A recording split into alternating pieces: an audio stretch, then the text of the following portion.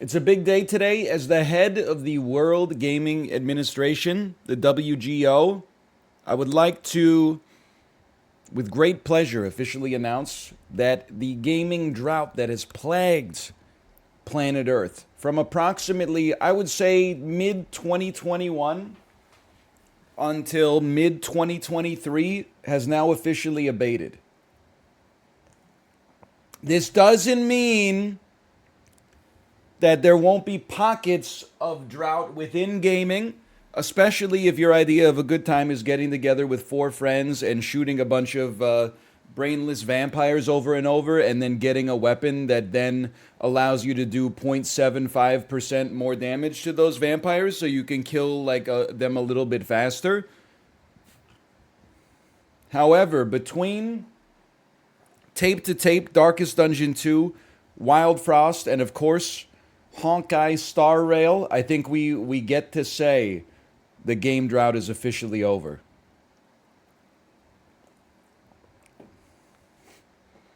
Congratulations to all of us for making it through.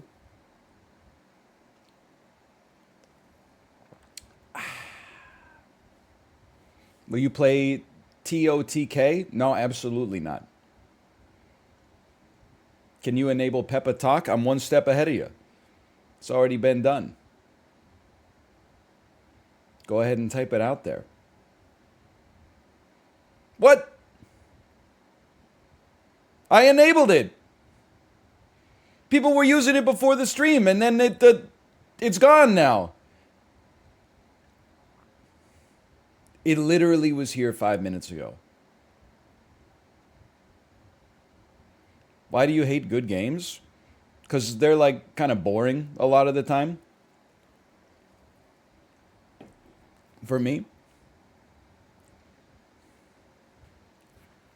I'm glad everybody doesn't share my opinion. But like good games are great. You know, but they're like a little boring sometimes.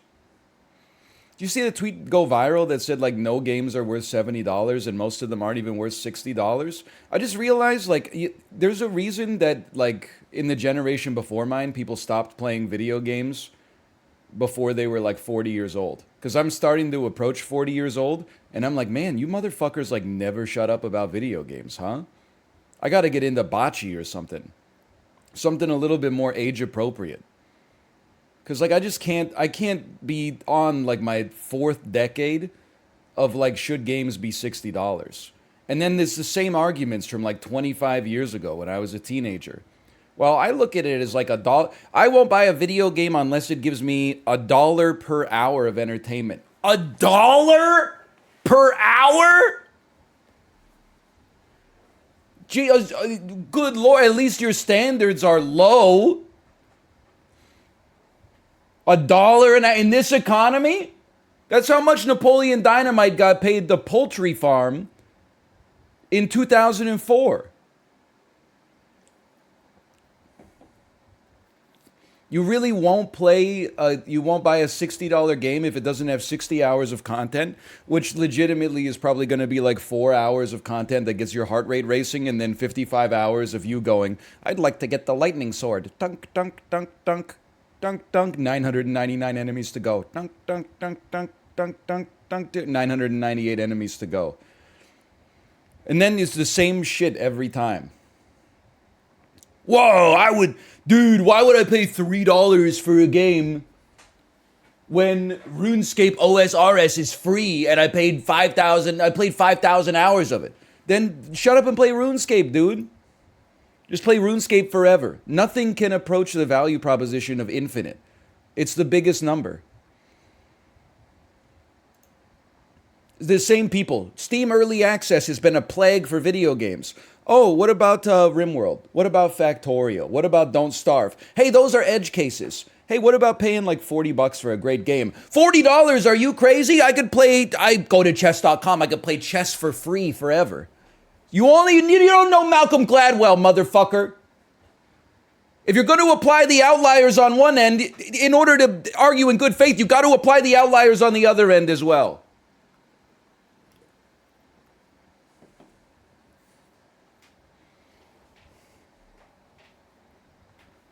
NL, are the Canucks cursed? I would say no. You know, we had a 3.5% chance of getting Connor Bedard. Not hitting on a 1 in 33 chance, definitely not cursed. You are addicted to gambling if you think that's being cursed.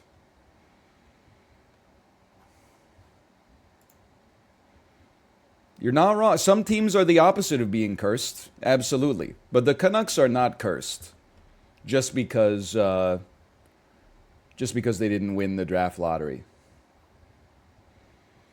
And then Canucks fans, we got to be honest with ourselves as well, because we didn't win the draft lottery, and then everyone's like, "Oh, the Canucks have the longest drought of not getting a first pick in NHL history." While that is literally true, we did kind of get the first pick in '98 when we drafted both Sedins. We got the second and third pick, and in exchange made a deal with Atlanta that they wouldn't take one of the Sedins with the first pick. So instead, they took Patrick Stefan. Oh! One of the all-time draft misses. Most famous for not scoring an empty net goal in the playoffs, and then Edmonton getting the puck and scoring to tie the game with 4 seconds left. Taylor Hall, am I a joke to you? Well, Taylor Hall he's had a productive NHL career. He's kicked the shit out of Patrick Stefan. Come on. I mean, if I a joke to you, that should be like Nail Yakupov.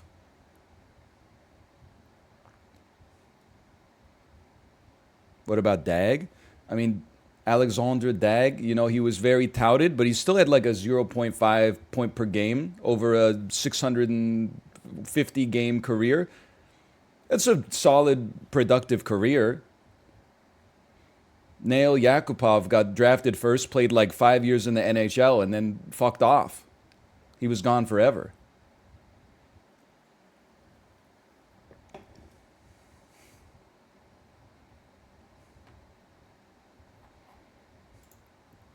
Yeah, I definitely don't think the NHL draft lottery is rigged just because Chicago won. I think it's more of a lesson that probability doesn't care about your narratives. If anything, I would be more suspicious if Chicago fell in the draft lottery, because that confirms my narrative biases. It's like they random chance made them fall because they deserved it.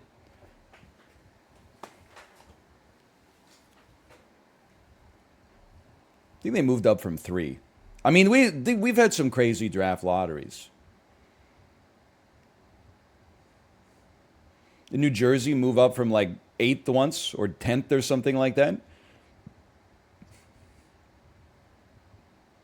Rangers moved up from 10th, drafted Alexis Lafreniere. No disrespect, Rangers fans. I know the NHL fan base that scares me the most is definitely the Rangers. I don't know how something happened. Maybe BTS played Madison Square Garden, but there's an insane overlap between K-pop fandom and diehard New York Rangers fans. I dare not poke the bear that is the New York Rangers fan base. I'm sure there are lots of old Rangers fans, but there are also a lot of 14-year-old New York Rangers fans from Brazil, which is fine. I'm happy we're growing the game. I'm just saying. Also, I mean, while we're just spiraling here, do you see that Here Comes the Sun became the first Beatles song to cross 1 billion streams on Spotify? I looked in the replies, and there were so many people saying George Harrison stays winning. Of course, it's a Harris song. George Harrison made the Beatles, just another Harrison dub. And I thought they were ironic. I thought they were lampooning modern stan culture, but no, there are stan accounts dedicated to not just George Harrison, but every single one of the Beatles. I didn't know. I'm not judging them. I'm just saying. There were George Harrison fan cams. There was, I'm just surprised. Better than Dr. Han stan accounts. Live Dr. Han reaction.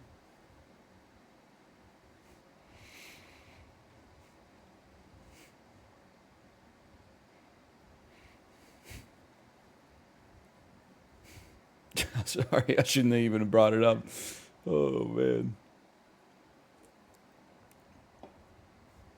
Peloton ride today? Very good. 30-minute Ali Love Tabata, 335 kilojoules. 30-minute Emma Lovewell 90s ride, that was like 354. 30-minute Sam Yo Hidden Hills ride, that was like 354 as well. 90 minutes, total output maybe 1,040 kilojoules. Pretty good. Pretty good ride today. Hey, Tomo, you want to leave, Tomo?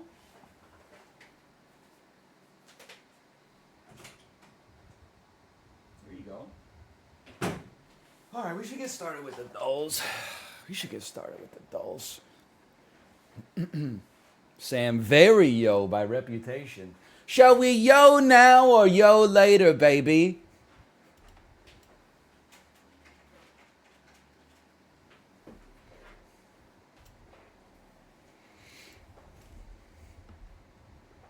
Has Tomo had his ban lifted? Yeah. Tomo's allowed to be in the room as long as he sleeps in his cat bed. Ruka's not allowed to be in the room. During my streaming hours, at least. Because he just demands too much attention.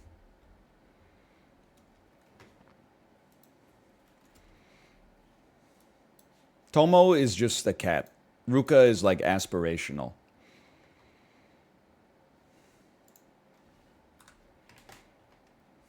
He is a wild boy. That boy's a liar. I don't know the lyrics. I just hear it on my Cody Rigsby pop rides. He comes into my room like da-da-da, doing that da-da-da, da-da-da, da-da-da. I'll be like da-da-da. She'd be like da-da-da. I'll be like da-da-da, da-da-da. You know, that's all.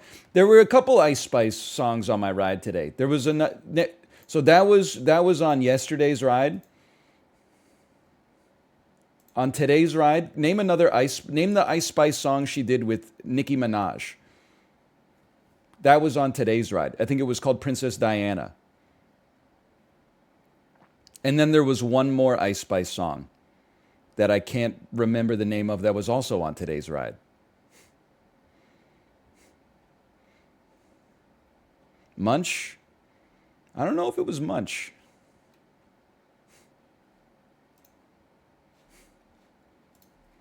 Munch? I don't think it was Bikini Bottom. In her mood? I don't know. You know what? I have no idea. Will you give me? I know nobody cares. I'm going to look it up. I'm going to my Peloton app. I'm looking at recent workouts. Because it's my stream. I can do whatever I please. The track list of today's ride. There was Princess Diana, that was track 3. It was In Her Mood. You were completely right. I'm an old man. Long Distance, Jody Den Broder remix by Brandy. That was track 1. Track 2, Heavyweight AMC remix by DJ Fresh. Track 3, Princess Diana, Ice Spice, and Nicki Minaj. Track 4, TTU, open parentheses, 2 Turned Up, featuring Waka Flocka Flame. That's Waka Flocka Flame and Flostradamus. Track 5, In Her Mood, Ice Spice. Track 6, K Calor La Fuente remix featuring J Balvin. That's Major Lazer, J Balvin, and El Alpha. You think this is how Casey Kasem felt? Or Rick Dees in the weekly top 40? When he was shouting out artists with insane names in the year 2000 despite being 85 years old? That was Bootylicious from Destiny's Child. Dude grew up being like, that song was called I Got a Pair of New Shoes by Dick Clark. Now he's 85.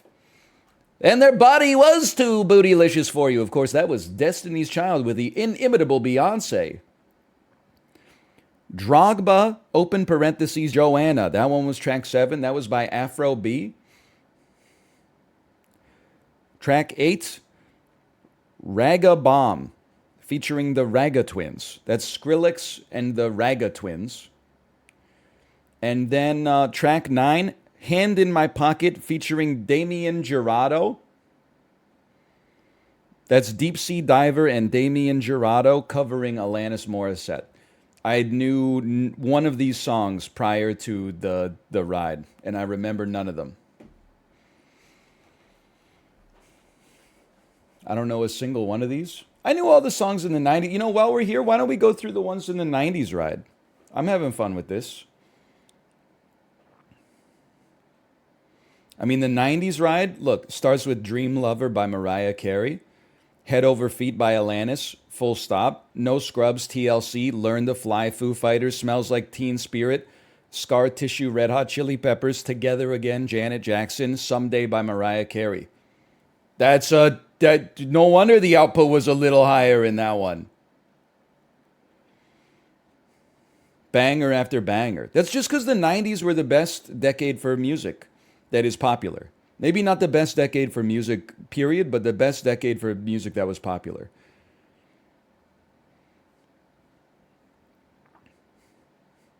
Jay, I can't join you on the live love though. Love Live, maybe I could join you. That one's for the librarian. Get ready to learn Japanese, buddy. But I'm not a big live guy. All Over You is okay. I just heard, what's the, Lightning Crashes, I've just heard it too much. I can't get down with Lightning Crashes anymore. It's just, it takes itself too seriously. The confusion levels heads. To the baby down the hall. I Alone? I Alone is pretty good. Is that Throwing Copper?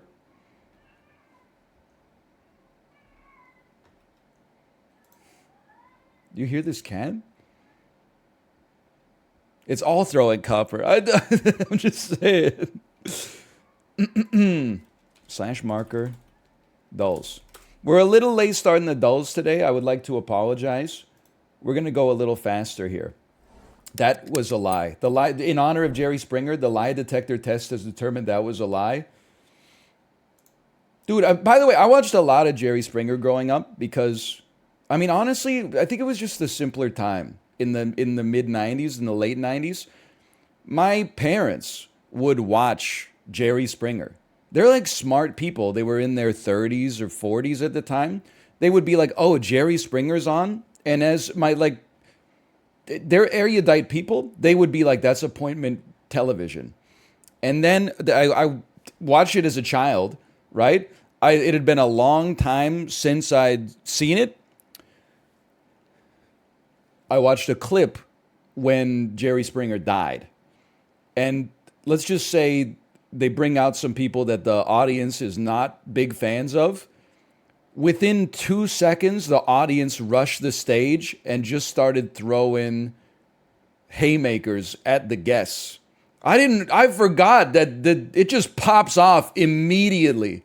There's no like bubbling and then like they try to hold them back. It's literally just like they go to sit in their chair and it's just like a haymaker comes and pops them in the face. They can't put that on television anymore. Now you go on TV, they're like, please don't wear a shirt with a complicated pattern. Our cameras can't handle it. Back in the day, they were like, let's put two people on like complete violent opposite ends of the political spectrum sitting right next to each other.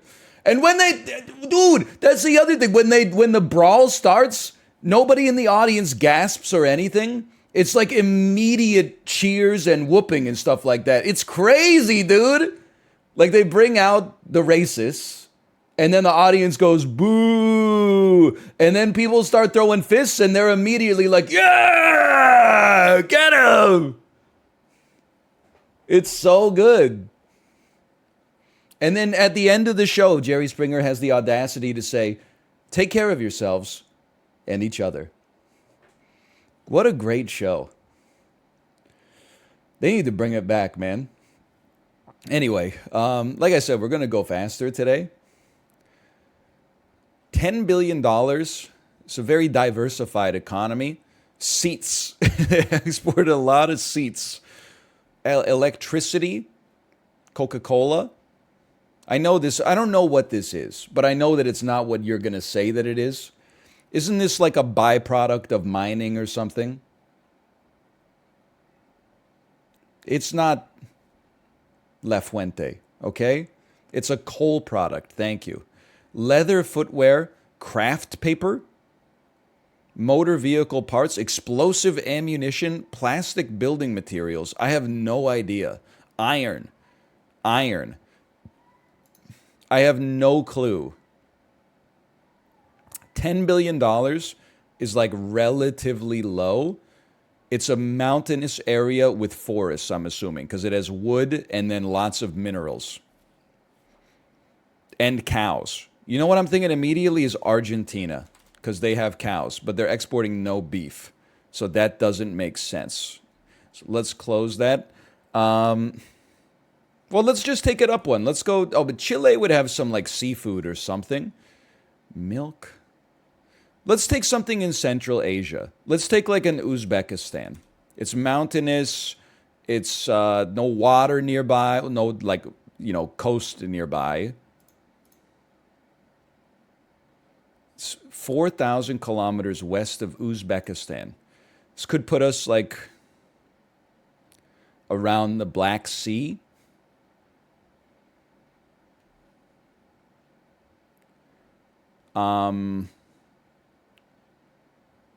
Maybe, or maybe it could be like Kazakhstan.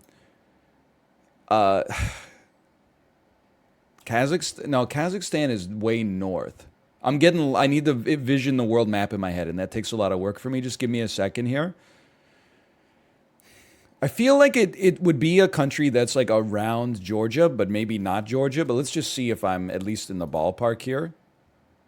Okay, it's further than Georgia. Georgia's a big stop. Like, I use that as a signpost to figure out where we're going. This could be 2,000 kilometers away from Georgia. Electricity. Probably the coal, if I had to guess. 2,000 kilometers. Could this be like...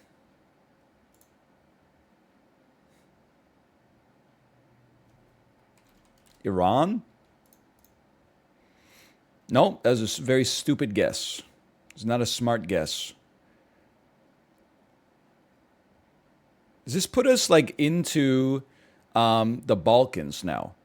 3,300 kilometers away from Iran. Could this perhaps put us in like a Serbia? Ooh! To the west of Serbia is Albania and Montenegro. Very mountainous indeed. Oh, come on. Come on! It's Albania. No, but we had Albania before.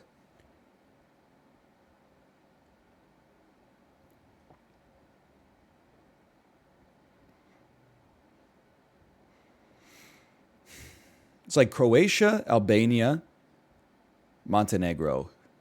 I don't think it's Croatia, though. There's no Game of Thrones up here. Croatia, I would assume Croatia would be more than 10 billion, too. I might be wrong.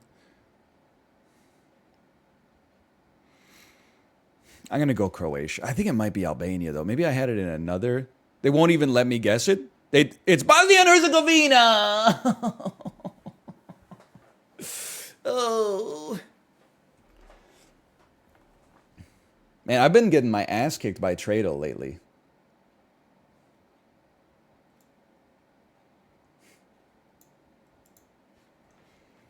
We got close, though. 399s in a row.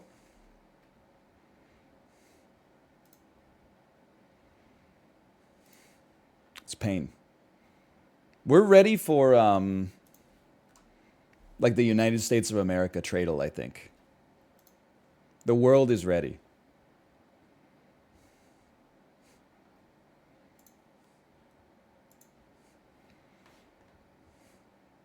Please look actual Georgia up. Bro, I know where Georgia is. That's where they filmed The Walking Dead.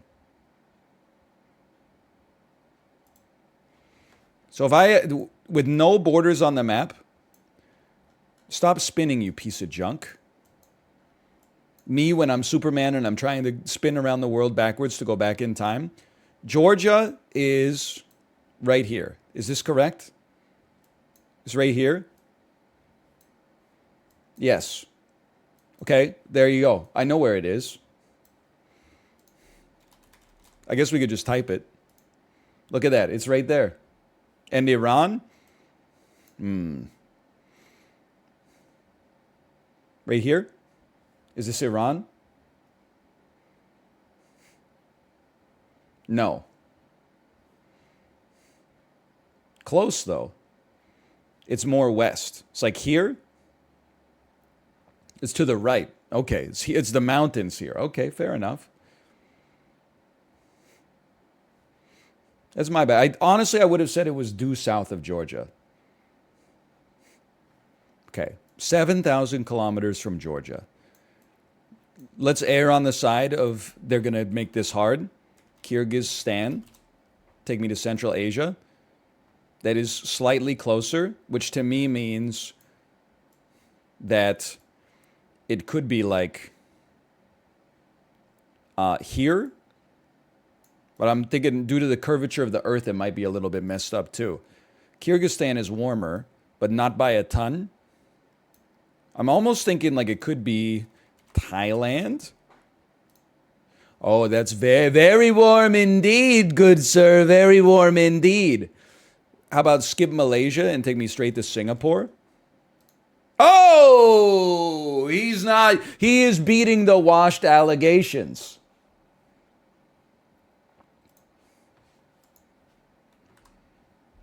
That was a good one. We used our brain on that one.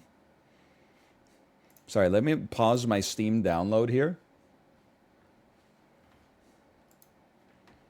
It's making all the dulls slow, which means I probably need to get a new computer. Yo, what an advertisement, man. I saw this advertisement at the store yesterday. Spring into summer. 4% financing on a GMC 2023 Terrain. Plus, eligible Costco members receive $750 in bonus cash. Well, I don't really want a GMC SUV, but hey, $1,000 in bonus cash? How could I afford not to? Anyway, this is China. You guessed correctly on first try out of 1 tries. I'm crazy.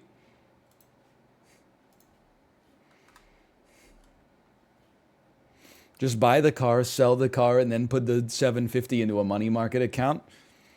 You're about 6 months away from being lampooned on the TikTok investor meme account.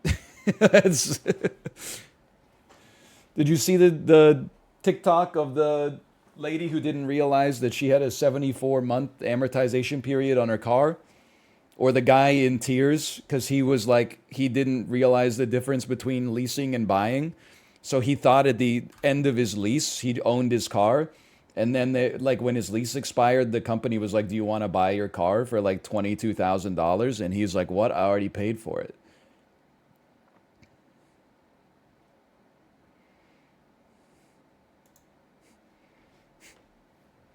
Okay, this is June 17th, 2016. A movie opened to 135 from Walt Disney. That's a banger. That's a big opening. That could be the first Spider-Man in the MCU. That could be Spider-Man Homecoming. No. Okay, am I really gonna... It stars Albert Brooks. Oh, it's Finding Dory. Okay, it's Finding Dory. My mistake. I'll take my 160 on that, though. Warner Brothers opened to 35 million. Still pretty good.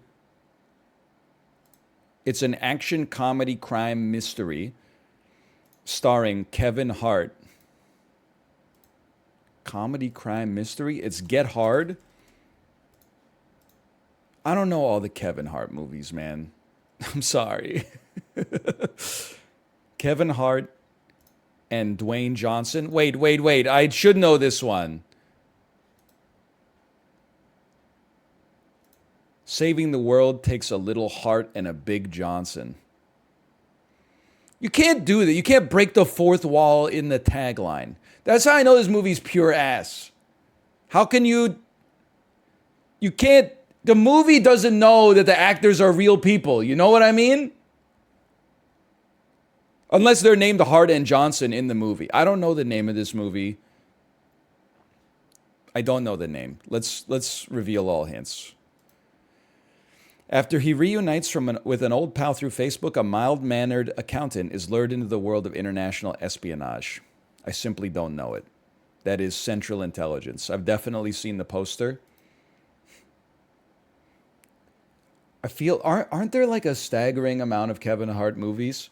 And I don't have a strong opinion on Kevin Hart one way or the other.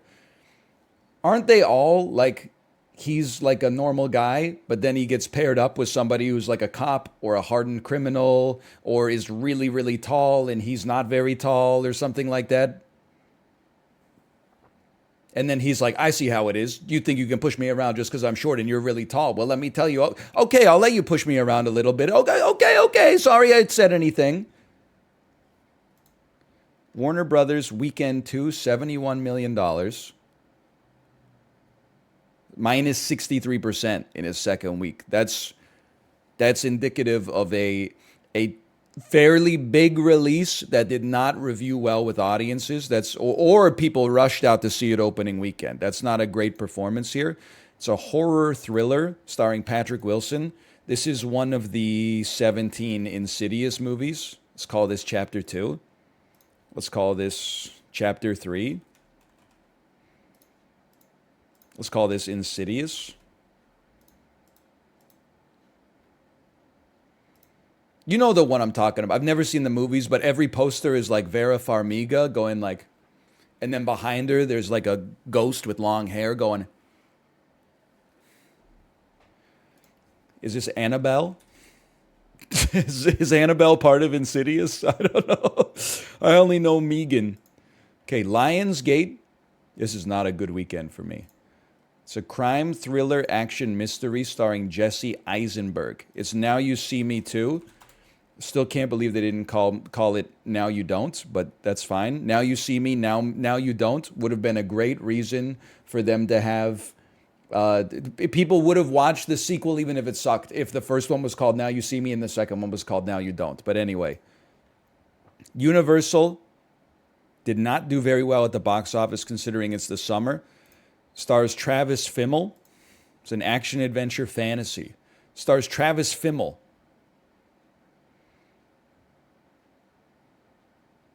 Tagline: Two worlds, one home. Actor 2, Paula Patton. Is this Divergent?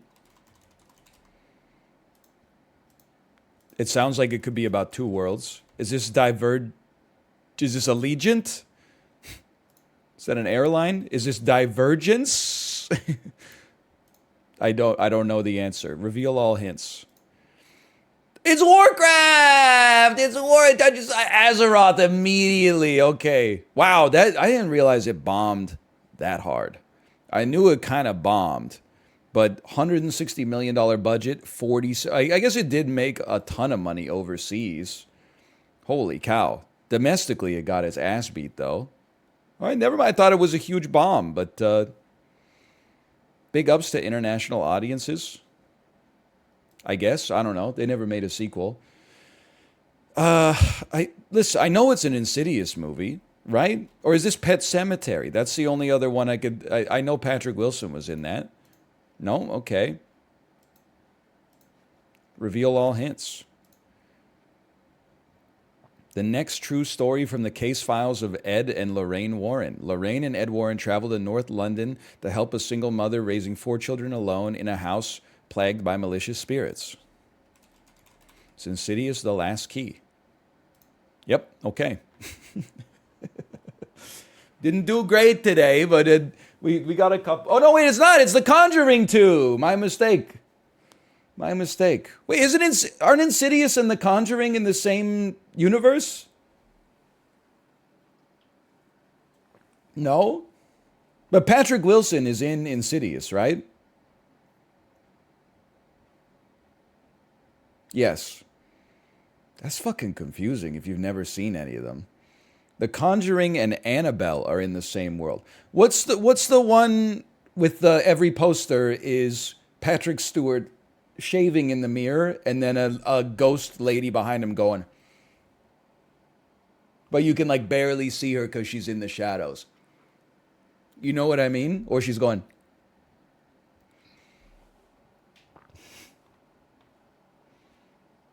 I say Patrick Stewart? I mean Patrick Wilson, whatever. The other Patrick. Nolan Patrick. Okay, put Cine 2 Nerdle, we can do something here. Mandy Moore, Walk to Remember. Denzel Washington, Football, Remember the Titans. Sandra Bullock is also in a football movie called The Blind Side, which is based on a book by Michael Lewis.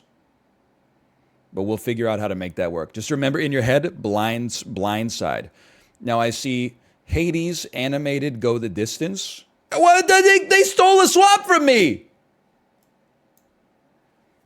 Post-apocalyptic Mila Kunis, Denzel Washington. This must be the Book of Eli. Now I'm all confused now because the game had a little hiccup.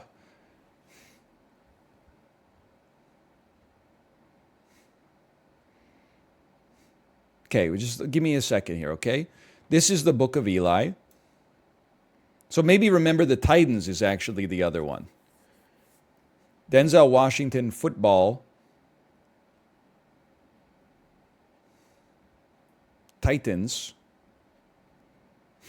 Give me a second. Because also Mandy Moore, A Walk to Remember, is based on a book, but it's not animated. This one's fucking confusing. I also feel like, is this not the guy from The Blind Side? Romance is A Walk to Remember, okay? And then you hard swap these ones. Titans, because of the Titans from Hercules. And then Denzel Washington, Football, Remember the Titans. Okay.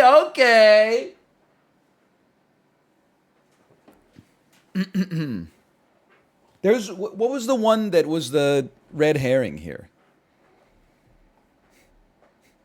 Or maybe there wasn't one. He went Jamie Lee Curtis mode. Book.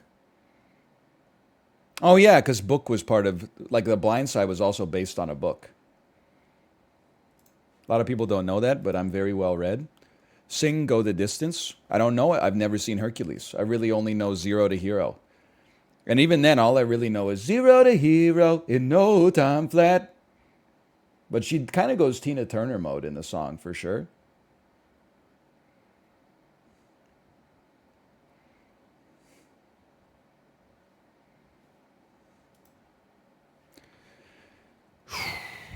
Okay.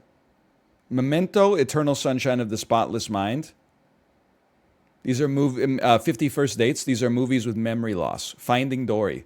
Finding Dory, Eternal Sunshine, Memento, 50 First Dates. Movies that take place at sea. Master and Commander, Poseidon, Jaws.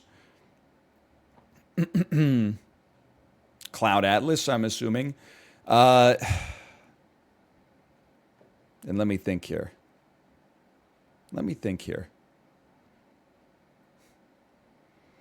Like movies with child actors. Second movie in a franchise. Movies directed by the Wachowskis. Movies directed by Christopher Columbus, Home Alone, and the first Harry Potter. Movies with boats. Which one of these movies has a boat in it? Am I losing my mind? Oh, it is Cloud Atlas. What happened?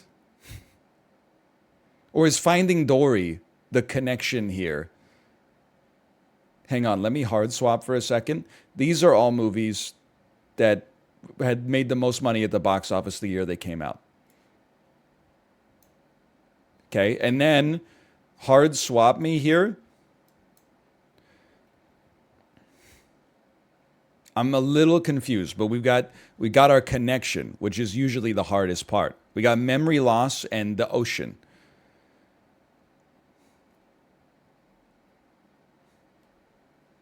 How are these all connected? How are Olympus Has Fallen, Apollo 13, and Cloud Atlas connected? Movies that have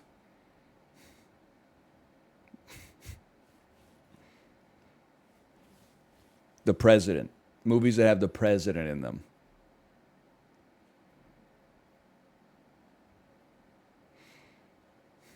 I feel like there's like a Best Picture nominees category in here.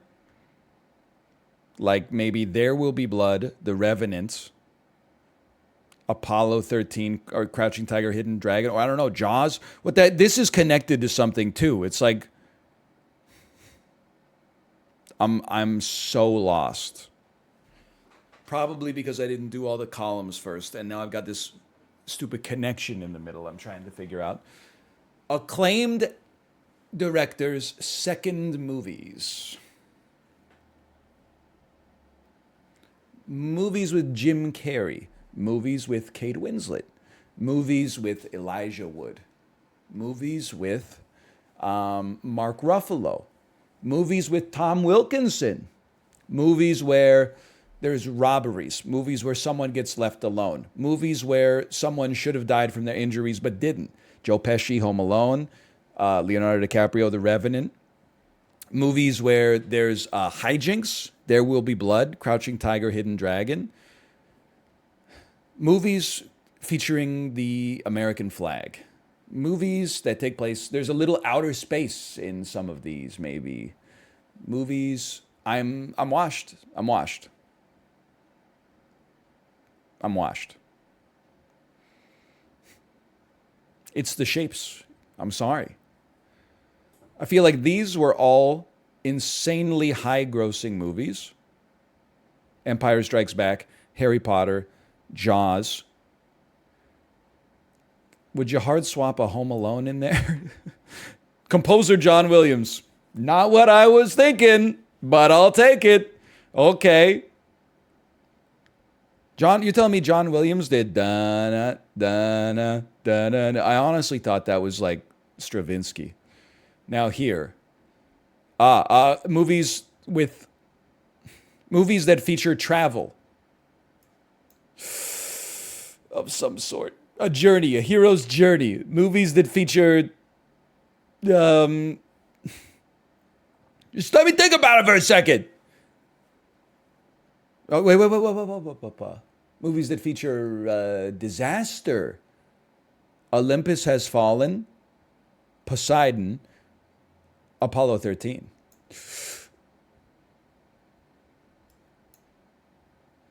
Is good. Okay, I don't really know what the theme is, but we got there. Crouching Tiger, Hidden Dragon, The Revenant, There Will Be Blood, Master and Commander. What are historical epics? 50 First Dates, Memento, Eternal Sunshine, Finding Dory, Memory Loss. Olympus Has Fallen, Apollo 13, Cloud Atlas, Poseidon. Movies with a disaster. Home Alone, The Empire Strikes Back, Philosopher's Stone, Jaws. John Williams, The Ocean. Title is Greek mythology. Oh, Cloud Strife, my favorite Greek god. And the award for best cinematography? Are you crazy? I'm never gonna get that.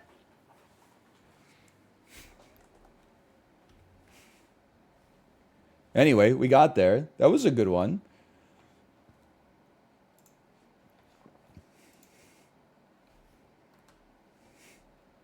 You literally did? I think I said historical epics, right? Holy cow, we're only on movie to movie.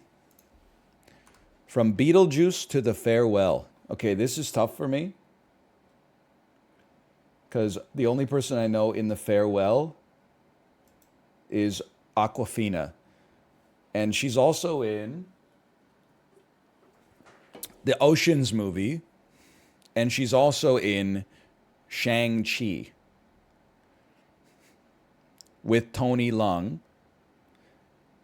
and Michelle Yeoh. But we just had to get from like Michael Keaton to Michelle Yeoh. We're more likely to get to like Sandra Bullock. I feel like we can get like Michael Keaton to Sandra Bullock. Sandra Bullock, Miscongeniality with William Shatner and Michael Caine. Come on, you got to be able to get from. How could you not get from Michael? Okay, I think we got something, okay?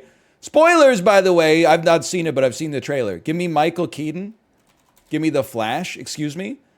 Give me a DC Universe movie. Michael Keaton's in Morbius, bro? Oh, no. I haven't seen Morbius yet. But we got to be able to get to Michael Caine. The Founder features Ron Swanson, Binky Nelson on Pacified. I'm not familiar with that. Birdman takes you to Emma Stone. I'm sure there's a way to get there from here. I'm just trying to find my way, okay?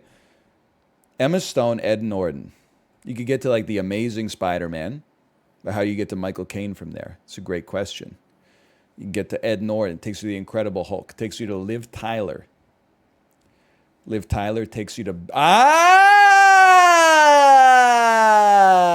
Birdman. How was I doing this? Ed Norton. This is a roundabout path, and I still don't have the terminus yet. Ed Norton, Hulk me, Liv Tyler me.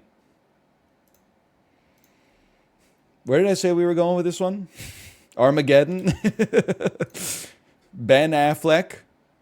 That then takes us into the DC cinematic universe. What's your first Batman? Okay, now we just need to find the thread. Wait, who plays Art? Oh, you played Alfred in this one. You're not Michael Caine. Ah, shit. Motherfucker. I should have gone to Hugh Jackman. You see me, you piece of crap? I should have gone to Hugh Jackman. All right, take me back. Go backwards. Go Ben Affleck, Armageddon.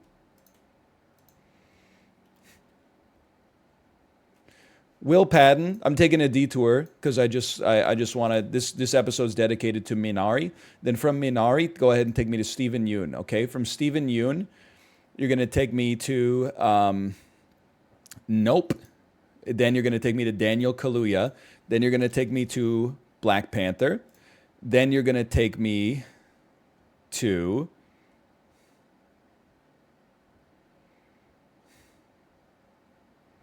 There's got to be a way to get to Hugh Jackman from here.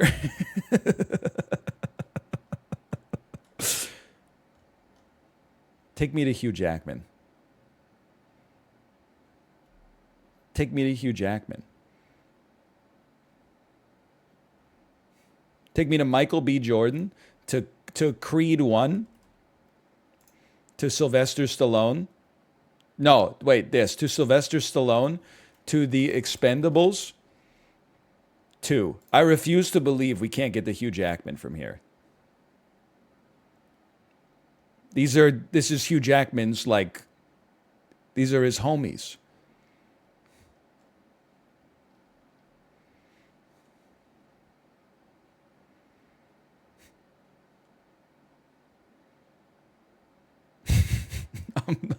Look at this list, man. It never ends. Jason Statham. When in doubt, we go Hobbs and Shaw.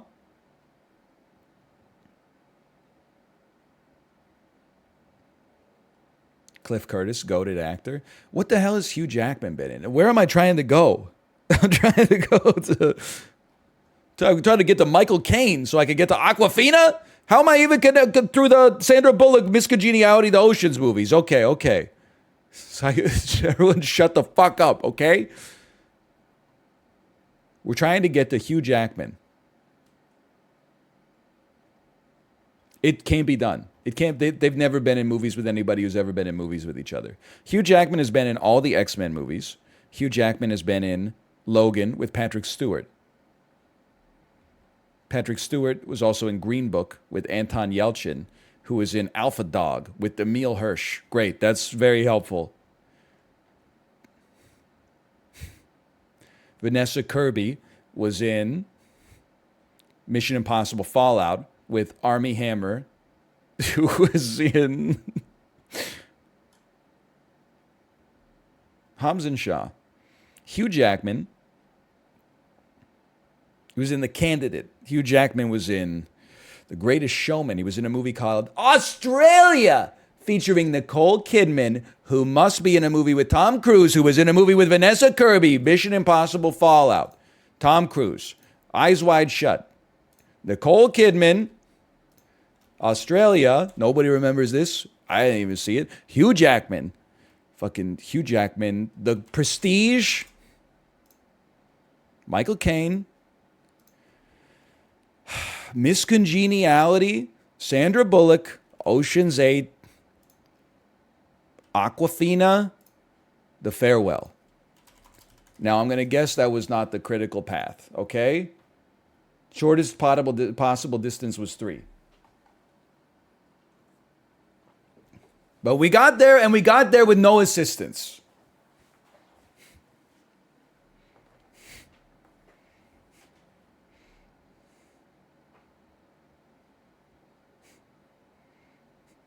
That's tough. You went to Armageddon twice? I had to go to Armageddon twice because I accidentally went into Batman versus Superman. I made a huge mistake.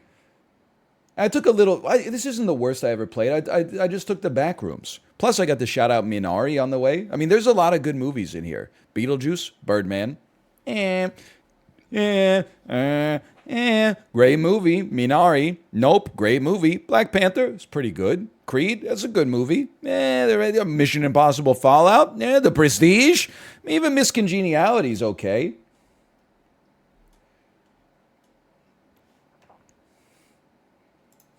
This is a long one. So it's like 50% good? Yeah, it's a better batting average than Hollywood. On average. Oh, don't start with me. Winona Ryder to Frankenweenie to D. Bradley Baker to Shang-Chi and the Legend of the Seven Rings to Aquafina. D. Bradley Baker? Who did they do craft services on Beetlejuice? Or on Frankenweenie?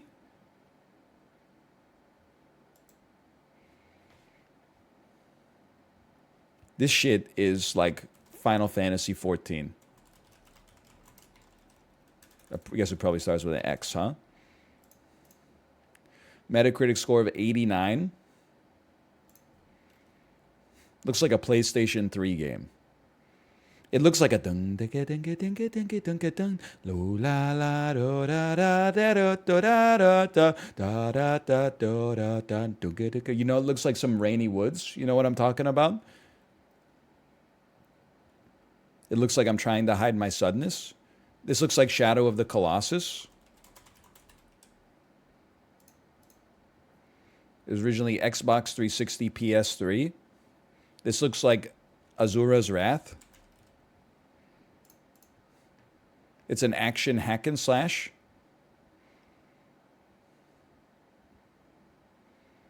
It's not Bayonetta, is it? It's just Bayonetta 1?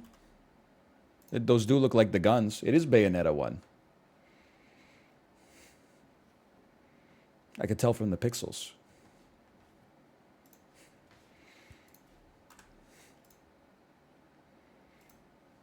I'm so sick of game till guess, man. I'm happy we start with the cover and the artwork, but this is Limbo.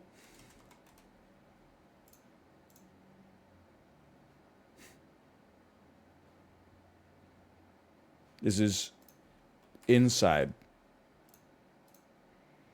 This is the Godfather video game. Now I see it. It's not a man that looks like a triangle from Prison Architect. That's Don Vito Corleone. Okay, I think I got it. Godfather for the N64. Why is it so much funnier, the idea that it's on the N64 versus the PS2? Because the PS2 is like synonymous with Grand Theft Auto in some ways, so I could see like taking out a Tommy gun and going like da da da da da. But the N64 is synonymous with like collectathon platformers where you have like a sidekick in your backpack. So I'm just picturing like Michael Corleone going like yippee yippee wahoo. connected. You go, oh, dude, you didn't get all 100 cannolis at your daughter's wedding, so you haven't unlocked the golden Tommy gun yet. I've never seen The Godfather, really, so. Okay, game to artwork. Game to artwork. We're just waiting for the advertisement. Watch it. I think that train has sailed, honestly. Vito Corleone must collect all 6 infinity cannolis from his daughter's wedding to unite La Cosa Nostra and the 5 families in New York. I don't know what you are. That's Greedo. This is Zombies Ate My Neighbors. This is Left 4 Dead. Sorry. Holy cow.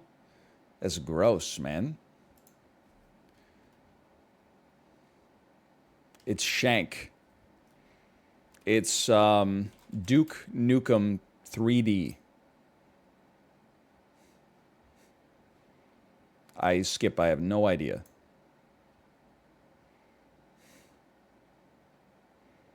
It's Alien Hominid.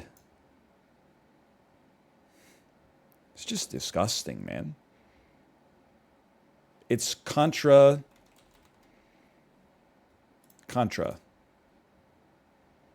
It's Deadpool, the video game.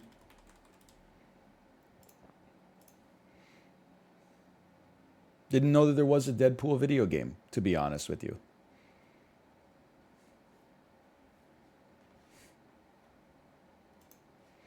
It's pretty good.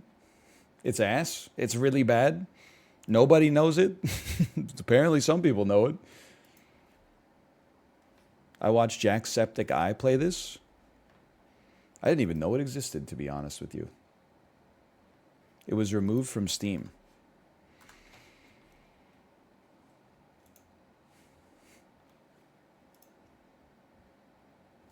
Deadpool. Let's just get this one over with, man. It's earlier than 2013. Okay, Bubble Bobble. Oh, it's later than 1986, huh? One of these publishers is correct. Hopefully it's Sega. I don't know if I'm going to get anything from Microsoft. It's a third-person Sega game. It's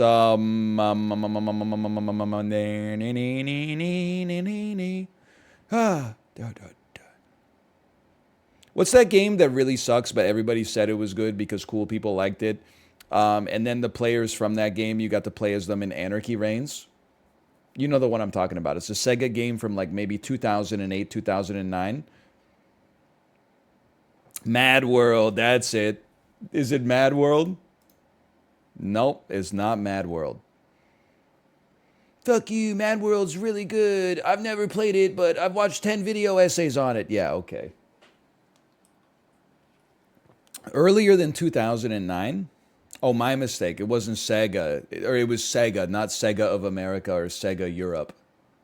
Have you ever played it? No, but I played Anarchy Reigns. It's like playing the extended edition.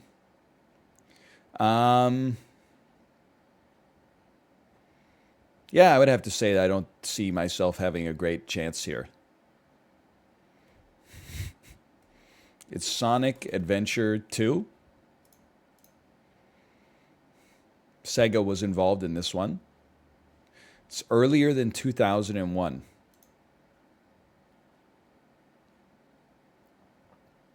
It's Jet Set. It's didn't come out on the Dreamcast, but Sega made it. It came out on like the fucking Genesis or something, or the 32X, the Sega CD. It's probably Night Trap. I don't know. Okay, it's Alan Wake, American Nightmare. Can I get my clue? Load my clue, please. Load my clue. I didn't get it took my clue? I've been robbed? It's a Plague Tale Innocence? Okay, one-time clue. Show the clue. It's a sports racing game from the late 90s.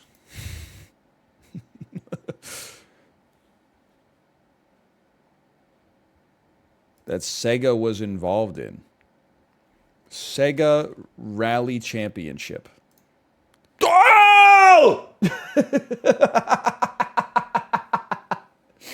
Literally, my last hope was to just hope that they called it Sega something. And there was only one guess. That's pure luck. It's actually pure luck. I had never heard of this game before in my entire life. But we take those. Skill not needed today. Rolling Star. I know it's not that because that's Daytona, but anyway. It's a 2-word fantasy animation that is beloved. It's Spirited Away. Who's the 3% of critics that gave Spirited Away less than a 6 out of 10? You have no joy in your body at all? Your inner child is just fucking dead? Like, this doesn't mean that they hated Spirited Away. It just means that they gave it under a 6. Who's giving Spirited Away under a 6 out of 10? They're like you with Stardew? All right, well, fair. Suzume was mid? I'm not talking about Suzume. I'm talking about Spirited Away. It's like one of the best movies of all time.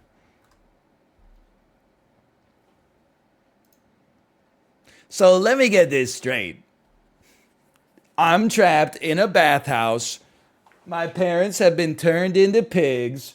And there's a monster with no face that's eating everything? Yeah, I'd say I've been spirited away.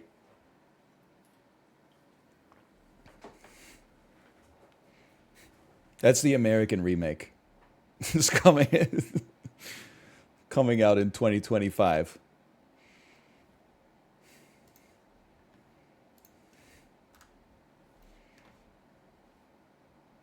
Some people don't like anime? Yeah, it's me. It's not anime, it's Spirited Away. It supersedes the genre.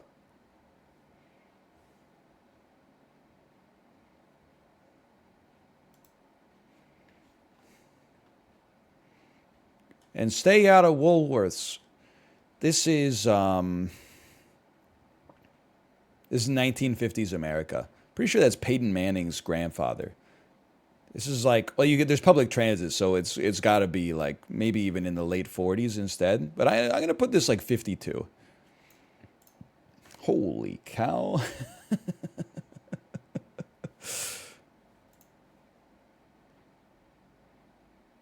This looks like the 1960s to me. It's crazy. There was like a land grab in cereal. It's insane how many of these brands are still around. I mean, obviously, we haven't seen Claps cereal for a while, but like Corn Flakes, Cheerios, shredded wheat. Could you do me a favor? Could you shred it like a little bit more? Because that is not shredded, in my opinion. You've broken it apart into smaller segments, but I wouldn't say it's shredded. That's a damn brick. Looks like a roll cake. Wheaties. I mean, to me, this looks like Andy Warhol would like make art of this. But Andy Warhol also was evoking nostalgia from a slightly earlier period of Americana, if I know anything about art, which I don't. So I'm going to say this is 61. 53. I didn't know they had color printing back then.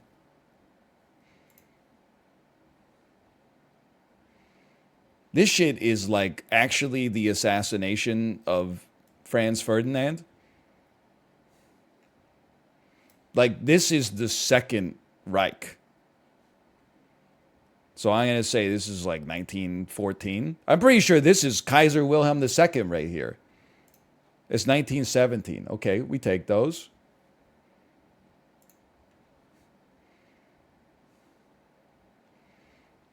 I don't really know what this is, but I do see a lot of women wearing this coat in Whistler. So this could be a man borrowing his wife's coat circa 2022 outside of Filthy McNasty's. I'd be inclined to say from the denim, I'm going to say this is 79. Oh! Now this is back when men used to work for a living. Be inclined to say this is 1949. 1943. I didn't get 4,000 today?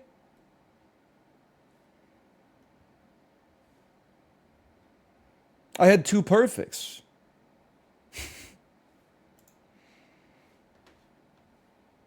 Kind of hurts. 3,800 is still pretty good, but all right. I mean, we didn't have any that were complete disasters. We were just a little too off on a couple. Life goes on. Housel, presented by Denise Toth. I don't think this is fair. In fact, I know it isn't fair, but I just assume if your last name is Toth, you are very wealthy. It may not be true, but I bet if you took like a census of normal, like the average representative American, and then a similar sample of Toths, I bet the Toths would have a one standard deviation higher net worth. That's just my guess. There's just something about the last name, Toth. It just screams old money to me. Why'd she spell it like that? I mean, she didn't. Her parents spelled it like that. Nice looking house, big garage, ample space, lots of big yard, lots of green space, lots of trees. We're going to start this at 850. Depends where it is, obviously. That's too low. It's Flowery Beach, Georgia, 40 minutes from Atlanta. Okay, I didn't know that it was on whatever this is. Green Lake. I mean, to own a boat, you got to either live on the boat or you got to be Toth wealthy. So take me up to 1.25. 40 minutes outside of Atlanta. Okay, still too low. 7,000 square feet. And not a lick of interior design sense, but that's their cross to bear. It's not my house. I know we do this all the time. I like when a house looks nice, but I also like when it looks functional. And like, this is not functional. Like, get this out of the maybe it's professionally staged, which is fine, but like, this is not something that you can have people over and be like, sit on my like Art Nouveau daybed. Like, it's just not functional. And then also another thing that bothers me, and this comes up all the time, a coffee table that is very hard to reach from this couch and impossible to reach from this love seat here. You're not doing anything with the coffee table. What's the coffee table doing?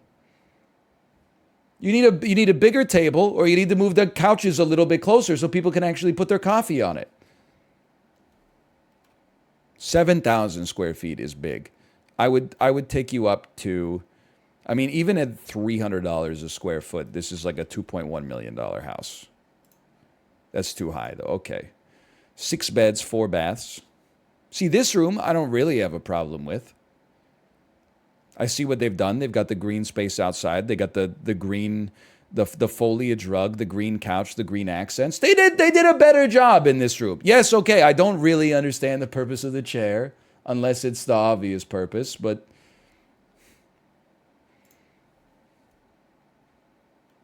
$1.75 million. Bam. You're a Housel Baron. Don't get me started on the concept of a laundry chair, okay? We're done. We're not talking about the laundry chair anymore. We already got sidetracked enough.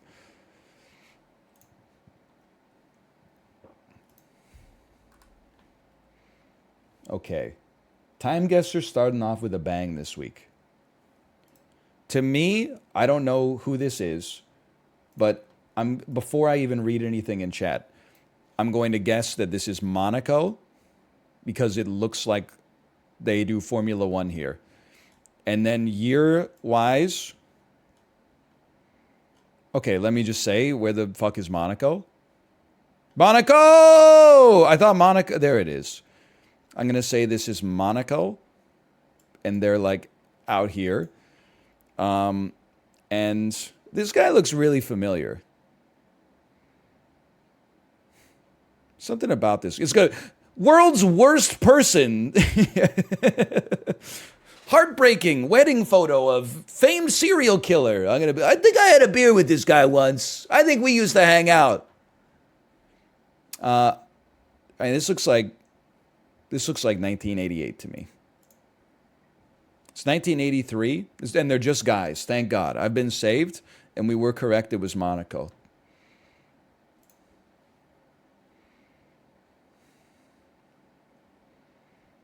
This strikes me as a David Blaine installation in New York City in the early 2010s. Everybody was dressed. This sweater has not existed. I used to own several of these in the late 2010s. The pleated sweater with the collar has not existed for a long time. Basically that's like carbon dating. So I'm just assuming this is New York City because it looks like New York City. And to me, this looks like it's the Upper East Side near Central Park. Let's put us right here. And I'm going to say this is circa 2010. It's 2013. This is the Apple Store. This isn't a David Blaine installation. That's a really good guess, though, dude.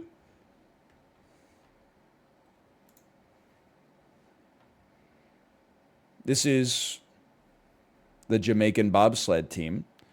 Now, the Jamaican bobsled team performed in the Olympics in Calgary in 1988. Cool Runnings came out like 94. That's not Jamaica. That's New York City.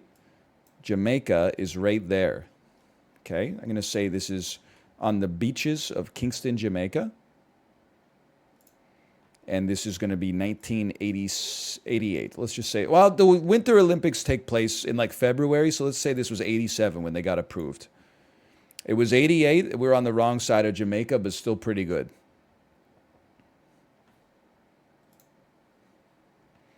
This is George Reeves, the first Superman on screen, circa... I mean, I'm going to have to go ahead and say that this is New York City, unless it's London. I'm going to say it's New York City, like 1954. And just put me close to Broadway. I'm going to assume that the first big movie theaters were also in the theater district.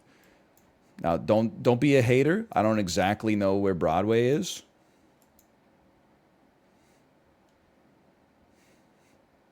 Is it near the Friends apartment building? Is it near Nobu? I'm assuming there's a road called Broadway that probably runs this way. I've decided I've basically done enough looking here. This put me... where's Times Square? It's further up. Rockefeller, Times Square, probably up here. Okay. Yeah, Broadway. It's on 7th Avenue, right? Central Park. Okay, listen, I'm wasting too much time. Put me 1957. 1965. We were very close, though. Was it even on Broadway? 5th Avenue and Central Park South. Whatever. I'll take that. Not bad. Not bad.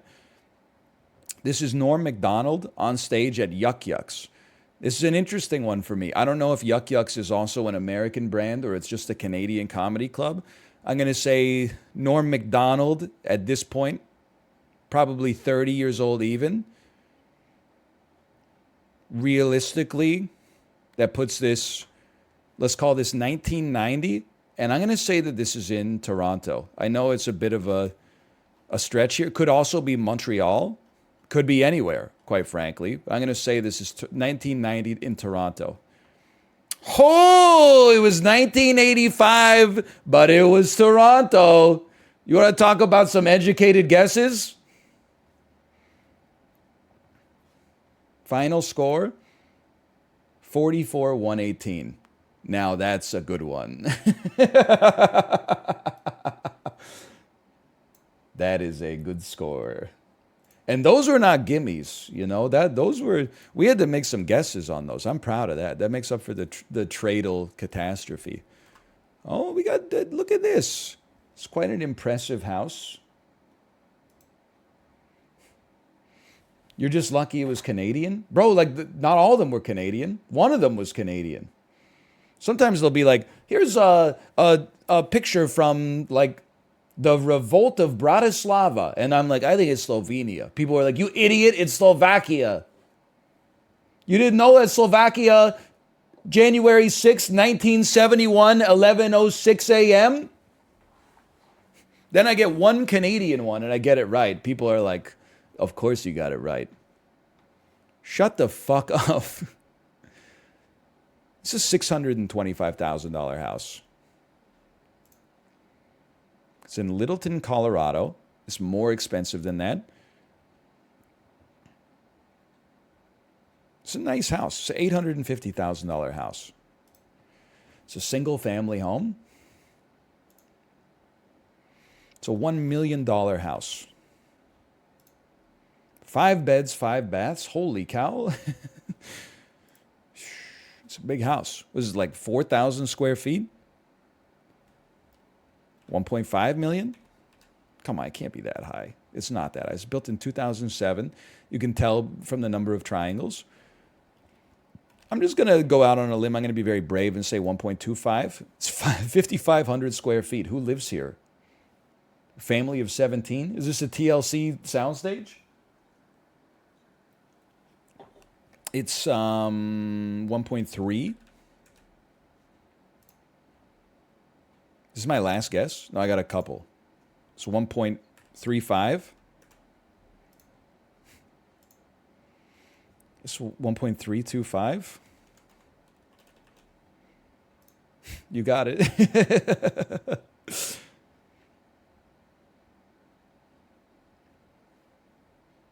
It's a big house. 5,500 square foot house.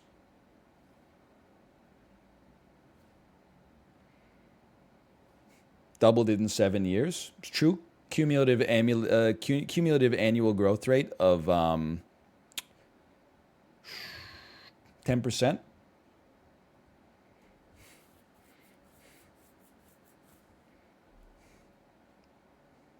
No, 7%. My mistake. I got the rule of 72 backwards. A little bubbly. Thanks for reminding me. Minus property taxes. No, don't do the homeowner thing. I'm a homeowner. There's a couple of things you learn you can't do. If you have a mortgage, you don't get to say, I don't know my house, the bank owns the house. I used to say that. I thought it was a clever little joke. I didn't realize that it's actually like a dog whistle for NIMBYs or something like that. So I apologize for ever having used it. The other homeowners will always be like, people don't understand how hard it is to own a home. You have like property tax, sewers, utilities, unexpected expenses. Okay, if it's easier to rent than to own, then sell your fucking house. You're going to say no, then shut the fuck up. Obviously, it's better to own a house than it is to rent in your situation then. If renting is easier and better for you, you would just do it. Otherwise, your choices in life prove that people who rent should be complaining, and you should just let them complain even though it annoys you.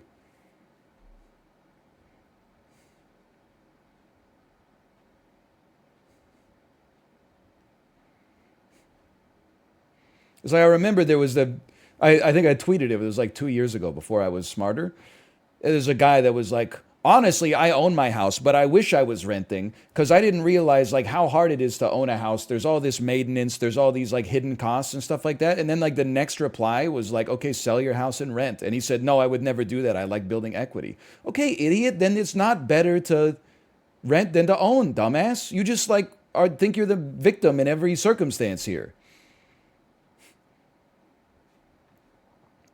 It's like saying, oh, I don't want to eat like pizza. I'd rather eat a salad. And then someone puts a salad in front of you and you're like, nah, I'm just going to eat the pizza. Then shut the fuck up, you liar. you're just lying. Which is fine to do on the internet, but just don't admit it. Like, okay, oh, fuck. Today I'd like to go from Palestine to Papua New Guinea. That's a long trip. We got 15 guesses to get there. I would take an airplane, but if I had to go through every country, I think I got a shot, okay? I'm going to go backwards on this one. So we're going to go Papua New Guinea to Indonesia. That's a gimme. Then we're going to go Indonesia to Malaysia. Then we're going to go Malaysia to Thailand. He's crazy. Then we're going to go Thailand to Bangladesh. No, I bet you just go to China. Go through big countries. China it's not quite there. We need to find the connection. The connection might be Laos. Okay, that now gets us to China. And we're trying to go to Palestine. Okay, from China, take me to India. Oh. And then take me to Pakistan. Then take me to Iran.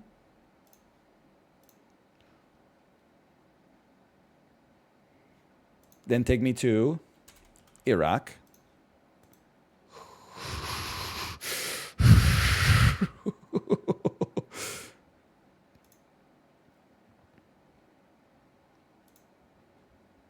Then take me to Jordan.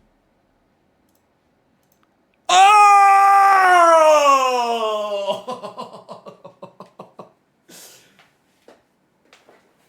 He's actually crazy, dude. Holy cow.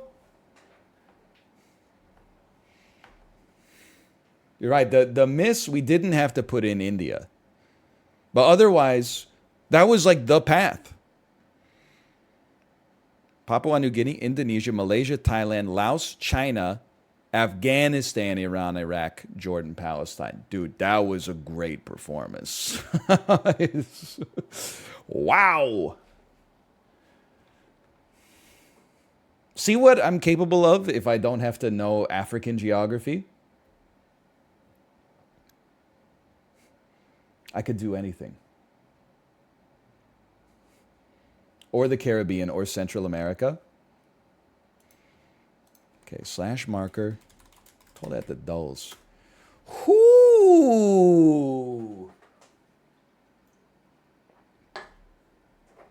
That felt great. Excuse me, I know you're Eastern Europe, okay? I don't know Africa, the Pacific Islands, Central America, or the Caribbean. I know Eastern Europe. You know how many Sporkle quizzes I've done of naming all the European countries? You really don't? Okay, fuck me, I don't live in Herzegovina, okay? Your ass thought Yuck Yucks was in downtown Manhattan. We've all got our blind spots.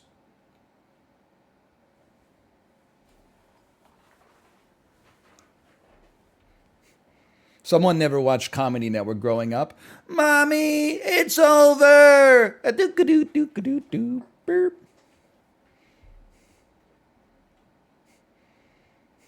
That is correct. I think I'm going to play some Darkest Dungeon 2. We got lots of options. I kind of want to build a little Darkest Dungeon 2 momentum. I think that I'm just going to be honest with you, okay? The narrative that I had surrounding Darkest Dungeon 2, which is based on nothing except me playing it for 2 hours before it, like when it first came out on Epic. The narrative I had is they fucked it up. And everybody that was excited for Darkest Dungeon 2 played a little bit of it and then went, I don't know if this is what I want. And then 2 years passed. That narrative was in my head. I played it yesterday and I was like, this shit is fun. It's good. When I see posts on Reddit that are like, this isn't what I wanted out of Darkest Dungeon 2, I'm like, okay, just go back and play Darkest Dungeon 1. It's a different flavor, don't get me wrong, but it's way too early to say this, okay? But it kind of reminds me of when Into the Breach came out. And people were like, yeah, it's 10 out of 10. Yeah, it's like a masterpiece, but it's not what I wanted, which was just like FTL remastered again. Yeah, like it's really good, and I know you don't know what you got till it's gone, but like it's not. It's like I think it's like 0.1% worse than FTL, so I don't know if I would recommend it. Maybe wait for a Steam sale. Fuck you. Anyway, you thought this dungeon had it's called Darkest Dungeon, and yet it's lit. Make it make sense. Open parentheses. The math ain't mathing. Close parentheses. Darkest Dungeon 2. Better title than yesterday. Thank you. I worked really hard on that one.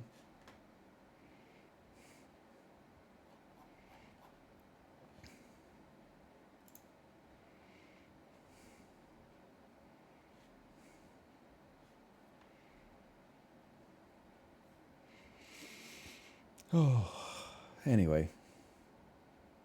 What was yesterday's again? I don't know, something like the dungeon so nice they darkened it twice.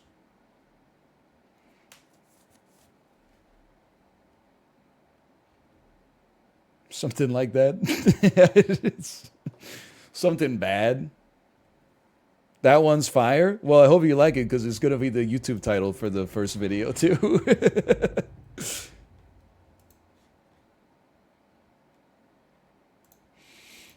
Next time we play it, we can do, My dungeon is too dark for you, traveler. You need a dungeon that's more well lit. This dungeon is not fit for a knave such as you.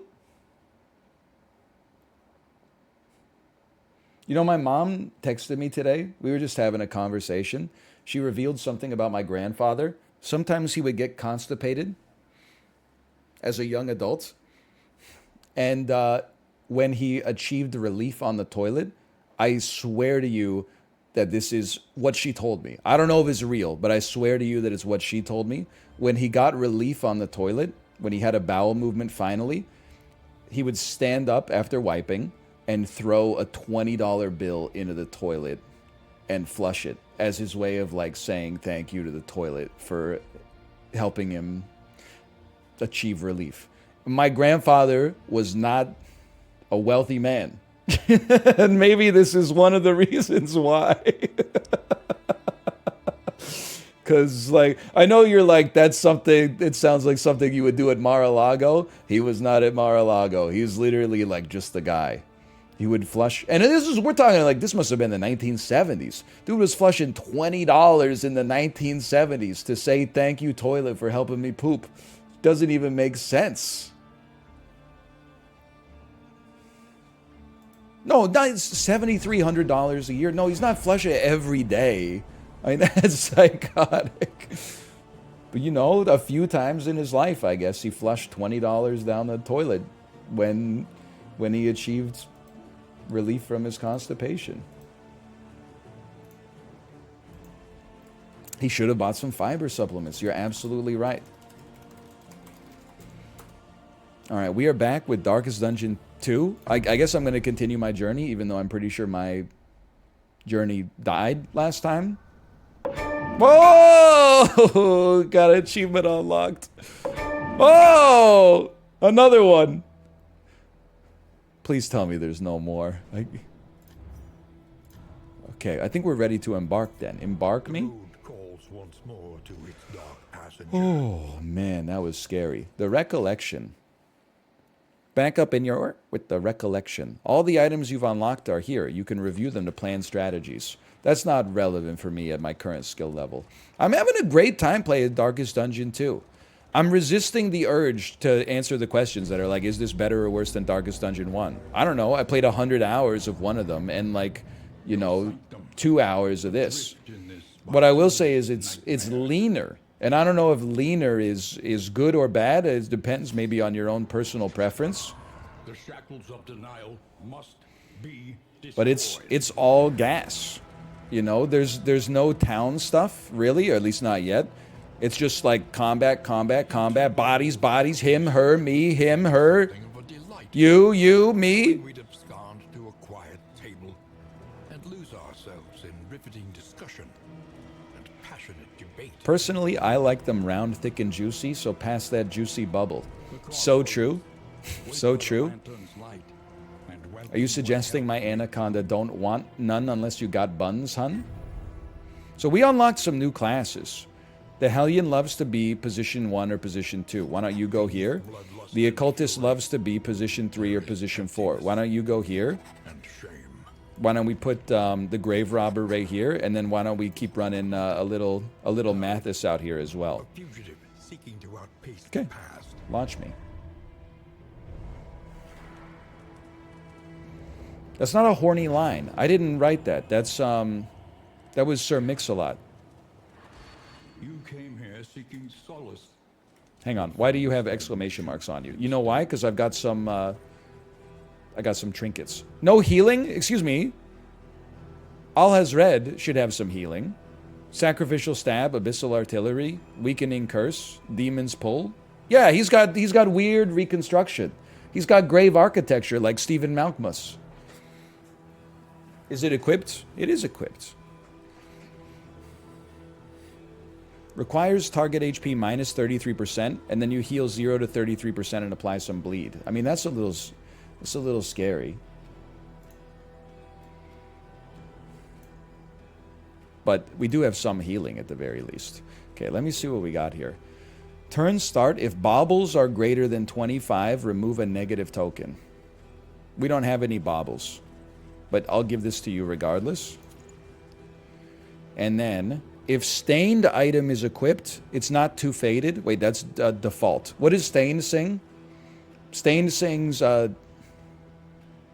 not this is how you remind me. What does stained sing?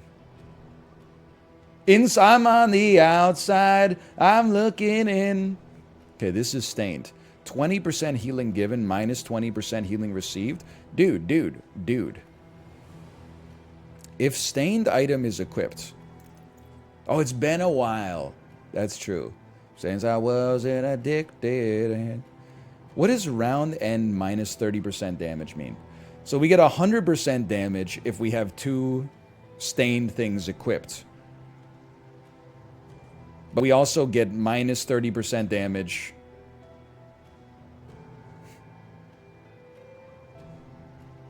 Round 1. Oh, I see. So the round is like turn. So first turn, he has 100% bonus damage. Second turn, he has 70. Third turn, he has 40. Fourth turn, he has 10. And then after that, he becomes like pure anus. Okay. But that's, I mean, for 4 turns, that seems pretty solid. Why does my room smell like it's on fire? I don't know. I had that happen once. I know I've told you this story before. We were all playing Rock Band in my college house, and we all said, hey, does this smell like burning plastic in here to you guys? And then they all said yes. So I called the non-emergency line and said, can you send like the fire department? I think our house is burning down. You don't need to send like fire trucks with the sirens going though, like everybody's okay. And then they were like, well, we have to send the fire trucks with the sirens on. So then like 4 fire trucks with their sirens on all showed up at our house. And then they were like, there's nothing wrong here. We said we all smelled burning plastic, and they were like, oh, maybe it was coming off of your musical instruments. Thanks a lot. Okay, well, I don't really like you being in position 1. You got Sacrificial Stab. Self gets unchecked power if target is marked. You mark a target and also weaken a target. Okay, I hate that you're in position 1. Obviously, we could just move you. Your occultist has Breacher. What does Breacher mean? Does it mean he always moves to the front and taunts at the start of battle?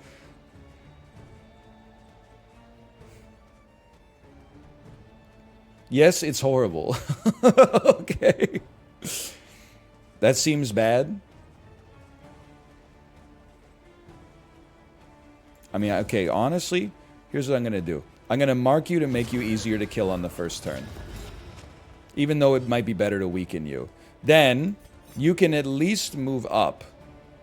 You only move forward 1. It's probably going to make your Hellion, like, a lot worse, but whatever.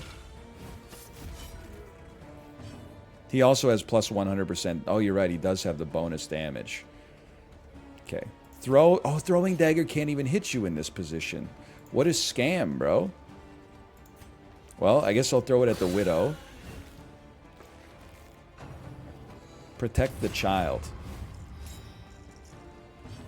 And then what do you even do? If it bleeds, you have bleed ability. You can also move yourself forward 1 and then become immobile. And you taunt. Or if it bleeds, 3 to 6 plus 30% resistance piercing when the target is marked. Okay, well, let's at least get the combo enabler. They took 0 damage, which is kind of sick. They are blighted. They took 1 damage. They have a horror.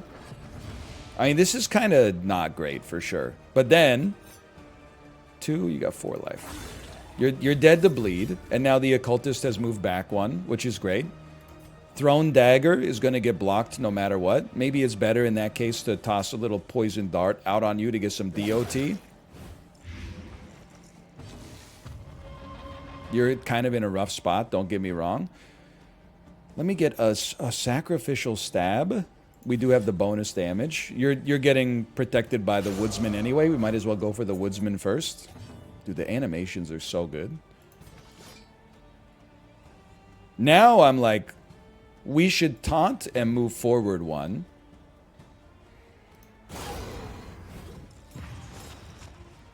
And then the mobility here is pretty good. It just took us a couple of turns to get into the right spot. Incremental, Stress kind of crazy, though. but deadly all the same. Okay, it's a little painful. Don't get me wrong. There's a little pain involved. You're still blocked here. It is very tempting to put a combo piece on you. Like, just give you a tracking shot. Removes dodge. Maybe we should just go for damage. How much blight do you have? 2 for 2 turns? Just go for you. You're stressed out. You got a barbaric yop. Give self fart. Winded. Ah, okay. Makes you worse. Target gets weak and it removes stealth. Okay. Target gets weak and it removes stealth. Could move toe-to-toe. We could bleed you. I feel like, well, we could just do like, oh, you do plus 50% damage when you're, oh. We should have gone for the mark. We got 2, or we should have gone for the combo. We got 2 combo enablers. A weakening curse and abyssal artillery, 25% chance to mark. I'll give you the weakening curse, which also combos you. I know I've said it a lot. If I notice the art in the game, that means it's either insanely good or complete ass. And I'm inclined to say it's insanely good.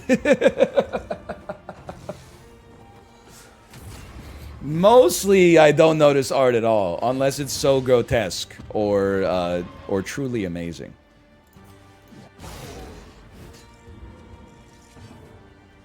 Come on, you got this. You got him on death's door. What are his chances of resisting due to blight? 25.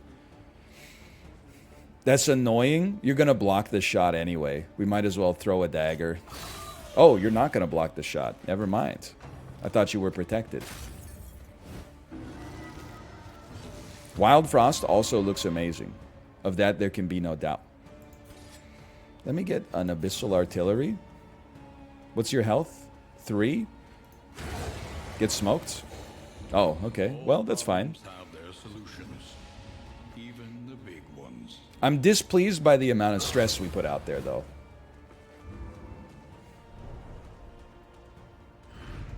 Sweet reprieve. But +5 mastery? Okay. And we almost have enough baubles to get whatever the bonus was for the baubles. It's like extra resistance to debuffs or something. There is so much worse in Why is everyone playing this? What happened? It came out in version 1.0. It's a great time to re-experience the game. It's a natural opportunity.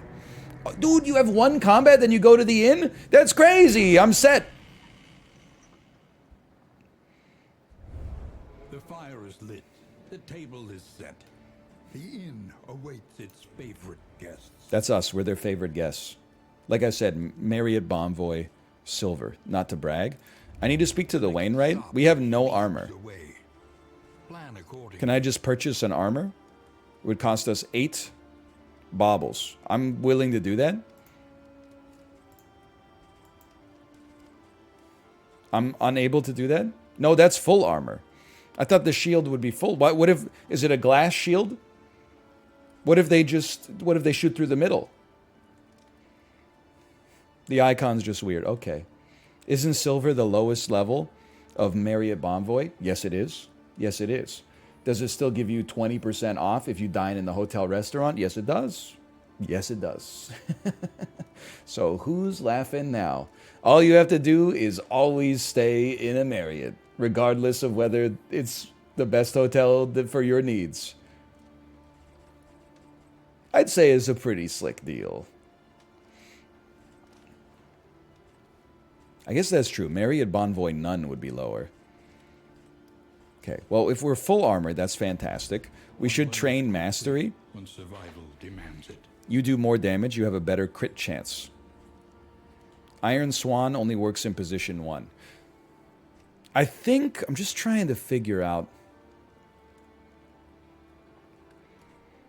I think we need to reorder the squad a little bit. Or at least reorder the way that we do things. I think the dream is that we have the Hellion start in position 2. Well, it doesn't matter, because the Occultist is always going to rush the first position. So then, we just don't use Duelist Advance first with Dismas. We have him just take a shot, or like a tracking shot or something. Then we have the Hellion use toe-to-toe, so that she gets into position 1. Then she can Iron Swan. Okay, I think we got it figured out. If we upgrade it, it does 6 to 10 damage, 10% crit chance. Upgrading toe-to-toe removes Winded. Oh! So you can like yop and then go toe-to-toe. It removes your Winded. Okay. That does seem like a good upgrade. Plus it does a little bit more damage. Yop would also stun the target if they're marked. Weaken by 2, remove stealth. I mean, we could do something with that. Give me this for now. And then with Dismas, 3 riposte is pretty good. Cannot gain dodge. Just more damage out of you from the pistol shot seems sensible. Again, we're trying to avoid the mid-cell meme. You've got to puzzle out everything you upgrade. You got to puzzle... Or wait, I got it backwards. Just upgrade the skills you use most often. Just upgrade the skills you use most often. No, you have to look at every single possibility. You get the idea. Thrown Dagger is the skill we use most often. And you should probably upgrade your heal, if I had to guess. It makes your heal a lot better. It makes the bleed way less bad. Okay? Let me see, do we have any in items? Oh! Don't end the expedition, are you crazy? Sanctuary from this madness. Scary. Do what you can, or wealth no longer has meaning. Plus 20% healing received from skills. I don't know. I wouldn't buy a trinket at this point in my life. The Radiant Flame. Is this a stagecoach item? I mean, this seems incredible. Can I just get them? They seem to be free. It's because you're on easy mode. That's easy mode. Okay, so don't take this or people will make fun of me. I can take the orphan wolf cub.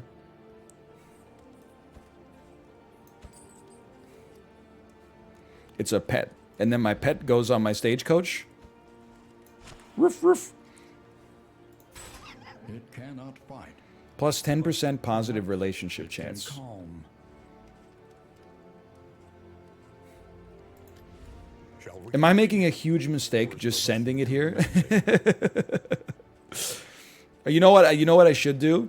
I should at least get the kind of items that would allow our stress to come down a little bit.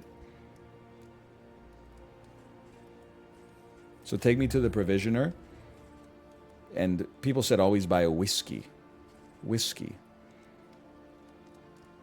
2 targets get a diamond. Somebody explain to me what this is.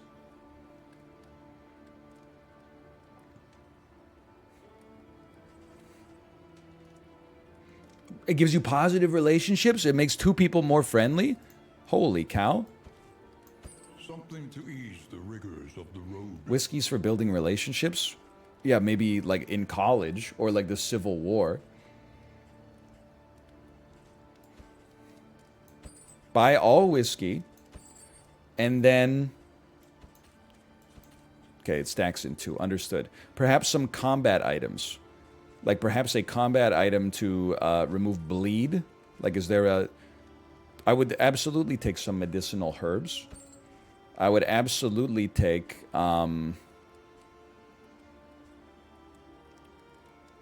This adds bleed and immobile. Removes blight, heals 10%. Adds stealth. Laudanum removes horror. Okay, let's buy some laudanum. It's the other medicinal herb. But that seems good to me. Maybe something, maybe an in item to remove stress. Nope. That's fine. I'm not eating a slime mold. And then, can I just drink, I can drink the whiskey right now. Sorry I'm taking so long here, but we'll figure it out. Select 2 recipients.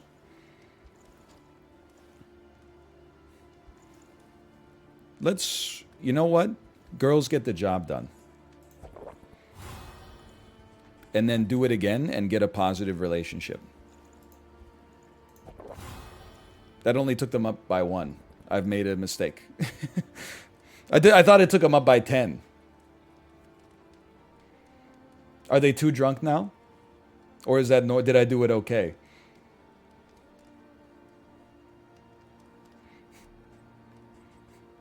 I know you know. Don't be coy with me. You did it. You did it fine. Okay.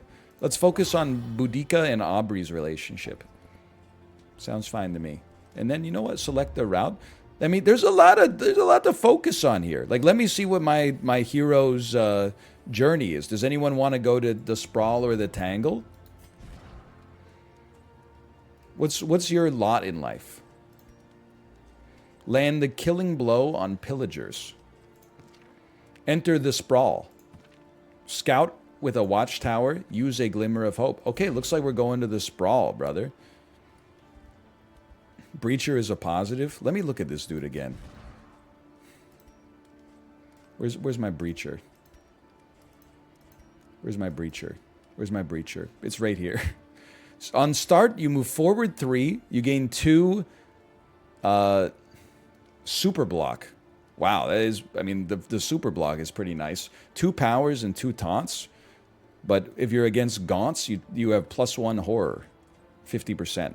Okay, we're sprawling. Mountains beyond mountains. Send me. Cities burn. All that beauty and knowledge. Ash on the wind. Yes, I'll rest for the night.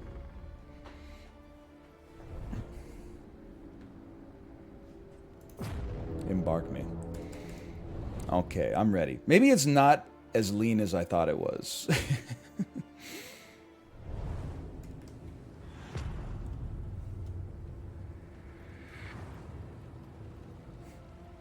Because I'm spending 10 hours in the...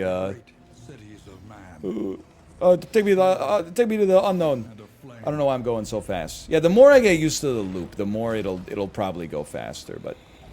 Oh no, what is this? Hatred, ire, loathing, loathing.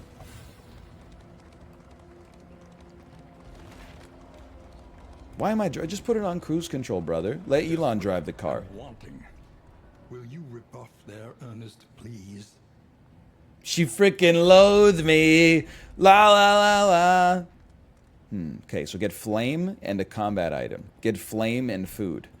Get flame and a combat item. I would like flame and a combat item. Good job on your relationships. Received medicinal herbs. That reminds me, I should probably equip my medicinal herbs. You need laudanum. I know you can apply it to everybody, but it's just a way to structure my life. Why don't you take some medicine? Your love is like bad medicine. Bad medicine is what I need. Plus 66 bleed resist. Why not? And then why don't you take some medicinal... Excuse me, why don't you take some medicinal herbs? Kieres? No, we don't do that here. We don't do Kieres here. Watchtower! That's it. It fulfills a hero's journey. There's character growth. It broke new ground. Pillaging brigands, enriching themselves as the world collapses. Me when somebody's in front of me in line for free samples at Costco. Okay, you do not use Duelist Advance. You use a pistol shot or take aim first. Or sorry, or a tracking shot. But your pistol shot does a lot of damage in and of itself. I think on small lads, you can just, you can rush them down a little bit. There's, we call that no big whoop.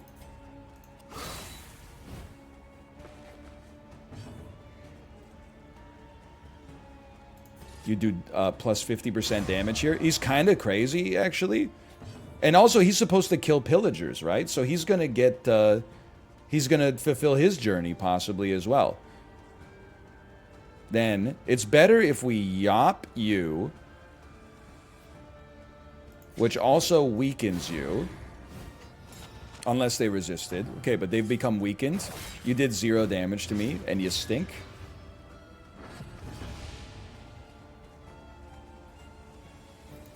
We'll just, I guess we'll hit you with a poison dart. You're doing 50% bonus damage again. Might as well.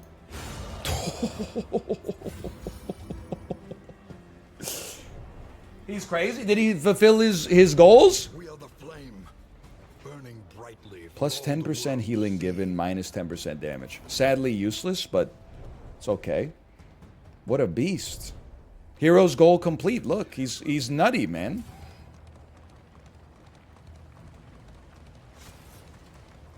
Elon, my Tesla keeps driving into piles of burning books. Interesting, looking into it. The Watchtower. Dude, I fulfilled all 4 heroes' journeys in 5 minutes? Has anybody ever been this good at a video game ever before? I don't really know what I'm looking for here, but... Where am I? We don't even have any choice until like 7 steps from now. Okay, clear it, clear it, clear it. Don't get stressed out. You're the passenger. The horses are driving. The hoarder. Jerma did it in 4 minutes. Of course he did. Of course he did. Here, I would like to sell you this.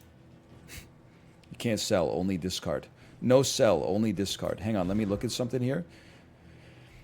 If baubles in inventory are greater than 25, remove 1 negative token. I'll tell you one thing, my brother. I am not spending any baubles. You will not get my baubles. Because that seems very good on Boudica. We just need a couple more baubles and we're good to go. How about, honestly, let's focus on some relationships here. Let's buy some playing cards that could give us more positive relationships in the inn.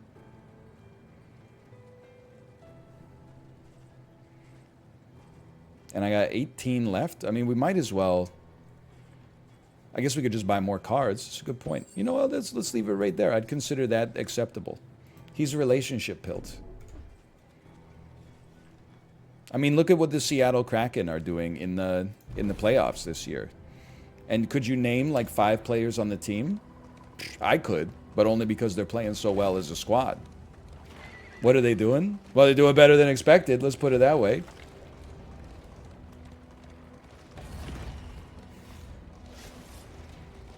Rough routes.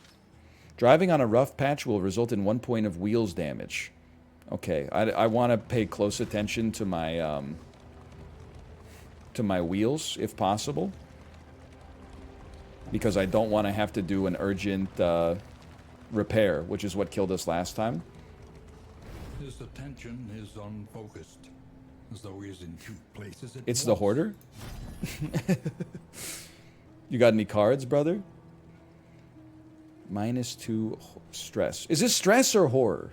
It's -2 stress, right? Can you name 5 players on the Hurricanes? Jordan Stahl. Jordan Martinuk. Svechnikov.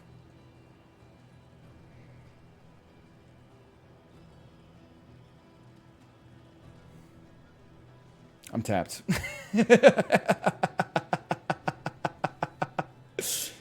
Who's their goalie? Cam Ward? Oh, Sebastian Aho. Do they still have Toivo Teravainen?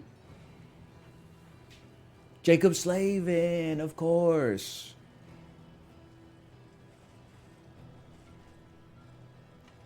Martin Nikis. I'm so prepared for the most swamp Eastern Conference Finals of all time. Carolina versus Miami.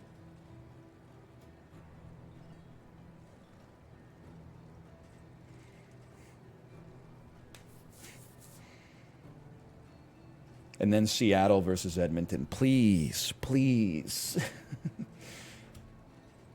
I don't know. I'm wasting my time here. I'm just chilling. You know what? It would always be nice to reduce some stress. Let's buy some calming incense. And then if you could find some gold and myrrh, that would be fantastic too. Let's reduce loathing. How does that strike you? And it's not a rough road. Fantastic. Would you rather the Oilers or the Leafs win? Holy cow. I would rather the Oilers win. No disrespect to the Leafs. I would rather the Oilers win just because I believe in meritocracy, and Connor McDavid is like the best player in the world. I want to see him succeed. The burning pile. These are fanatics. There's blood to spill. We've faced worse foes in worse shape. Or we're cowards. We're not cowards. Everything looks great. Let's improve our relationship here.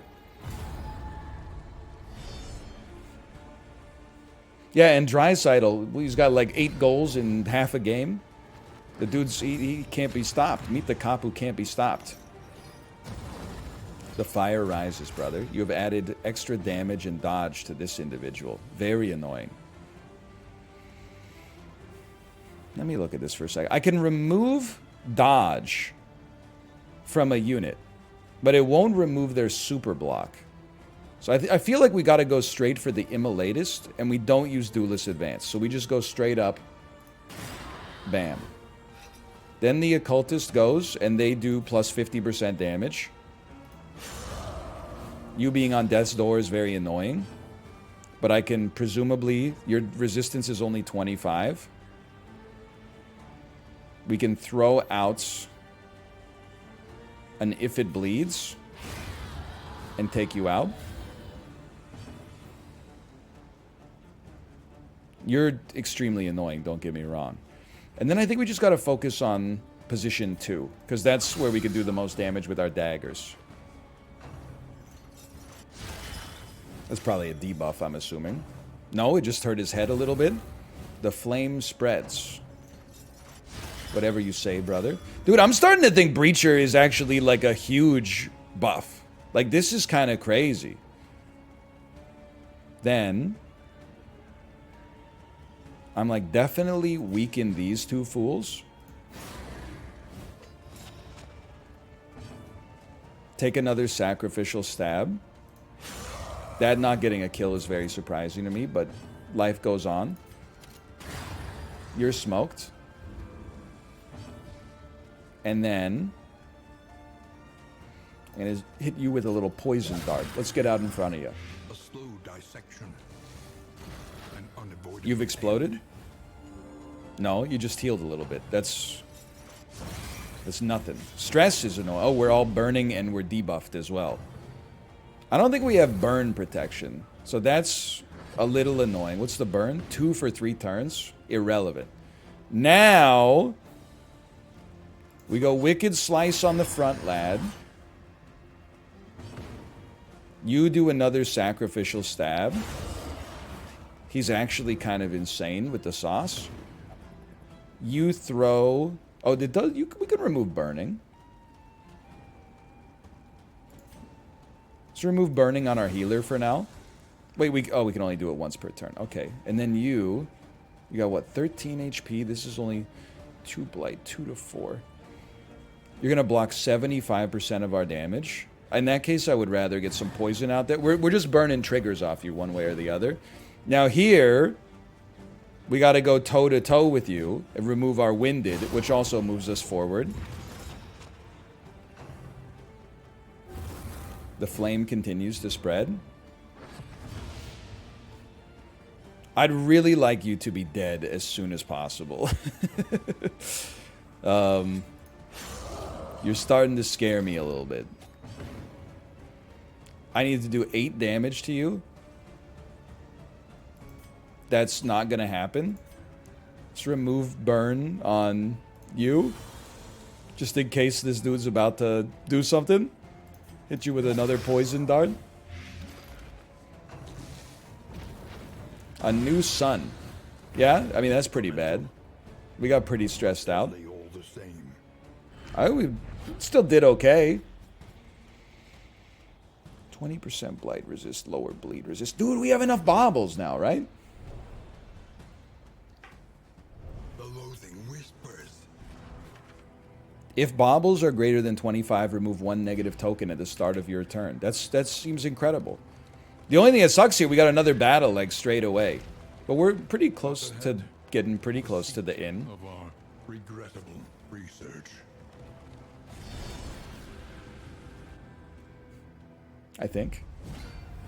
Oh, it's just these little cowards. I don't care about these guys. We just go Jamie Lee mode on your ass like immediately.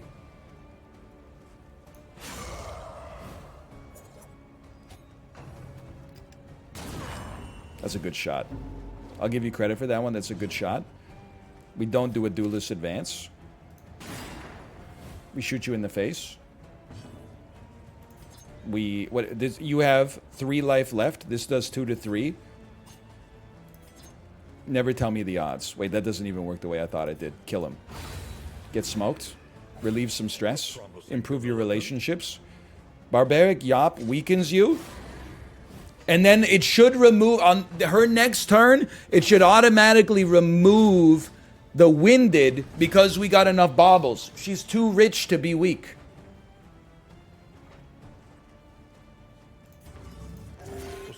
Zero to 17, we healed for 4. I would take that as a small negative, quite frankly. But you know what? You did what you could. Quick poison dart on you. Malaise. Hello, honey. Measured and steady. Where's the cats? They're in here somewhere. They're not in my room, but they're in the house somewhere. Okay. How was your day? Hey! She did really well, and she didn't cry. You didn't cry? Well, she only cried at the drop-off, but only for a minute. Wow. Honey, that's amazing.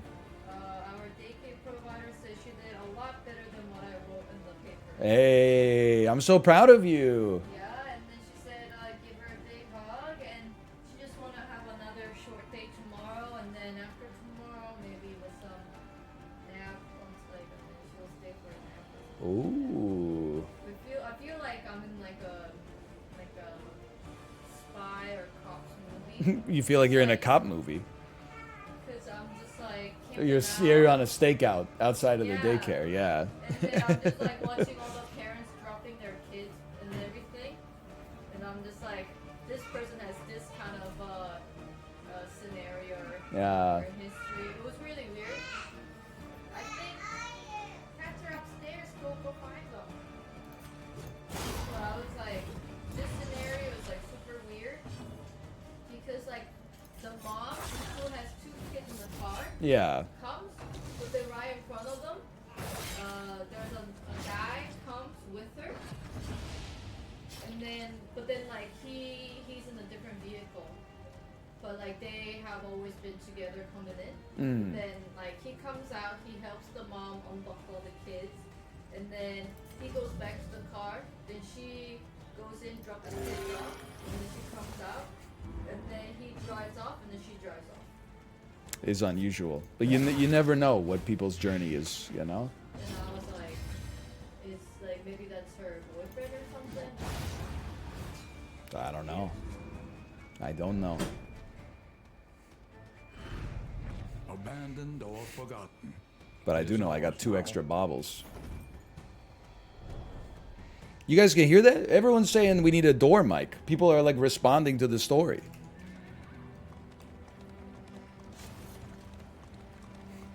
I could not. No full daycare yet.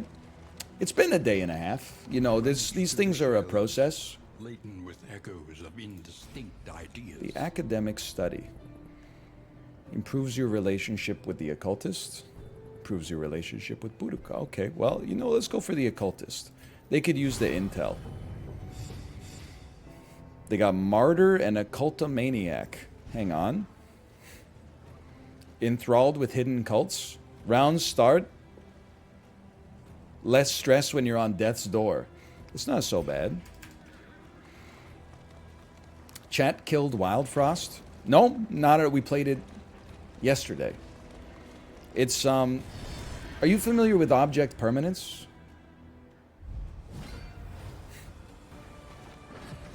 Just because it's not in front of you right now, it doesn't mean that it doesn't exist anymore.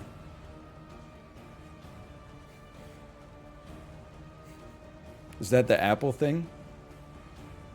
The Apple thing. I'm an Android user. I've been looking at my phone because it like had an update and then it restarted and then it was like, it didn't take. So now it's restarting again. And I'm like, brother, just relax. The phone worked fine. Just don't update it. Never. Note to self. If I ever release a piece of software, never update it. Assuming it works. I think they're talking about imagining an Apple. I couldn't tell you, honestly. I've used my wife's iPad a little bit. That's about it. I couldn't even imagine.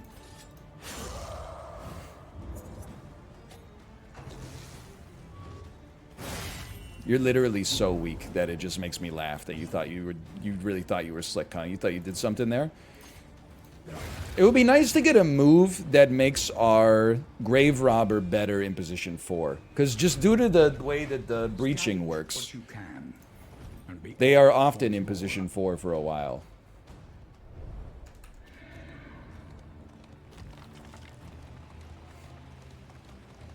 We're doing okay, though. Just throwing daggers.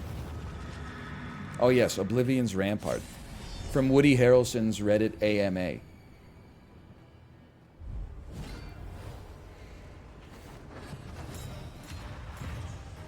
On spawn, receives block. Takes 50% less damage from next hit. Can I go? Can I take a move? I don't get to act. Instead, my miasma gets enfeebled immediately. I did resist the debuff, though. That's kind of nice with it. You heal for 6 for 3 turns. I mean, these are strong individuals here. I kind of feel like we go straight up toe-to-toe. Get ourselves in the position we want to be in early. You should use some laudanum on yourself, I think. Let's reduce your stress a little bit. Always a temptation to use a demon's pull, but sacrificial stab kind of goes crazy too. I definitely feel like the altar has to go, but with you having already lost your block, I'm going to focus on you a little bit.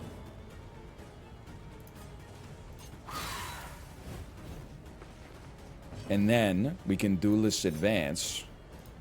And for once, we actually have our units in like the position we want them to be in. That seems bad. Next skill has 100% crit and ignores your resistances. Little sightless miasma, you're now blind. That's poor for us, that's not great. About a pistol shot to the face, that was poor. Hello Daniel, thank you for the raid. Hi honey. You want to say hi to Uncle Dan?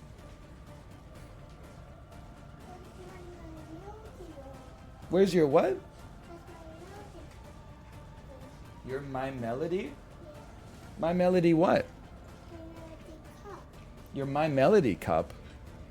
I don't, maybe mommy knows where it is. I don't know your My Melody cup. Oh, it's in the cabinet. Can I get it for you? Okay, Daddy's just gonna, you know what? I'll go get it for you. 1 second. It's in the cabinet. What does it look like?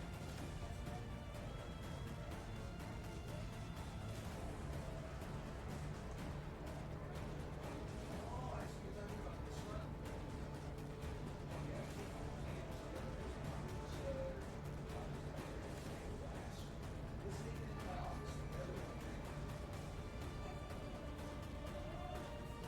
It's mine?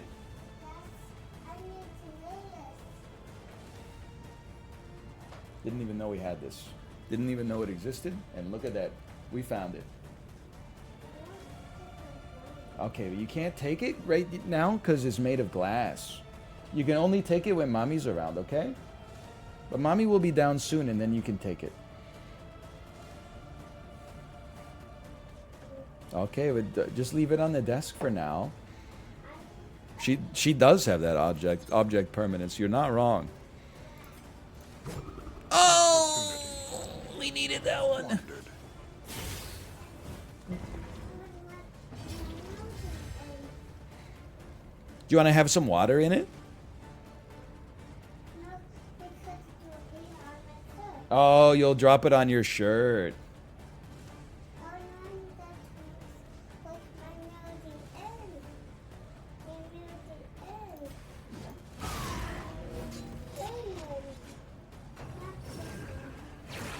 Oh, I understand.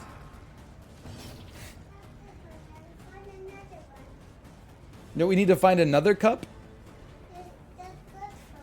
Another cup that's good for you? I'm sure when mommy comes down, she'll give you a cup that's good for you.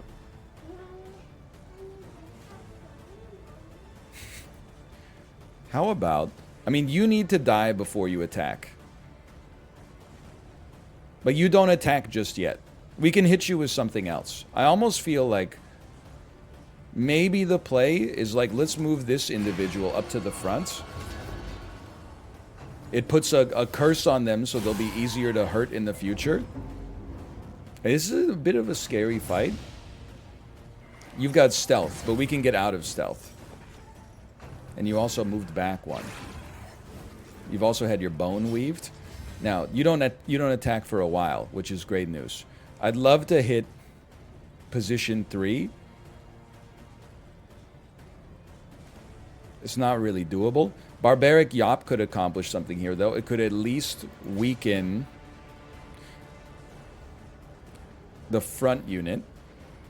Iron Swan could also get you closer to death, but you gotta go, too. It does no damage, so it's not gonna get a death's door trigger. You're going to get hit by, like, thrown daggers. It makes sense to do damage to you. I guess in this case, all we can really do is Swan. At least burn the token. You need to do a heal. I would accept 8. It's not... Oh, I probably should have used some effects, huh? Or some combat items. You are going to take a shot at... Actually, you know what? You should, like... 7 does 3 to 5. This does 4 to 8. It also stuns you if you're comboed. Yeah. Why can't I? Oh, because you're stealthed. Oh! You piece. All right. Well, we'll take the shot on you then. And then this is the most important of them all. Good enough. A righteous action. A slow Good little repost. We must be on r/funny. Little enfeebling. Oh, huge! Consider your flesh woven. Obviously, you need to live. Let's remove your own bleed. Let's hit with an Iron Swan.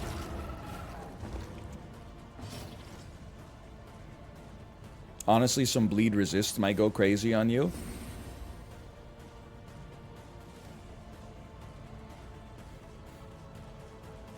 That seemed really good. I don't know what we did to deserve plus 50% damage, but we'll take it. He's insane! We just killed you through your block. You should then do another heal. Oh, that's a high roll, baby!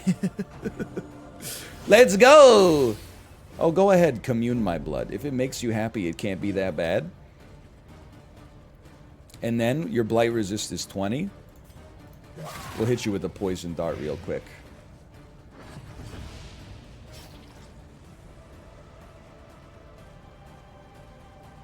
I think we're ready for a Wicked Slice. Also, it burns your guard, which is nice. I think we're ready for a... perhaps a Weakening Curse to weaken you. And then, of course, you need to get Wicked Hacked. And then we'll put some more poison on you. We made it! I think. Maybe don't get too cocky yet. Quick Nocturnal Commune. You've received a lot of great buffs. That's unfortunate. And you go third. I'm thinking it's a great time to... The bleed is 2 for 1 turn. 1 second. 1 second. It's a great turn to... Well, we don't really need to weaken you again. Because you're already going to be weak on your next attack. So I think you just burn the guard token. Go straight for a Wicked Slice. You're going to do a fairly nasty attack, I'm sure. Crit's pretty bad. You resisted the bleed, so you removed a negative token or something. I remember. I remember. You should just do a Wicked Stab. 2 damage. Oh, right, because your damage is minus 150% right now. It's alright. Stack it up. It's taking us some time, but we're almost there. You get to attack again? Get a life, man. He's just doing a Nocturnal Commune. You're dead to Blight anyway, though, right? You have 1 HP and you're taking 2 damage. So if anything, like... I'll burn a herb so you don't end up being that hurt. I guess I should just kill you. I shouldn't have burned the herb. Like, oh no, because you're on... What's your Death's Door resistance? 5%?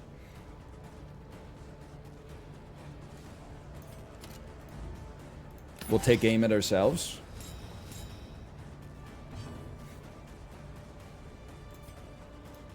Reduce your stress mildly. Weaken you just because, I don't know, that I guess I didn't have the opportunity to do a heal. You don't even get to act? Like, you're so bad. Okay, just be dead then. Is the longer the fight goes on, does my torch on my car die more? Yes? Okay, I should have gone faster then.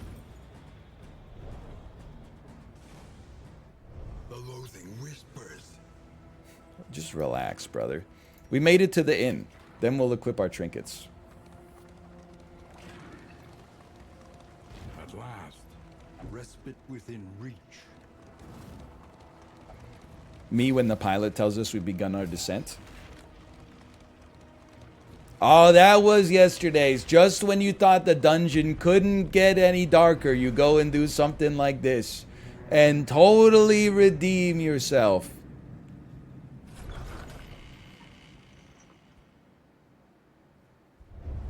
Rest now for a time. Okay, let me look at some quirks here. Loot boxes. Peacemaker. Oh, plus 5% positive relationship chance, minus 10% negative relationship chance. I love peace with all my heart, and I don't care how many men, women, and children I have to kill to achieve it. Sickly, minus 20% disease resistance. Bloodthirsty, plus 30% damage. If target is lower than 25%, better crit chance. And then, what is gain on hit? Does that mean when we hit someone, they become vulnerable? Or does that mean when we hit someone, they become vulnerable? So cultist is like, he's a damage dealer now. You become vulnerable when you hit someone? I don't want that. But the damage is nice, especially because we've got like that plus 100% damage on like turn 1. Okay, plus 2 mastery. That's great news. Everybody's a little bit unstressed. We'd love to see that. Let's do some playing cards, please. Select any hero. Dismas has the best relationship quirks, so let's...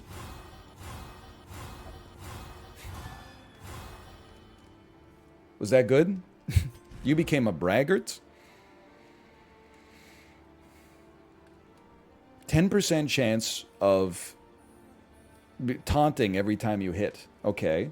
Only one bad? That was really good. Okay, okay. Do it again. Run it back. That also seemed pretty good. I want to get some of these positive relationships going, man. He's done it again. 2 targets, minus 2 stress. Let's go Dismas Al-Hazred. Still got quite a lot of stress. Let's go Mastery Trainer first. Now, I'm just going to level with you. Aubrey, you're using your Poison Dart all the time. Basically, all you do is use your Poison Dart. So I feel like we should upgrade this. Because that's all we do. Take a Mastery upgrade there. I mean, we use Throne Dagger as well. We've already upgraded it. Al-Hazred, we be using your Sacrificial Stab like crazy. I think it's like, that's a non-negotiable pickup. Boudica, we be using a little bit of everything. For sure. Just straight up more damage would be really nice on it. I mean, a lot of stuff would be really nice, but maybe we got other priorities. What else do we use here? Tracking Shot. Removes stealth, gives you greater speed. Sorry, that's take aim. Tracking Shot would mark, make it so they can't gain dodge. Take aim probably makes you go first next turn. You gain a dodge. You gain 2 criticals. I mean, that's kind of nuts.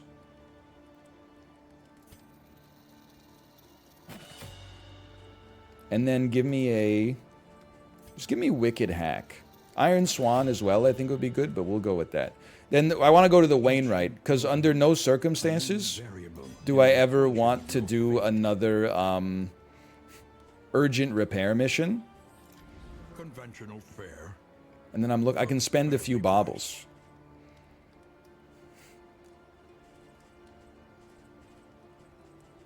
If I wished. Let me see. Chat says you always buy a whiskey. Don't forget about your combat items. Any in items? Heal 20%. I was hoping for some relationship stuff. Whiskey? Double whiskey me? Something to ease the There's 5 whiskeys here? I'm going whiskey mode, man.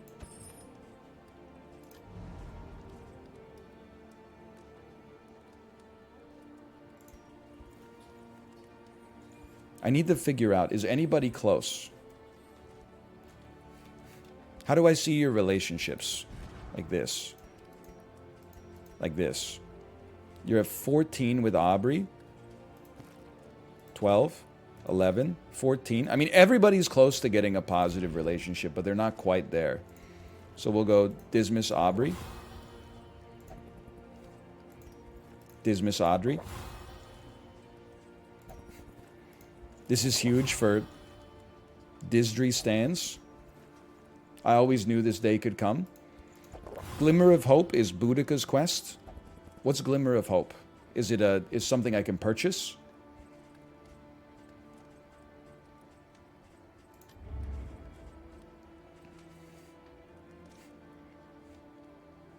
Yes. Oh, thank you. Which of these is called Glimmer of Hope? I would say is that right there. I can't afford it anymore. Next time. Next time. These are combat items. I have none in my inventory. Okay, next time. I could spend some baubles, but it would put us under our trigger. Plus 3 speed, minus 15% max HP. Actually, hang on. So I'm like, it might be worth losing the baubles here for a second. Because I'm like, if I buy this, what order do I want? I kind of don't need speed right now because I love what the occultist is doing up at the front. They're doing so much damage. I'm going to ignore it for now because many people in chat said, don't do it. Instead, I'm going to go back to the travel lodge and let's equip some trinkets here, okay?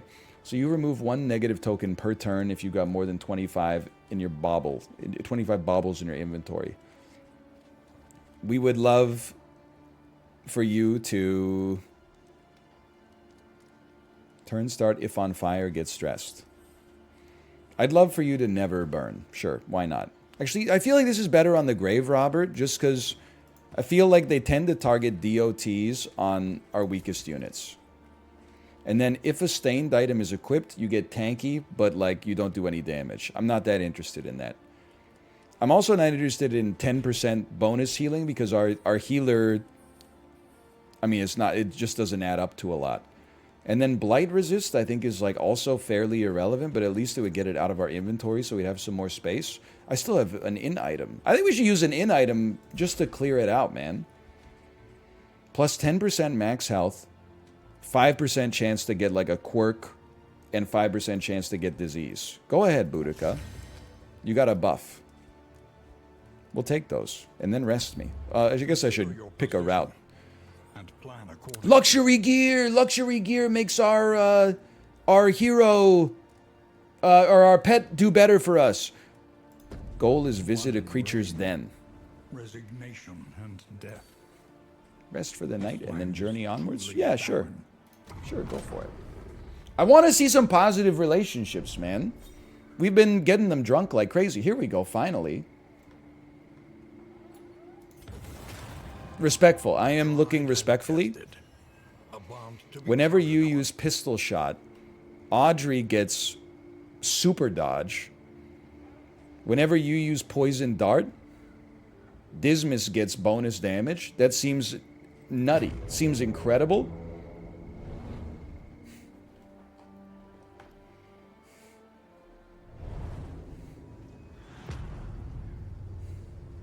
And Zendaya is Michi. So true. I believe Danny DeVito is Torgo. Can I just look at you real quick? Do you have a new goal? Do you have a new... We've already gotten your goal. Okay. We got them all. Creature's Den was our goal for this one. This reduces loathing as well. Also rewards creature parts. Sure. Take me to the Creature's Den. And then we'll try to ignore the rough patch, I suppose. Enriching themselves as the world collapses. Infectious enemies. The hell does that mean? Okay, you have dodge. Dodge sucks. We can reduce dodge, right? If we tracking shot someone, it marks them and it reduces their dodge. And okay, let's try it. Give it a chance. We did upgrade take aim though, which does make you insane. Top left. Infectious enemies. So they hurt us with their status effects. Okay. Their status effects get better. You know what? I'm gonna toss some clotting powder on Dismas, because he's taunting right now, and you probably inflict bleed. And we're gonna get a nice bonus out of that. Let's just go for the Hatchet Man right off the bat, dude. No, because we got the bleed defense. Let's use your brain here. Let's tracking shot to remove the dodge. Hellion goes next and does plus 50% damage when the target is comboed. You have 1 life left. That's a little irritating, but a simple flashing daggers should achieve the bonus. There you go. It should achieve the death's door. Quick watchdog. You are protected. So I think in this case, I mean, we do have a huge bonus damage. We might as well go nutty on you. Oh! You're supposed to resist the bleed. You had clotting powder. Got combo, but lost stress. Okay, you're blind. We don't duelist advance here. I think this is a take aim situation. Oh, they failed the second resist, of course. Of course. What was I thinking? You do bonus damage. All right, revenge has been taken. You now have unchecked power. Empowers certain skills, whatever that means. I'm a simple man. I think we barbaric yop you to make you extremely weak. Now you're not dangerous to me at all. Hello, mouth. Hello. I don't know what avocado mince means, but welcome to the chat, of course. Happy to see you. He's getting a little stressed. Have you played much Darkest Dungeon 2? It's actually goated, and the world is not ready to deal with that yet. Guaranteed crit. Guaranteed crit. On a guaranteed crit, we take those. A resounding response.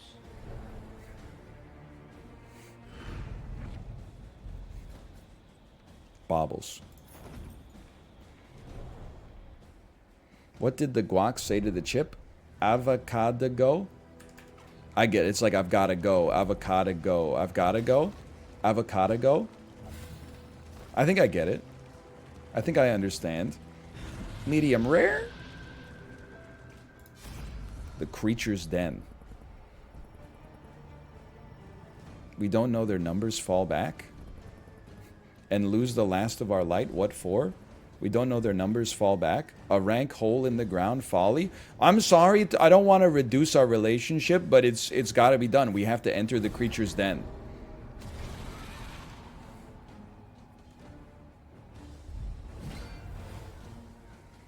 Me and who? And you get to go first? What a day.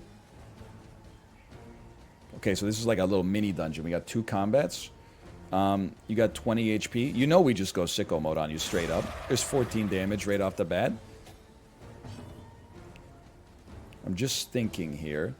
You're an empowered enemy too. It'd be nice to kill you early. Wicked Slice does 4 to 8. You got 6. We take those.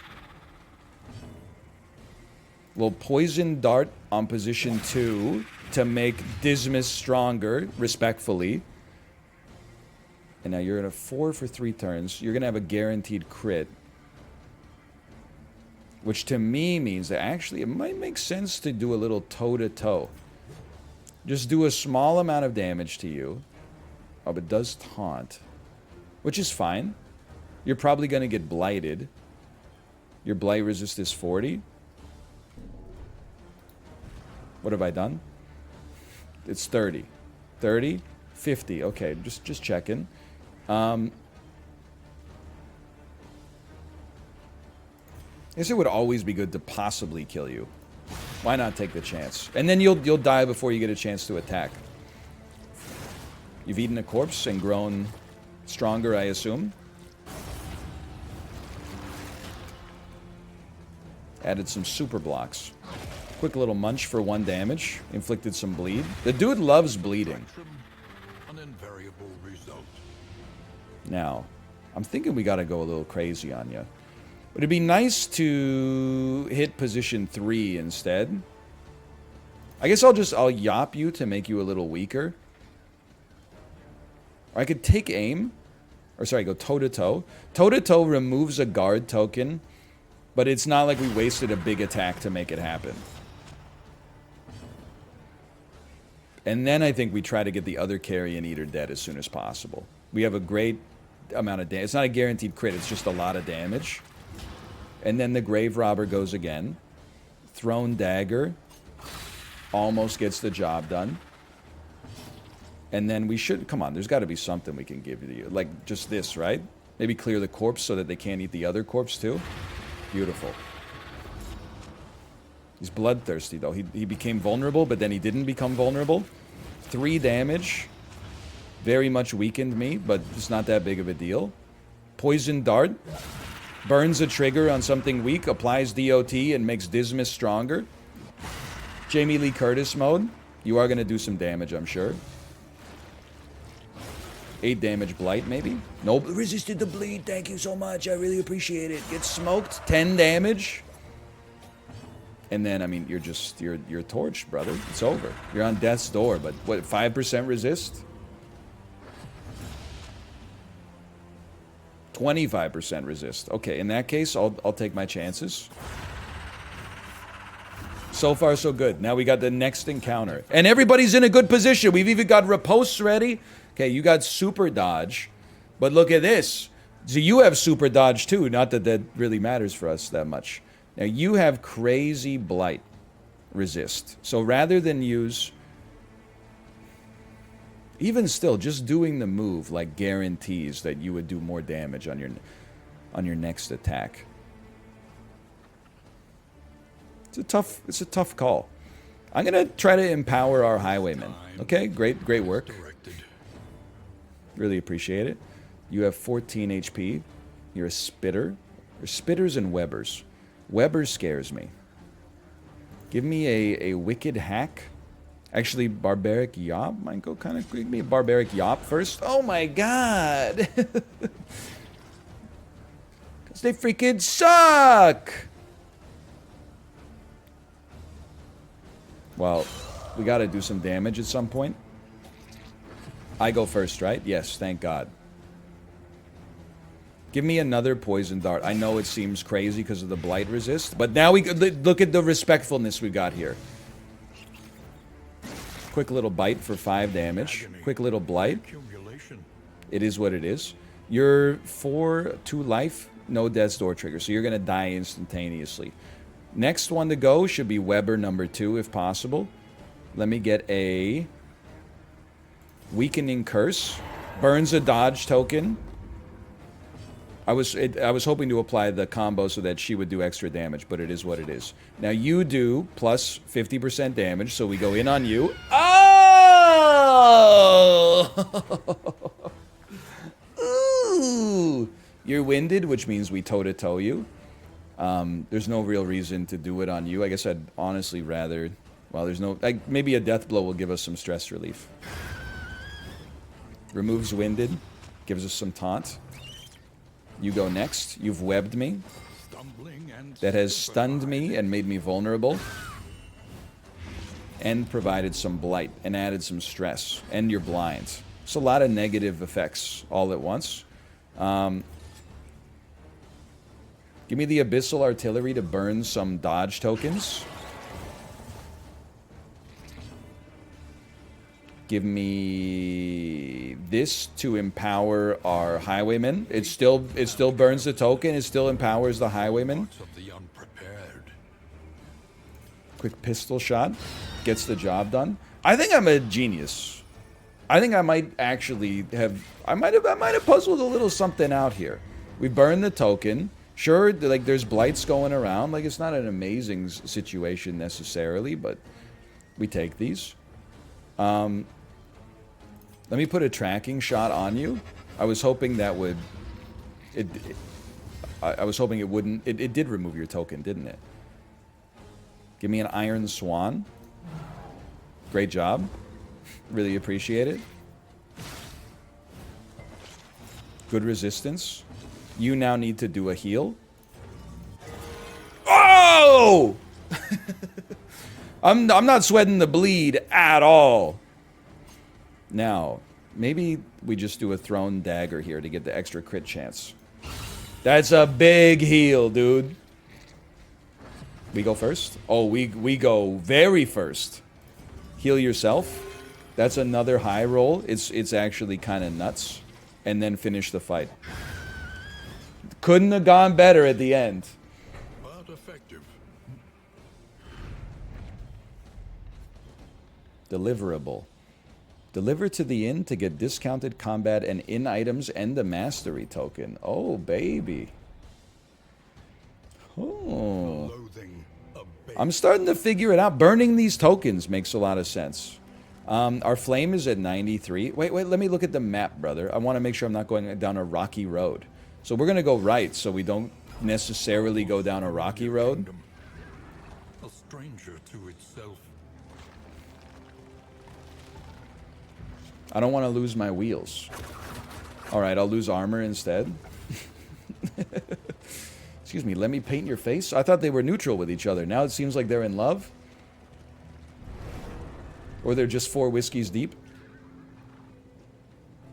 The Forgotten Outpost. Lost Battalion. Raise relationships. Raise relationships.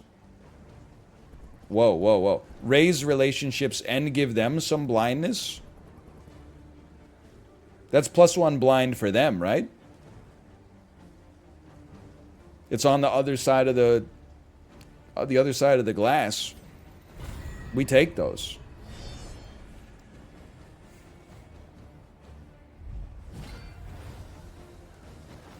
Any blindness? Oh, it's 100% blindness. You love to see it. Okay, the Arbalest must be destroyed. Which one gives us a There bonus is beauty in our imperfections. when we are looking respectfully? Is there a way to tell? The one that glows yellow. Oh. Wait, so pistol shot gives us a bonus on your poison dart. Hang on. Hang on. Pistol shot gives Audrey the super dodge. I mean, honestly, super dodge against ranged enemies. Oh, but you have taunt, so it's not as good. All right, I would be inclined to, and then in that case, take aim first to give myself some super crits, some super speed, and some super dodge. You go next. Poison dart to empower you, perhaps. You have limited blight resist, and it burns one of your most valuable tokens. Beautiful. Jamie Lee Curtis mode on you. It would be nice just to get the KO to begin with, I suppose.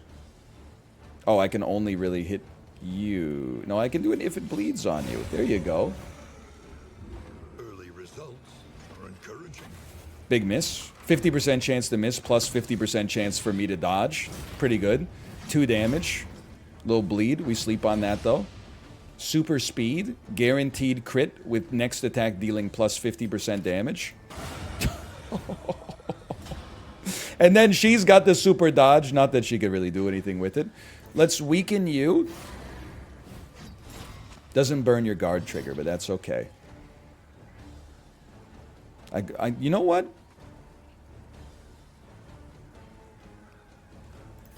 I'm going to mark you and weaken you yet again. Because I think it's going to take us like more than 2 turns to get you. And then because you're marked, I could do more damage with like a thrown dagger. I think I'd just be... Oh, but it'll burn the combo no matter what. Okay, so let's take advantage of that then. Jamie Lee Cultist mode. So true. 1 damage. Very scary. Just kidding. Now you do plus 50% damage on your next attack. So do it.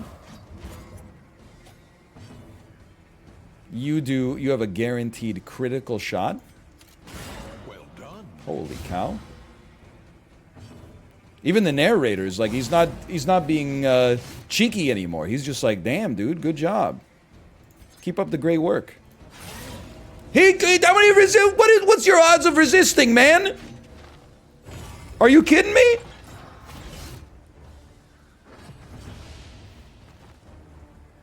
%30?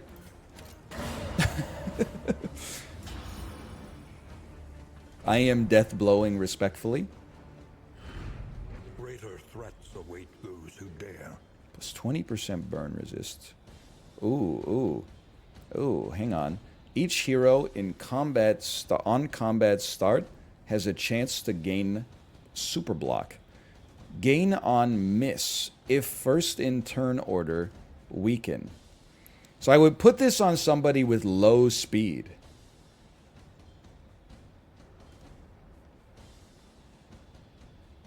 Is that sensible? Yes. Okay. This we don't care for necessarily until we know more about our biomes, I guess. Let's take all. What a great game. They did a great job on this. Mostly because I'm doing well right now.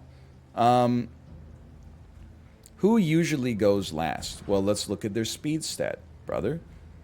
Your speed is 5, 5, 6, 4. Okay, the Hellion rarely, if ever, goes first. Great chances for blocks here. Why do you have red exclamation marks, though? Because of your conditions. Okay? If you say so. Because of your nothings, alright. Let's reduce some loathing. Feel like there's no need for us to raise our loathing. Perhaps you are finding your courage at last. Thank you. I'm finally being recognized for doing well, I think. You already have no loathing? Well, can't we get into, like, liking? Can't we get into -1 loathing? Pity a soul so twisted by despair. Lost Battalion. Friendly? You'll reduce some neutrality here. I would love for you guys to... They're so close. 15 of 20. The next in-visit is just going to be a straight-up...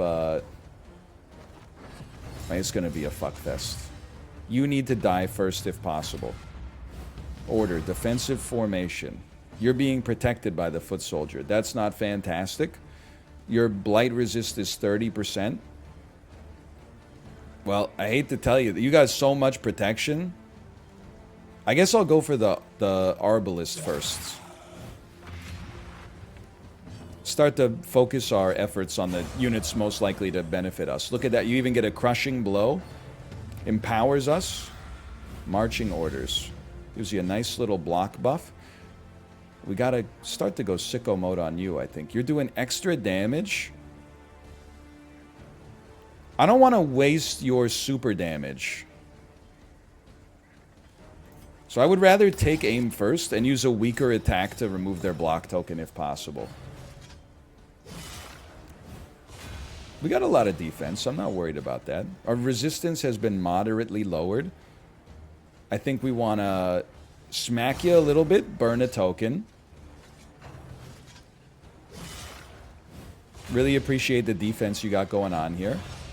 You go first. Bro, come on. So it's going to block 75% damage from the next shot. Well, I'm sorry to say it has to be done. We got to burn some tokens. You're the easiest to kill. It's going to take us a bit, but it is what it is. Burn a token. And whoa! I am reposting again, respectfully.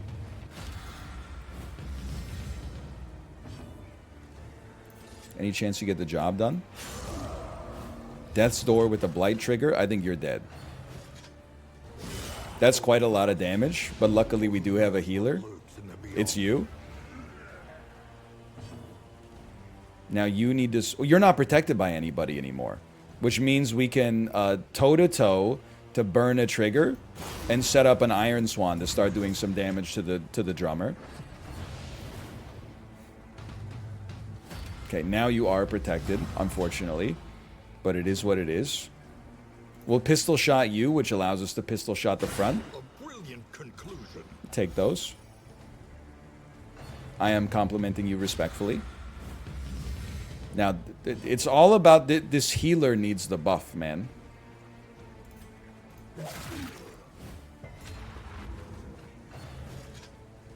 This healer cannot screw this up. You need to heal yourself very well. 4 heal with 6 bleed. I would call that a bit of a whiff, personally. You have 13. I think we just gotta kill you. And just leave the drummer.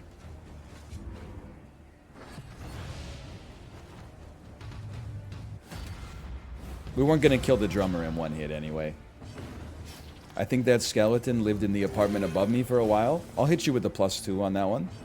That was a great one. I appreciate that. Pistol shot you to allow us to hit the frontliner. Focus fire on me. What the heck? You can do damage? Poison dart, please. 2 damage and a blight might get... Oh, because you're going to have Death's Door resist, which is very annoying, but... A little atrophic cut. Only hits for 9. Very merciful. We take those. You have 50% Death's Door resist? Are you crazy? We got to take a chance at it then. 50%?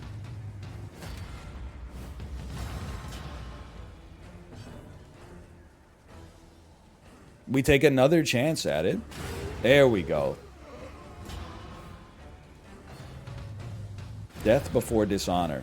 Man, I didn't realize he just killed himself to make me stressed out. That's like that tweet.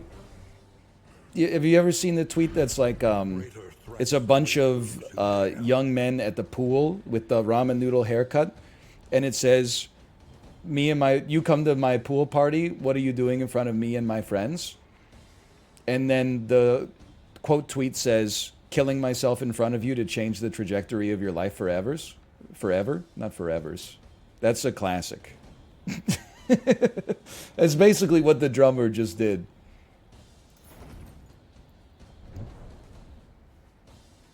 Like, my dudes they're stressed out, man. They may be about to experience meltdowns. We're only 56 leagues away from the inn, but still. Give me an assistance encounter. It raises our loathing, but gives us flame, food, and supplies. What does this mean? They were all shaking hands with each other?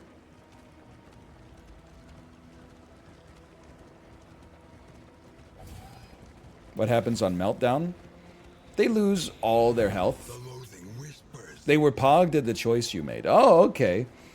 They lose all their health and get very stressed out. Like, look at, they're taking little snipes at each other. That's not what you want to happen here, man. 1 slime mold. Desperate and wanting. Will you rebuff their earnest pleas? Assist us. It's a long, hungry road. Fancy a trade? That would give us some food. That would give us some scouting. This would give us -5 torch, but 2 combat items. I think I would take the flame and the scouting, please.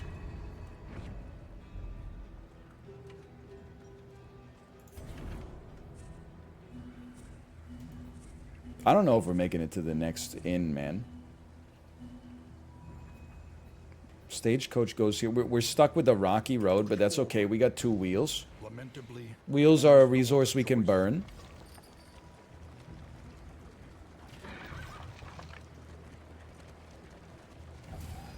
You're fine? I'm only concerned about my stress. That's it. Oh, my freaking wheels, dude.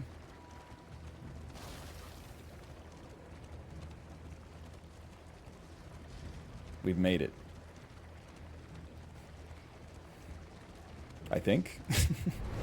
Yes, we've made it. The Forgotten Outpost. Lost Battalion. Any extra bonuses? I mean, we're always going to start with them being blind if possible. Stressing over stress 5 head. Can I tell you I saw a tweet at some point that I think, I know this has been like the section of what I've seen on Twitter, but I think it changed my life a little bit. Extra death blow and extra stun resist. The tweet was just a 2x2 matrix. And it's like, basically the gist of the Matrix is like one axis was like, worry about something, don't worry. And then the other one was like, it happens, it doesn't happen. Long story short, worry about something, it happens, you suffered twice. Worry about something, it doesn't happen, you suffered once.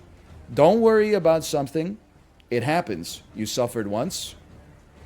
Don't worry about something, it doesn't happen, you didn't suffer at all. Not worrying is always it's the mathematical optimal solution. Now it's not that simple. You can't just be like, don't have anxiety. But there are some times when I'm like, I catch my brain like start to worry about something, and I'm like, you know what? I'm not gonna bring myself suffering just by worrying about it. I'm just gonna ignore all of my problems, and then if they eventually lead to a catastrophe, at least I only suffered once. Ah, yes, the warrior's dilemma. You are preparing to use a powerful skill.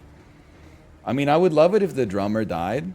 I would also love it if the arbalist died before they got to attack. But our health is good. I think we gotta kill the drummer, man. That way he doesn't explode. You did your 75% chance to dodge failed. Get a life. Anxiety foments insidious fear. Oh. His resolve is tested. It's a meltdown. That's a real problem. But all I'm going to say is at least his meltdown happened right before his turn, which then allows him to have a healing roll. It's something.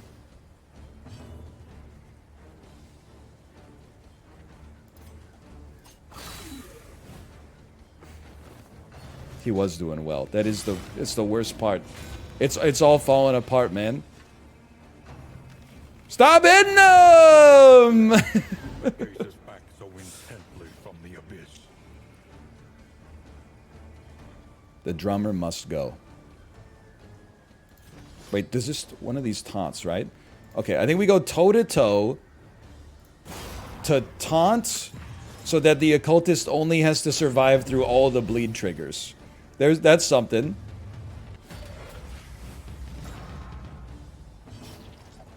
The arbalist is going to hit us all again, which blows really hard. We did kill the drummer, though. We're probably not going to kill the arbalist before they attack. But man, oh man, if we did... 6 damage. Oh!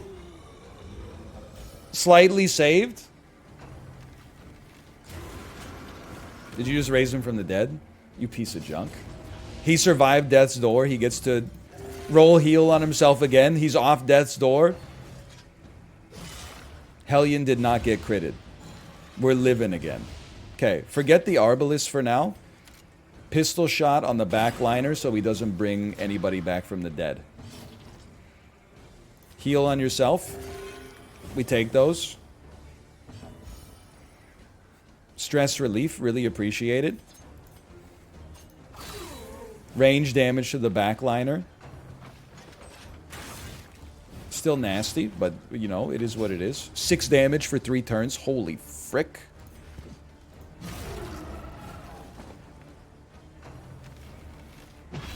We dodged those. Fantastic news. No bleed. No bleed. They've lived. That's the only thing that matters right now. Your death's door resistance is 0. So we're going to blight you, which will kill you, but it'll also make the highwayman better. So his next pistol shot is going to be better. Whoa! Whew. I would love to not die. So I think it would be a great opportunity to barbaric Yop, just to weaken the frontliners so they can't do as much damage to us. We got a squad we can rely on. You should, honestly, you should heal yourself again. Great work. And the bleed too, huh? Fantastic. For deliberate and methodical appliance of harm. Well, poison. Great stuff. Now we got a frickin' squad. That's more like it. I really appreciate that. 9 damage with a blight for 4. Oh, you have a slight resistance. Thank God we had some weakness on you. And then you're dead. Okay. Oh, no. Not that. Not so fast now. Now you're dead. Okay. It looked really bad for a while there, but we made it through. Scavenge what you can and be off. Very tough one. And you know what? That we survived. We made it through the stress break on our occultist. 40 leagues till the inn. An elementary problem. Is it not? I think we should go assistance encounter.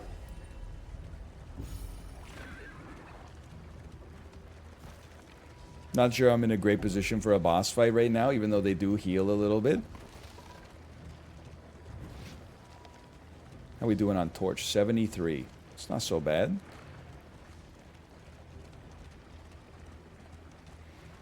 We're going to raise loathing a little bit. Who cares? Some happiness, please. Lose 12. Sack, but repair the crap out of your vehicle. That sounds fantastic. We take those. Saves us some baubles once we get to the inn. I think that was a very merciful get. Plus, we're about to lose armor or raise loathing. I'd probably rather reduce armor so that I don't have to fight so much. Because I have to fight like a hard boss to finish this mission, right? Loathing festers.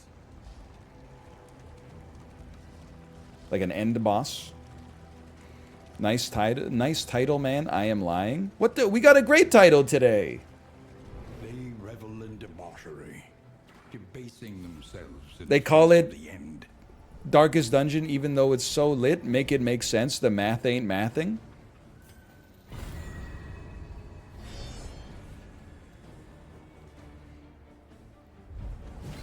I think it's pretty good.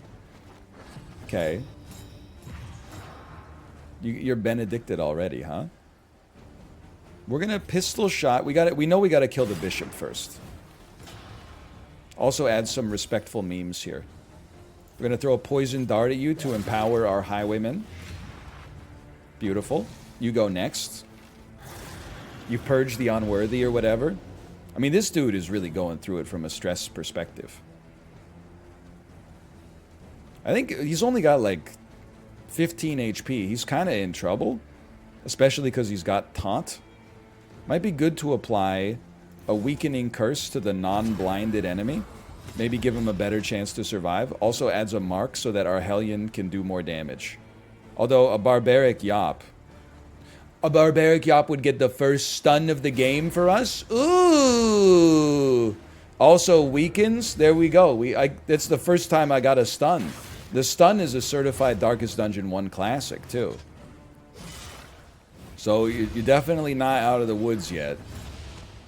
But we can realistically avoid one... Let's go. We can avoid one Death's Door trigger with a good heal. At least you didn't get super bleed. Okay. Burn a trigger. No, we didn't burn a trigger. We just did damage. Great miss! Great miss! You're saved! Stop shooting him! Please stop shooting him! He's like one of the most important members of the squad. We need to go toe-to-toe and start tanking some hits, man.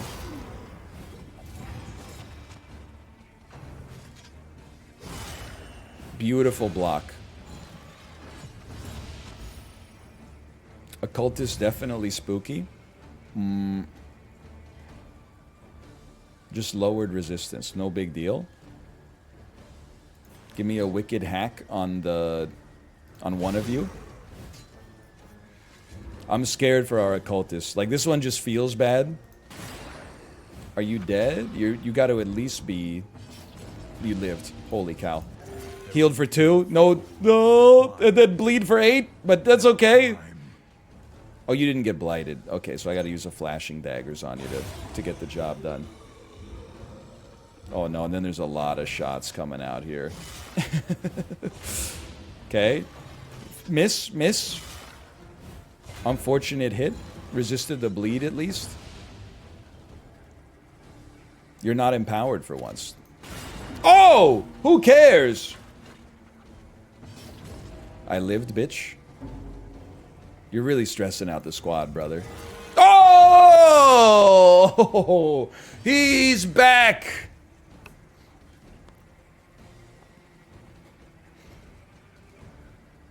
I think we don't really want to taunt, honestly. We'd rather just make sure we get a kill.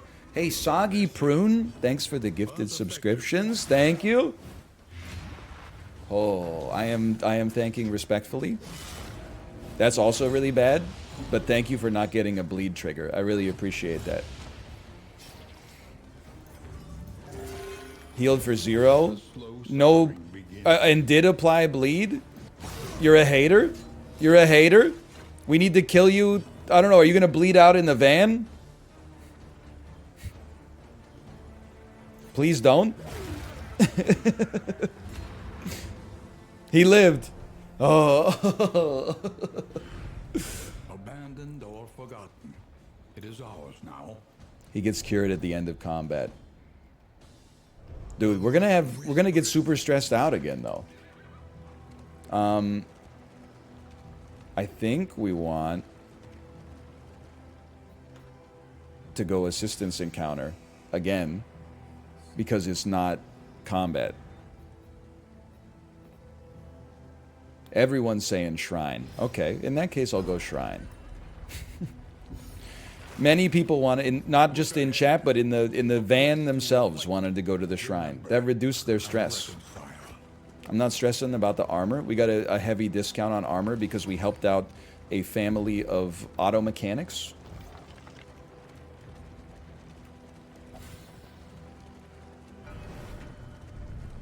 Shrine of Reflection. I was too young, too loud, too certain. Hey, unit most likely to survive is going to the shrine. That will be our grave robber. They take almost no hits, and every turn they get like a 75% chance to dodge. Grave robber. Chapter 1. Luxury's lap.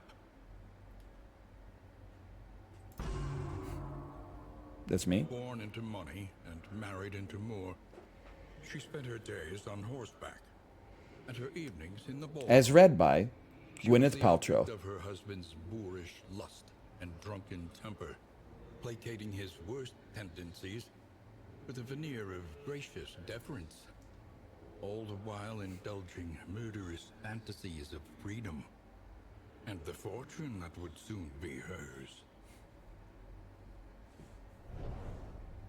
You have selected Power Drive.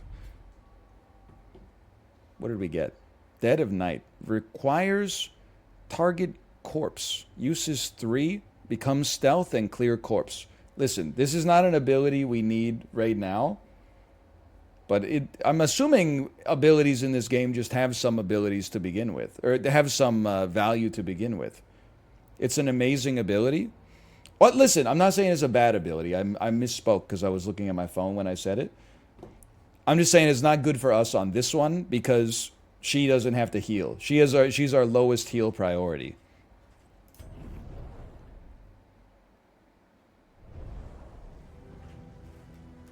She seems to never take damage. But clearing a corpse is valuable just to open up like move potential. I guess we never use Absinthe. Maybe it's just better to have that than Absinthe. The hell happened? We broke a wheel too?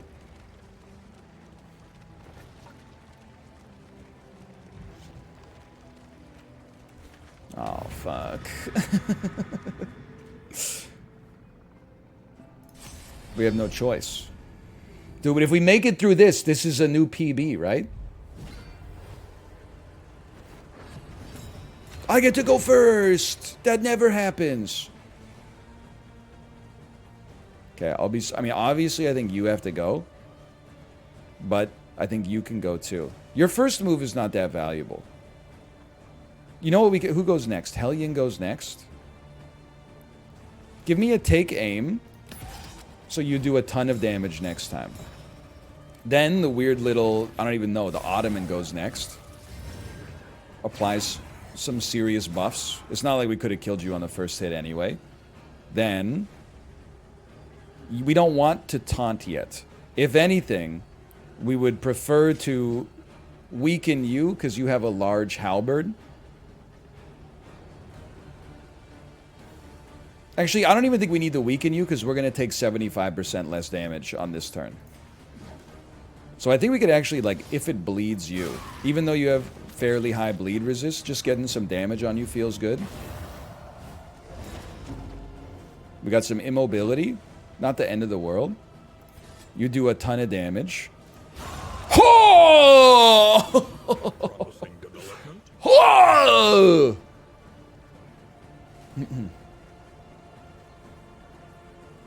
You're exalting unspeakable cosmic forces. Okay, that don't impress me much.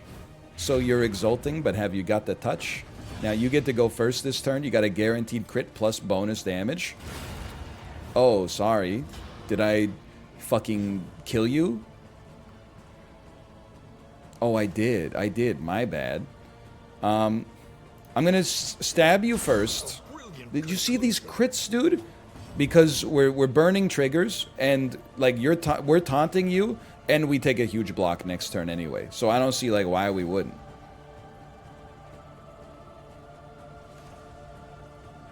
You're not marked apart. I guess I would not dispute applying some weakness to you regardless, though.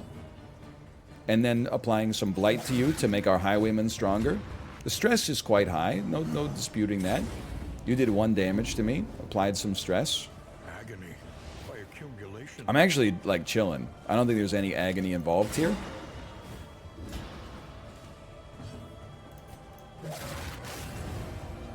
Holy cow. They're cooperating respectfully.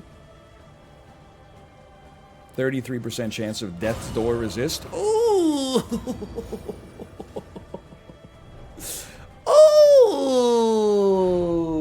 The past is gone. Let it die. Plus 50% damage, minus 33% max HP if another stained item is equipped. This seems like this could go crazy on our grave robber.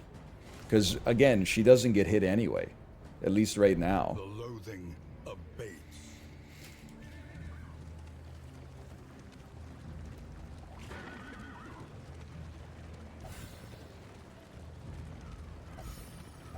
We are not so dissimilar, you and I. She also does no damage. There is some truth to that. No disputing that.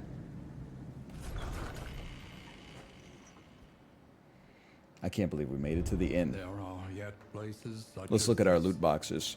where a little light still Boudica gathers. gained a quirk. Round start, 5% chance of receiving an Apple smartwatch. What is that?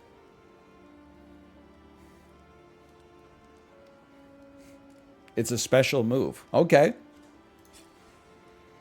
Knows where to find resources in the sprawl. Selfish. Audrey, less likely to have positive relationships.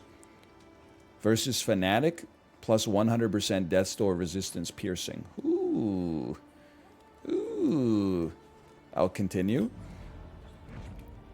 Region goal, continue. You got a stagecoach, a luxury item. We take that. Can you take me to Rufus, please? Thank you for the mastery. Take me to Rufus and apply my luxury item, please. Which also means we get stress resist up.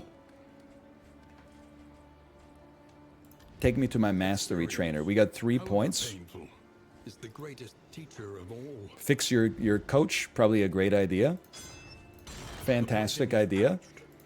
The coach stands ready once more. The coach stands ready once more. You don't really use any of these other abilities, so you're like lowest priority. We sometimes do use Weakening Curse. 2 turns of weakness seems like that's worth an investment to me. We do use Iron Swan on occasion. We do use If It Bleeds on occasion. Let's go Iron Swan. And then you... We don't really use anything else here.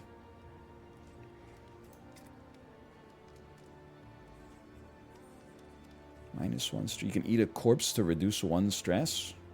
I mean, I guess I would... This is really... This seems pretty good.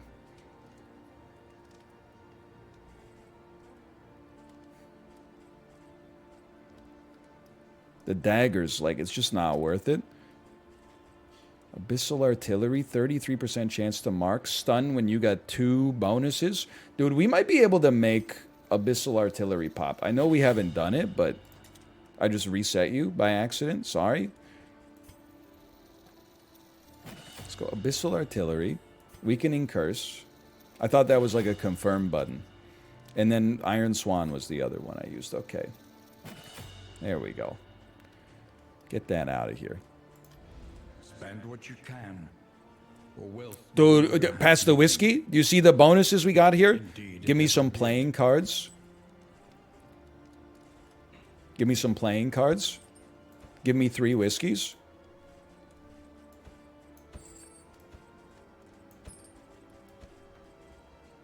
Don't forget your lights. Good point. Good point. Griddle. Chance to produce flapjacks before every location. 2 of these bad boys. These are combat items. Okay. How could I not? We still have enough baubles. A sound investment in roads yet untraveled. I don't have the space. Whatever. I'd rather have pancakes. Meet each challenge on its own terms. Okay. Give me some playing cards on Dismas, please. Oh, oh, oh, oh. I don't know. That seemed pretty bad. Run it back. That seemed unbelievable. That seemed like a perfect play. Let me look at my relationships real quick. You're 15 on Dismas. Your max affinity. And 15 on... Dismas is 15 on Boudica. And you're much more likely to be friends with each other. So let's whiskey, Boudica, and Dismas. Whiskey, Boudica, Dismas. Whiskey, Boudica, Dismas. He's so charismatic. Take me to the provisioner. You know what? While we're here, little slime mold on Boudica. You have iron stomach or something? Like, what's going on? Toon Hummer. Give me a slime mold on you. Okay, because you're taking a lot of hits up at the front. Buy some stress relief. I bet you'd love that, wouldn't you? How about some calming incense at half price? Something to ease the rigors of the road.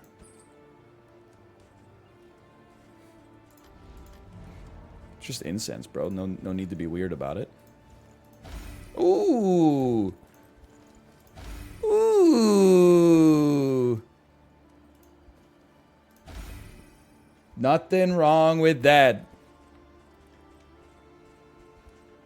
Rest me. All roads lead to The mountain. but only one leads beyond it. Rest for the night and then journey onwards? Yes.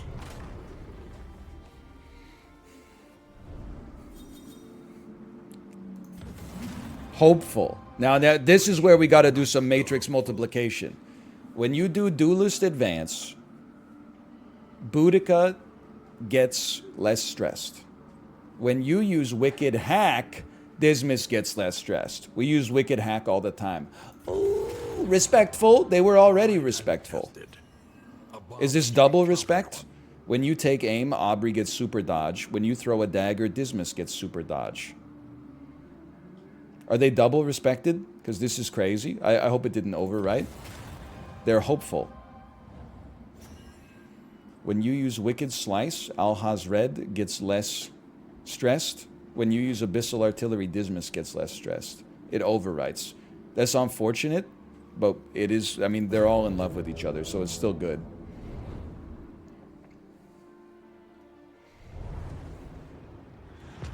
The mountain. Oh, they reset every inn. Oh! At last, the great ziggurat. Temple of failure and regret. Just give me a moment here. You need to equip this. Let me see my combat items. Oh, no. And then trinkets. Hang on. 75. We don't want to lower your damage. We don't want to lower anybody's damage. Raise your damage for lower HP. I actually think is good on Audrey now. You're stained. You got fire resist. Yeah, we would love you to have higher damage, lower HP.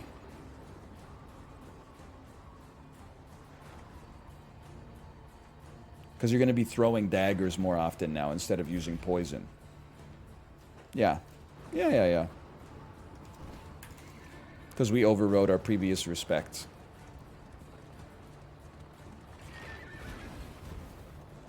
What does the map look like here? Oh, it's just a mountain.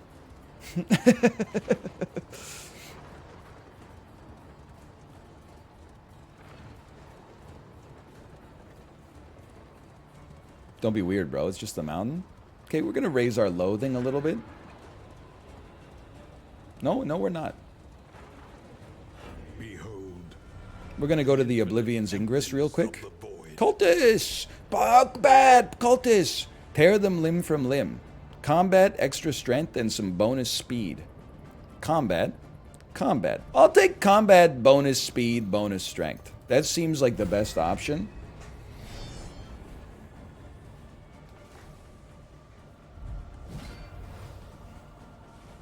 Please let me go first. Thank you so much. I really appreciate that. Hey, where's my bonus damage? You got... The altar should go, if possible. I bet we could probably kill the Herald. And this reduces stress. Do we want a Duelist Advance? Wait, excuse me, he's not breaching anymore? He lost Breacher? That's an important part of my game plan. Okay, we'll take aim. Look at the perks, brother. Then I'm like, an Abyssal Artillery.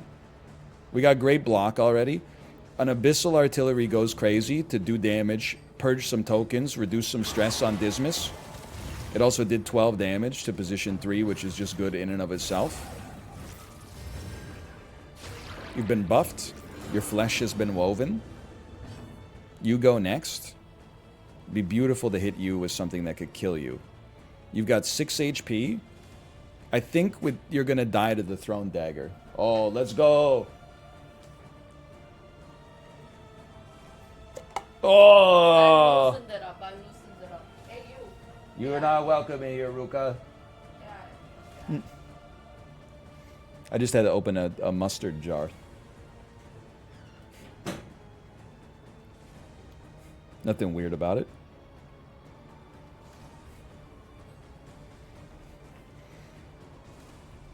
I'm just thinking here. Just thinking. You should use one of these.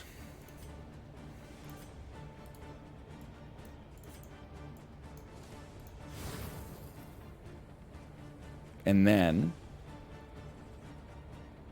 I think might be, honestly, I think, well, we're going to toe-to-toe with something. Yeah, okay. I think let's Barbaric Yop you. Weaken you for 2 turns. You get a kill with the Throwing Dagger, I'm assuming. Just barely. Add some dodge, reduces some stress. You do next to no damage. The stress is annoying, but you do next to no damage. Then You have guaranteed crit. Bravo! Sucks that you had the block, but we still got the stress reduction. Quick Iron Swan. Gets the job done. Quick Throwing Dagger.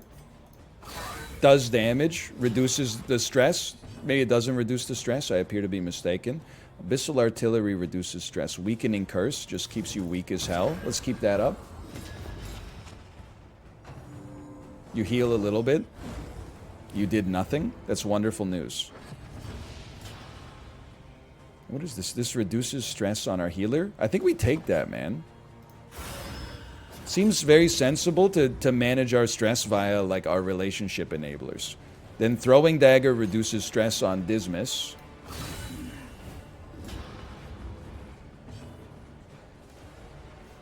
All you can do is Abyssal Artillery, really? Does help Dismas out, I guess. Appreciate that.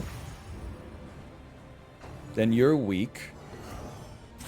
4 damage, nothing serious. Heavy stress, though.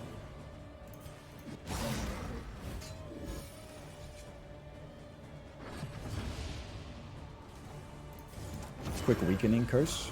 My mother-in-law's posted up in my house watching Bollywood all day. What should I do? Listen, I wish I had an answer for you. This is not an answer that you're gonna like, okay? But I think I can't relate necessarily to being... let me rephrase. I was gonna say I can't relate to being annoyed by that, but I think I absolutely can relate to being annoyed by that. But now that I have a child, every time I'm in a situation with, like, my extended family, I'm just so grateful that there's other people there giving attention to my child. That, like, before we had kids, the concept of, like, my wife's mom staying with us for an extended period of time would have been, like, a little laborious. Now that I have a kid, I'm like, I would sacrifice a lot of comfort in my own home to have extra help with the child rearing, for sure. The Nightmare Gate is revealed.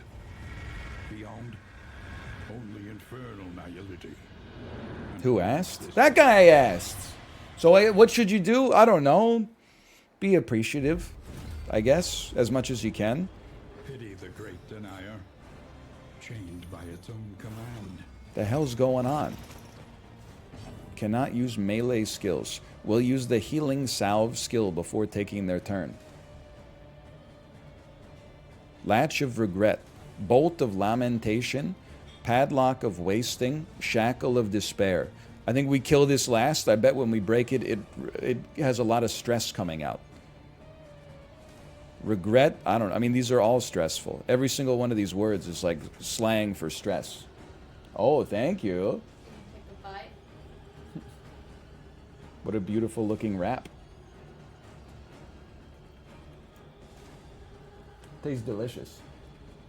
What did you use my glass? My baby asked for it. What? She said, "Where's my Melody cup?" And I said, "I don't even know if we have a My Melody cup." And she said, "It's in the cupboard." So I went into the cupboard, and then I was like, "There it is." She's right. Oh, you just didn't use it? No, it's clean. Look at this. Holy cow. My wife, when we were at my parents' house, every day, I mean, we went nacho husband mode. My mom made wraps for us for lunch every day. Came back, my wife asked my mom, "How do you make those wraps?" And yesterday, we bought all the ingredients at Costco.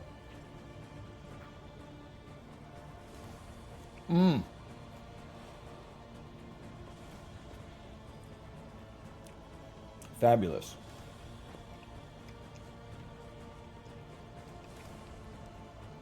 I don't know what to do.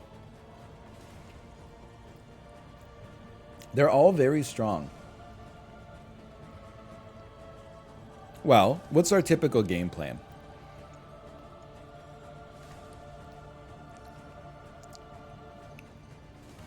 How much damage does Abyssal Artillery do? It does mark. Be nice to... You're not going to get any killing blows. Don't be an idiot. Okay. I'm going to say Bolt scares me, so let's weaken it.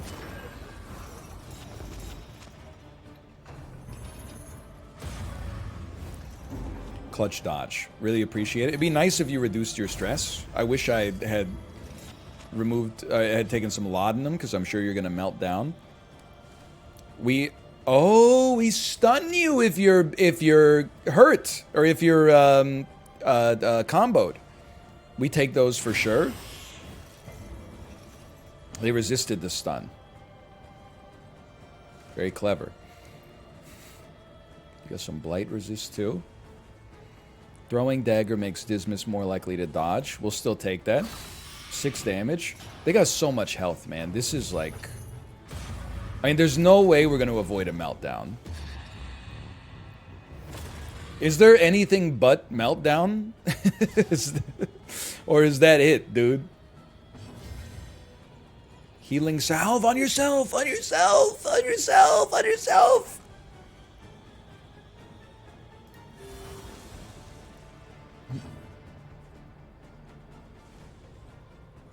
Might as well get your hero's journey. What are we at? 85. It's probably not necessary to use it, but at least it completes your quest. We barbaric yop because we have no other options. It's probably the best move anyway. Death's Door. Wrong unit dodged, but this is our occultist will have a chance to keep you alive. Denial of Fortitude. Cannot use healing skills. Alright, never mind. Our occultist will not have a chance to keep you alive. You're on your own. Everybody else is doing okay on stress, which for me means this is a take aim situation.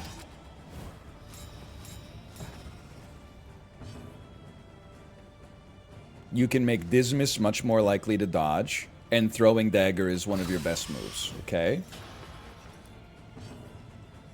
I mean, your ass is just really irritating. That's great damage, at least. It did make you bloodthirsty, which sucks really bad. At least you resisted your stun. Great dodge on that one. Really appreciate that. Great dodge. Oh! You don't come for Dismas! Resisted the... I think we can't deny that we've gotten pretty lucky. Definitely don't want to use a taunt on her. Maybe if you just kill one of these things, the mission ends. Cannot use melee skills. I can live with that.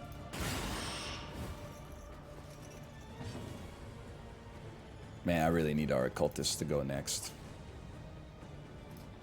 Thank you so much. Don't attack. Yeah, that was not surprising. She sought a glorious end and found it. Not surprising. But you know what? We're 1 for 1 right now. Who goes next? You go next? The Shackle of Despair? How about the Shackle of Despair? Of these on your forehead.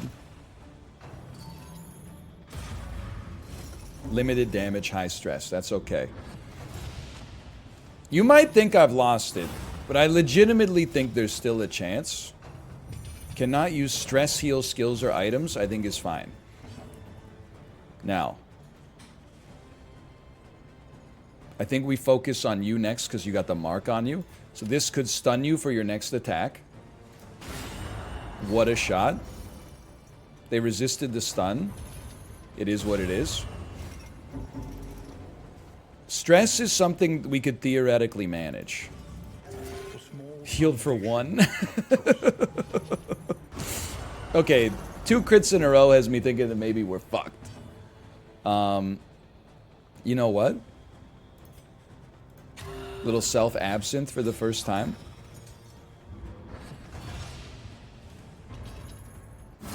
Denial of Fortitude. No healing skills? I can live with that.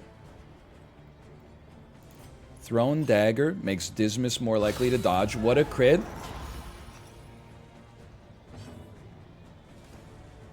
Weakening Curse. Stay out of my face. Pistol shot. 4 damage. It's not great. That was supposed to be a dodge, just for the record. You're stunned, you're vulnerable, you're in a horrible position. You did dodge that one though, so you're not on death's door. I appreciate that. Holy cow, you're burning. That's horrendous news. Nice dodge though. Can't use stress heals. Okay, that's fine. You have to use a normal heal on yourself. You're about to have a meltdown too. 13 is a good heal. We take those.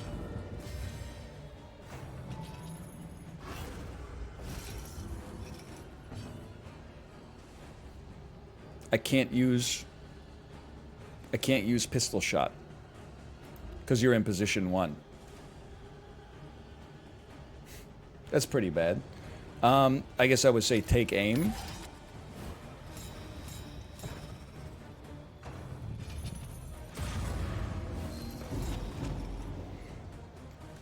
Don't. It is kind of falling apart. The fatigue. Denial of arms. Okay, no melee attacks? Well, what are you good for then? You can't do anything. Tracking shot.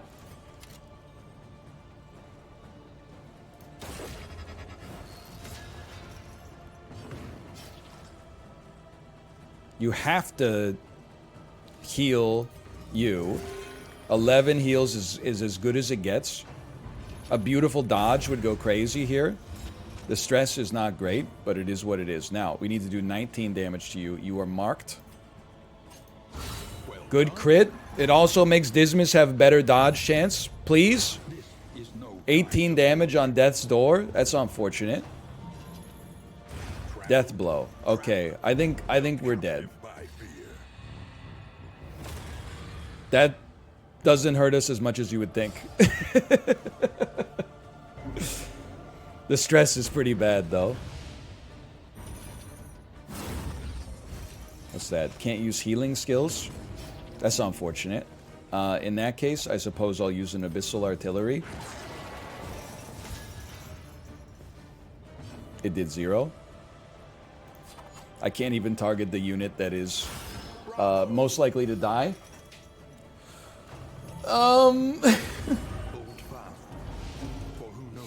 It is what it is. I still had fun with this one, but yeah, we're not gonna make it. That's a nasty death blow. He courted the unthinkable, but to no avail. You think he solo clears? I'd be surprised.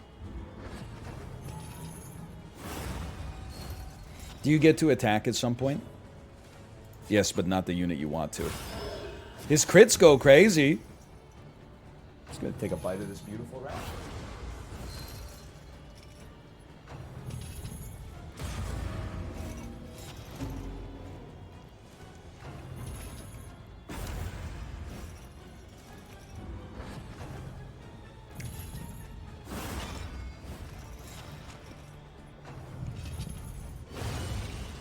Merciful.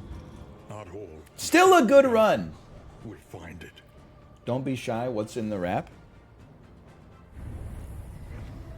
Each Little milestone deli makes the turkey. next road just a little Thick slice of tomato, Swiss cheese, Dijon mustard, baby spinach. It's that simple. 43 candles is kind of good though.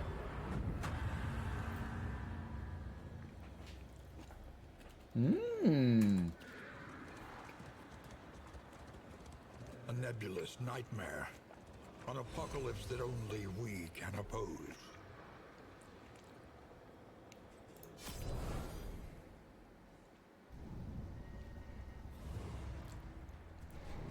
Aren't you paranoid about the nitrates?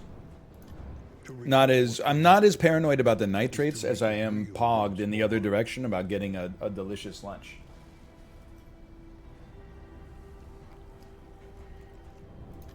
The more they have to hold on to, the harder they will fight.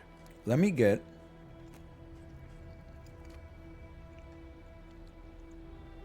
new units. Let me unlock let's just unlock a bunch, man. Vestal, Flagellant, Bounty Hunter, Leper, Jester. I can't get the runaway. Oh, he can't get the runaway. Daddy's going bad, almost like he couldn't afford the candles to get the ooh. She's a little runaway. There are thought for tools of Hello, life. Chiblee. Act 3! It's been a while. Serve us well. Let's get an in item. It's a great game, dude. A drop of sanity in a sea. Me when I get a loaf of bread, a drop of sanity in a sea of madness. A welcome advancement in the A welcome science of advancement in the science of survival. Anyway, we're gonna unlock all this stuff, and then I'm gonna go to the bathroom, and I'll be back, and I think we'll do like a WildFrost survival. run. The world's affliction Slash and marker overcome it. ED2. Okay, see you in like 3 minutes.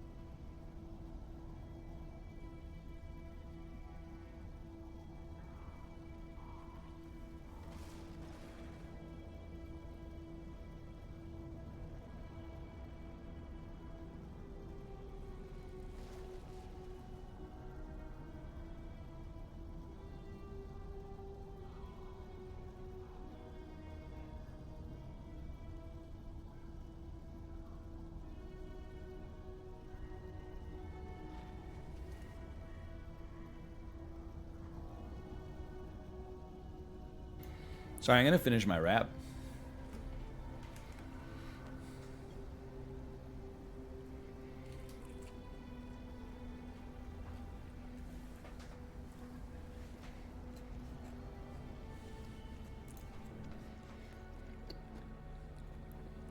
I am munching.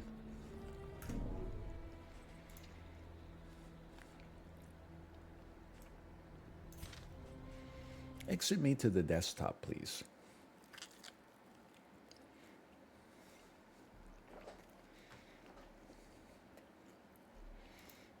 Oh man, now I have to think of a new stream title.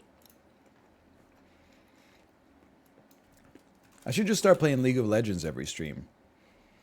Road to Diamond.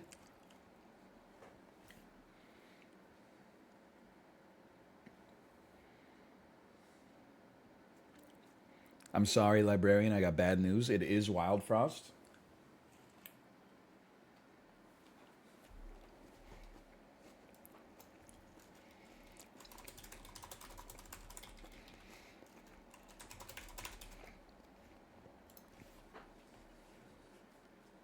Sorry, NL.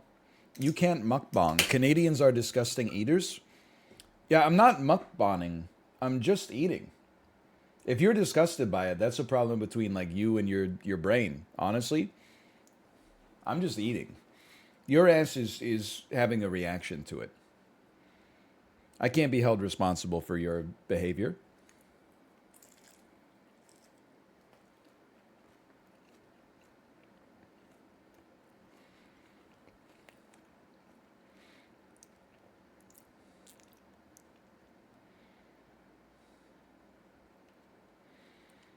Misophoniacs coming out of the woodwork. Isn't that like a Japanese Vietnamese noodle soup? Misophonia?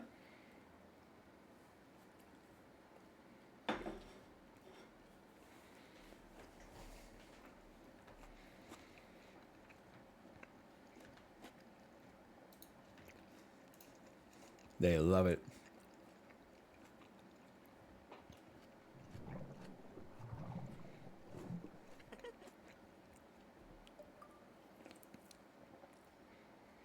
What are you drinking? Cherry bubbly, man.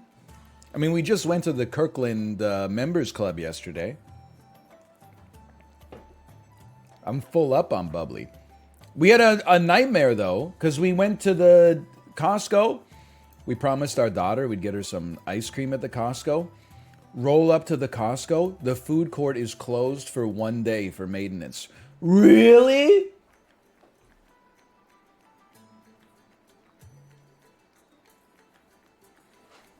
My dream is that they're closing it to finally implement my suggestion of having a exclusive lounge for executive members only.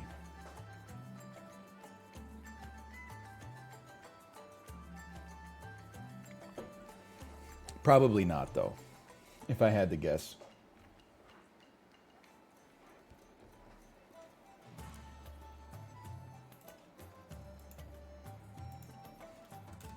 Okay, /marker WildFrost.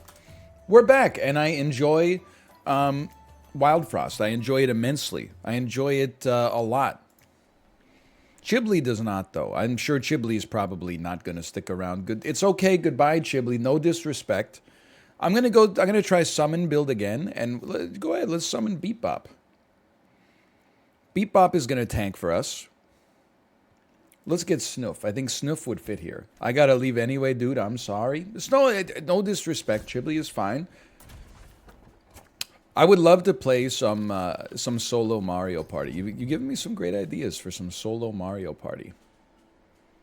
It takes 5 turns for him to summon Beep Bop. What a waste of everyone's time. Give me a Junjun instead. Get smoked.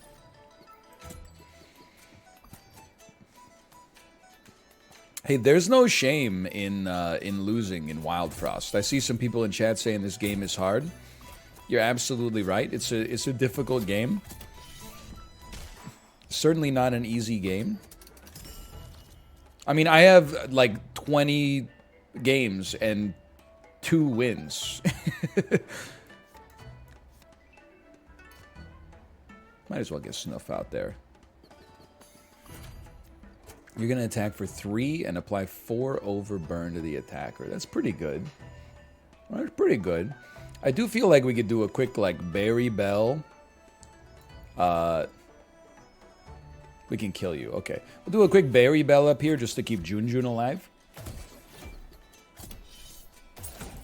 Beep Boop kind of goated with it. If you say so. Seems pretty goated to me right now. It's an easy kill. Are you seeing this? We have like 3 turns just to insult this goblin. Hit him for 0, farm some bling. Hit him for 2, farm some bling. There's nothing else here. We could just sit here. Get another Junjun out there. 2 wins. Oh, some people didn't see yesterday's stream. Sorry. Ooh. Just get a beep boop out there faster. Oops. I have to internalize what happens with beep bop. Overburn explodes when more than or equal to health damages all targets in a row for the level of beep boopedness you've got. I understand now. Okay. You should hit this unit. You should go first. This is like maximum power for us. You guys can take a little bonus here. Thanks for the bling. Thanks for the bling. Okay, now you're all attacking. This is going to be wonderful for us. This is beautiful. It's a beautiful thing that's going to happen right here. I'm going to smack you.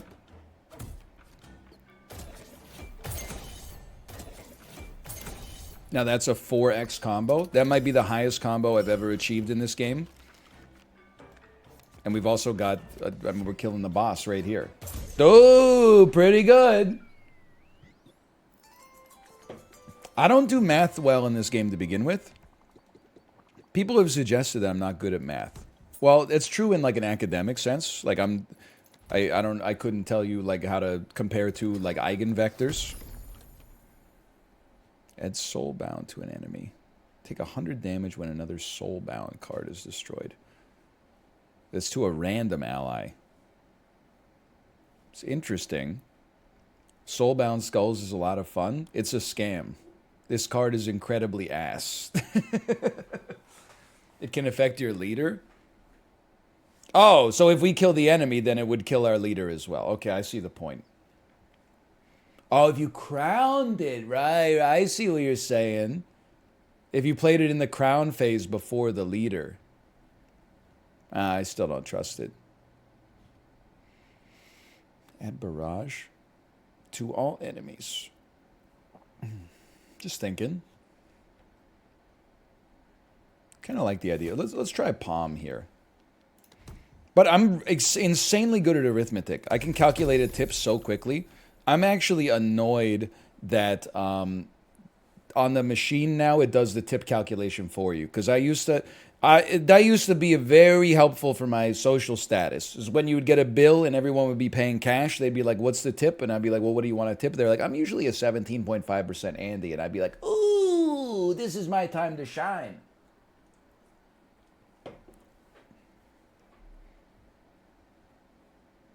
Let's take you and try to have you in your own row.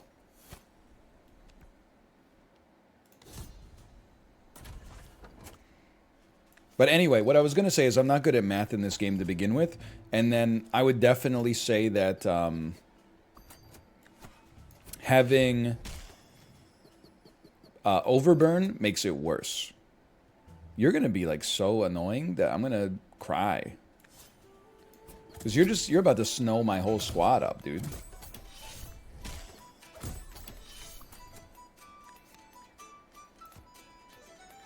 You're snowed for 2. That's so nasty.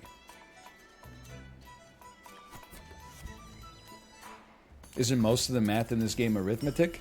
Yeah, but it's like using an abacus instead of using like a piece of paper. Like I'm not familiar with all the who's-its and the what's-its and the so-ons. Okay, let me get a bomb out here. 4 overburn on you. Abacus! I can't even use Palm Mask here. I don't want you to ever attack again. Like, you're super annoying. I want you to be killed. Wait a minute, but then you're the same guy.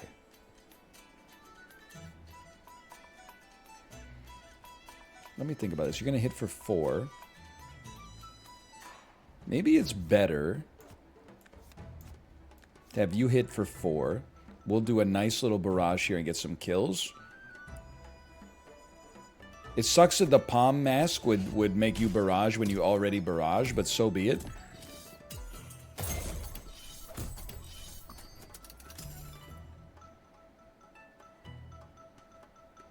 I would like to kill you and get some bling. How does that sound? We got a little bling for hitting the goblin, at least. You're about to summon a beat bop.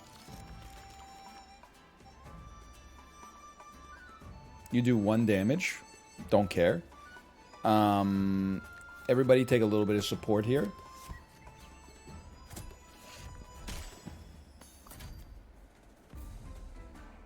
Bumbo.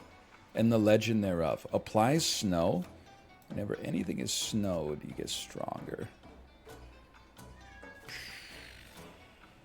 Just like to keep you out of my face, honestly. You big disgrace. Then, count down your timer.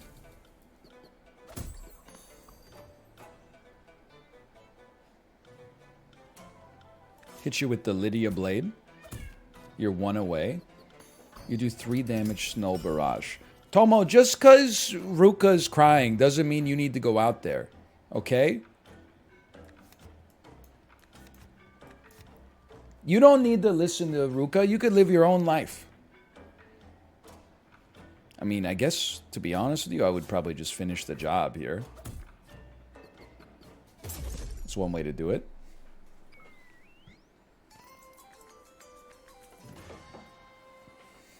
Do you want to go out? You want to go see Ruka?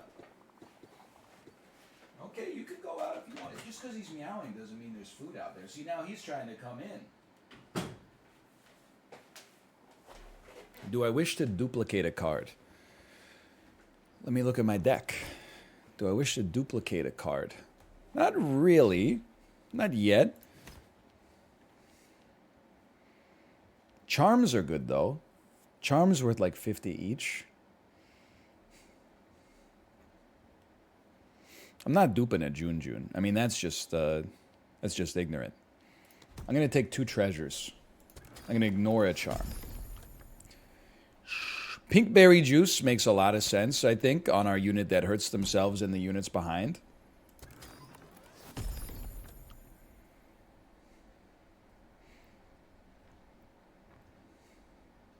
Ice Spice. Is Chibli still here?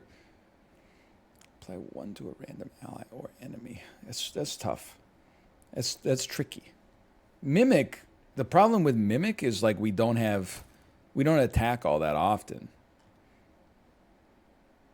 And Mimic only does it when an ally in the row attacks, which would then get killed by our Barrager. I guess I would... Give me a Shade Wisp. Let's try it out. It's just different. It's just a different style of gameplay. Summon a Leech on the enemy side. Restore 2 HP Barrage. We do have kind of like a tank build, but... Okay. We're going to Crown Bomb. Yeti Skull is pretty sick. We just need to... Yeah, no, Yeti Skull was great for us last time. We do like to tank a little bit. So, more healing. I think we got enough healing. We got essentially two healing cards already. When consumed, apply 2 overburn to all enemies.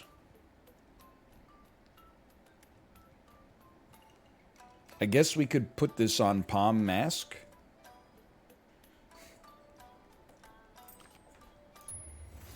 Could set up some combos for us that I'm unlikely to take advantage of. Won't that just kill itself when it goes out there? I hope not. I didn't really think about that.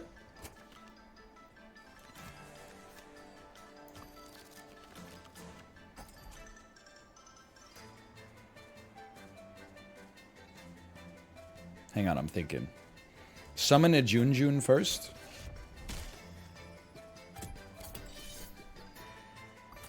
Yeti Skull the Jun to slow down the Makoko.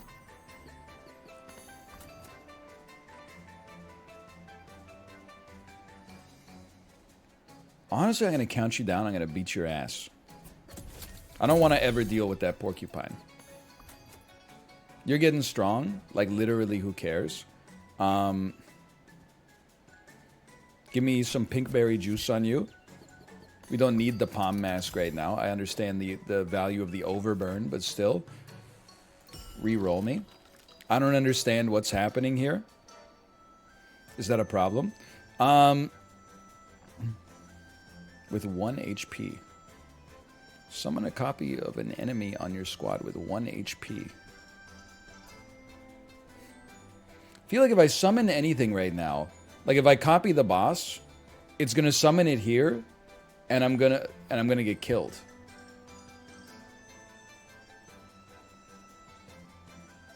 Or it's gonna get killed, I should say. You can't copy the boss anyway? Oh, you know what? Noted. If I copy the Makoko, is gonna die too. So if anything, I think we just tank the hit on Bomb Bomb this turn. Summon a Snoof. Then we get you out here. You could apply some Overburn. And then you move up. I'm not going to Shade Wisp yet because you're going to barrage and like annoy me a lot. So let's not do that yet. If anything, I'm going to put a Blizzard Bottle on you. Actually, a Makoko in the back could have been good too. For some reason, I thought you were going to die, and that clearly did not happen. I'm willing to take 3 damage, and then this will lead to you being killed next time, and you'll do damage to the boss, which is nice.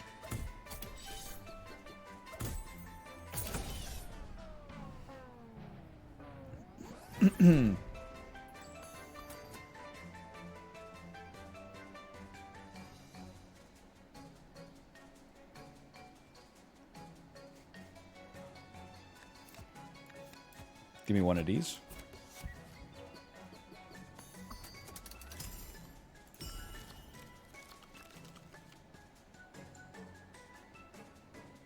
You do 2 damage. I'd rather have you hit our hero so that the Bomb Bomb isn't immediately gonna die. You got 30. I can't really... I don't feel comfortable summoning a Jun just yet. Although, no. I don't feel comfortable summoning a Jun just yet.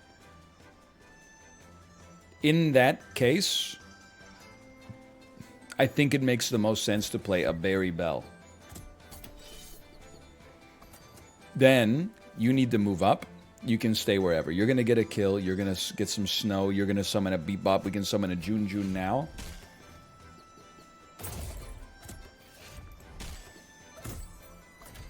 You're snowed for a turn. We can overburn you. We can get you killed in like 2 turns. I think someone's going to get injured this turn, though. Kill you. Move you up. Move you down. Just think about this. Let me just let me stop and think about it for a second, okay? I think this is the right play. That did not kill you. The math ain't mathing.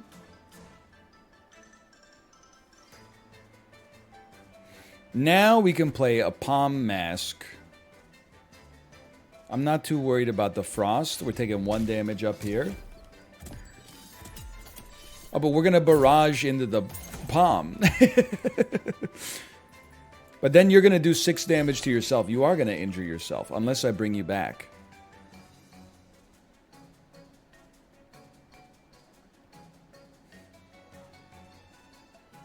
That's spooky, man.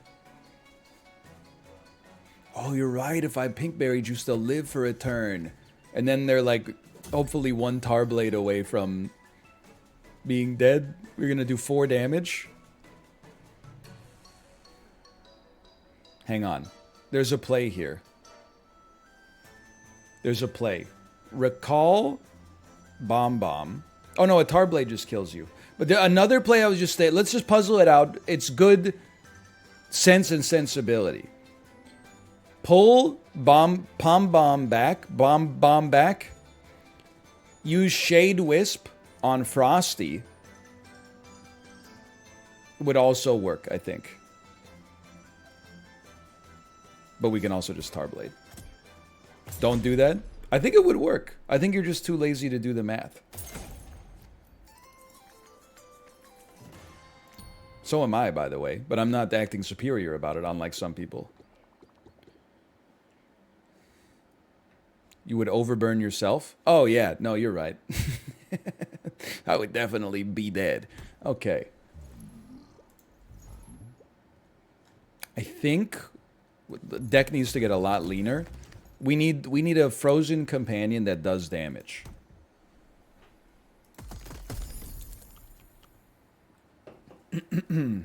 Foxy does damage, but he needs buffs to make it work. Cheeky Cheeky can get pretty good, and we do have a sacrifice engine. Big Berry's nice for the tank. I think either of those would be fine. I think Chicky Chicky is right for the sack builds. I mean, 2 to self and allies is not that much. 5 damage is nice, though. Okay, let's get the sack engine going here. We're playing Aristocrats.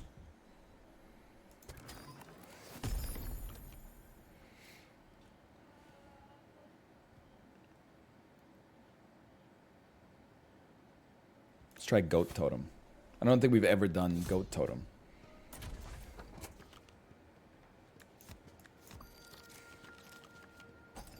It goes sicko mode.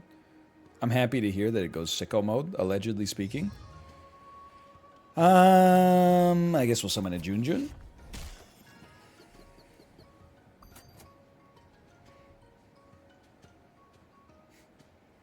I feel like a Shade Wisp goes insane here.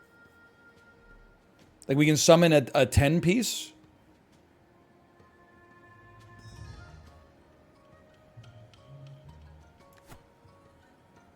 When hit reduce counter, when hit reduce the attacker's attack by 1. I mean that's huge.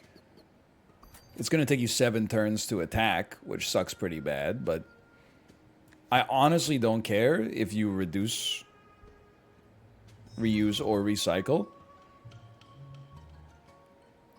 When consumed, apply 2 blank to all enemies. Let's try it.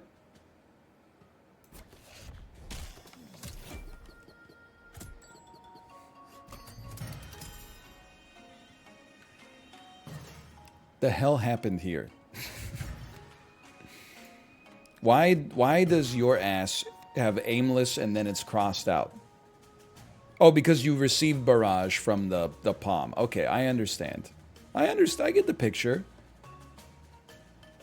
If anything, I would Tarblade you. Well, there's a number of things we can do here. This also sets up a combo. And we only lose the 1 attack off that. And we don't lose the attack off our Tarblade, which seems sensible to me. I would love for you to summon a Beep Bop. I would love Grumps to possibly live longer. Let's use a Berry Bell down here. And you're going to attack a Bebop anyway, so like literally, who cares? If anything, I would love for you to attack right now. Let me get a redraw here. I would Yeti Skull a Junjun next turn. Let's give... I'm still going to give more HP to Bomb Bomb. Pom Bomb? You're also annoying, though. You're attacking first. That's bad. You know what? I think there's a lot of right plays. I'm going to snow you for a minute. Oh, you're so aimless. This is good, though. You don't attack this turn. I would love to snow you for life.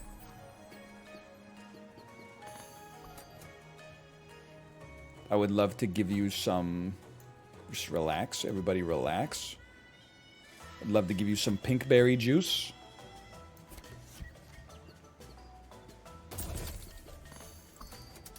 Have reduced your counter. You're about to do 10, which is going to set off a combo here. We'll get Snoof out there. It's nice to kill the Moko head before there's a lot of allies on their team. You're about to summon another Beep Bop. Redraw me.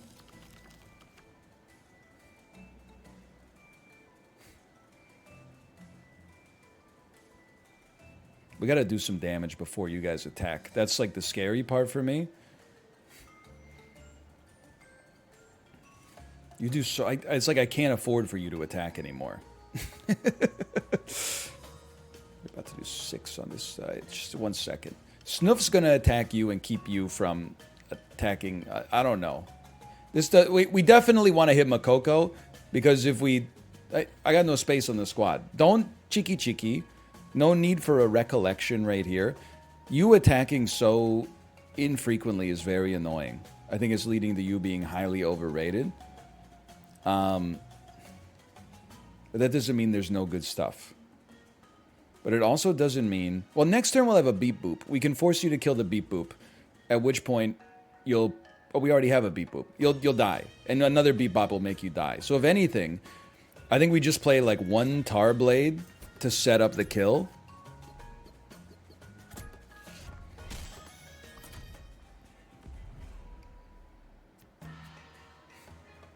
And then you're going to attack. It would be better if you didn't. Whatever. Who cares? I think we can afford like to guarantee that you stay alive in the event of an unavoidable barrage without having to recall you. You get snowed for a turn. We're about to smoke you. You did 0 damage, right? So you're about to do 1 damage. We got to move you up as well. You guys are doing nothing. It's a great tar blade situation. You're going to have 4.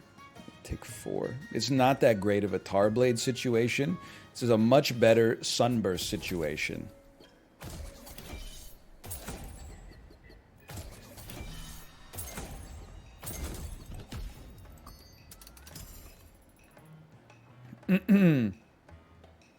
Forgot about that part, but we're chilling. So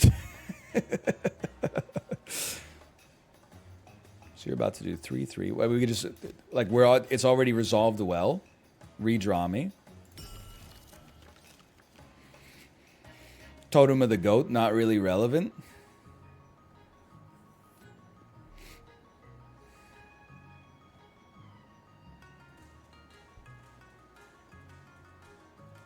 These guys don't have Overburn. I mean, summoning a Pepper Witch seems kind of insane.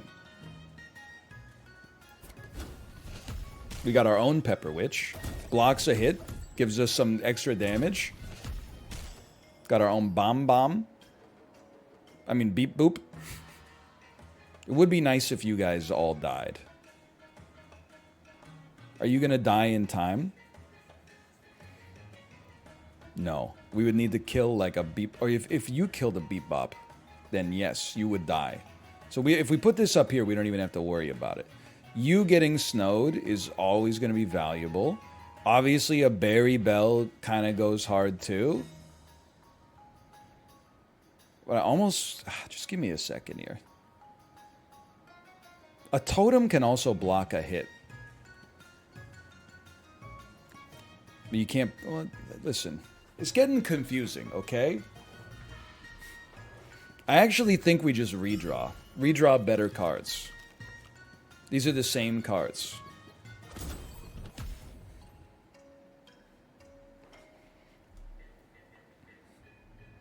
I was hoping to get Pinkberry Juice. I'm going to move you down. I'm going to recall you.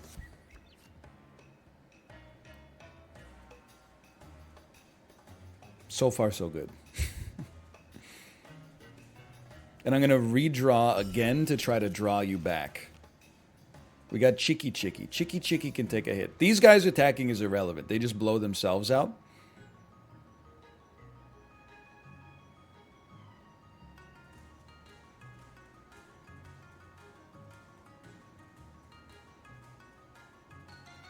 You do 16 damage. We're in a lot of trouble. We got to slow you down more. And I think the only way we can realistically do it is by like applying snow like one at a time.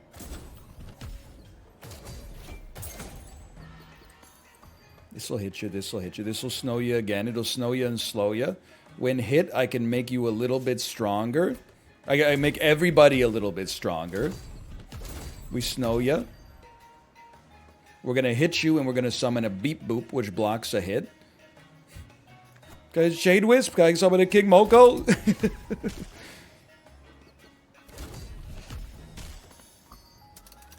You go in 2 turns, redraw me.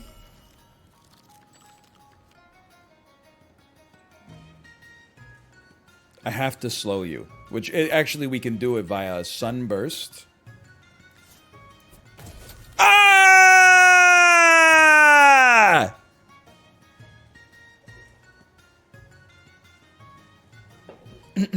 Sunburst does some damage.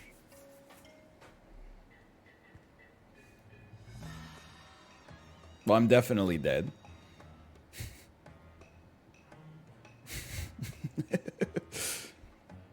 Yeah, I think there's no way around that. You got me. That hurt. Forgot that Sunburst does some damage. It's alright, we'll run it back. Quick restart me. When hit, apply Bomba to the attacker. When hit, apply Poison to the attacker. Ooh. Bomba's really good. Give me Mill back here.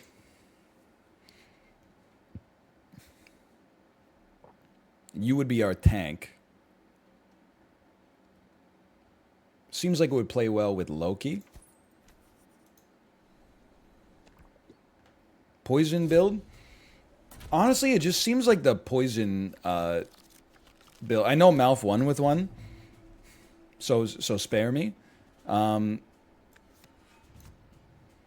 just seems like 3 poison takes a long time to build up to something impressive. It doesn't seem like they brought their best poison in this game. It's 6 damage? Yeah, over 1,000 turns. Might as well.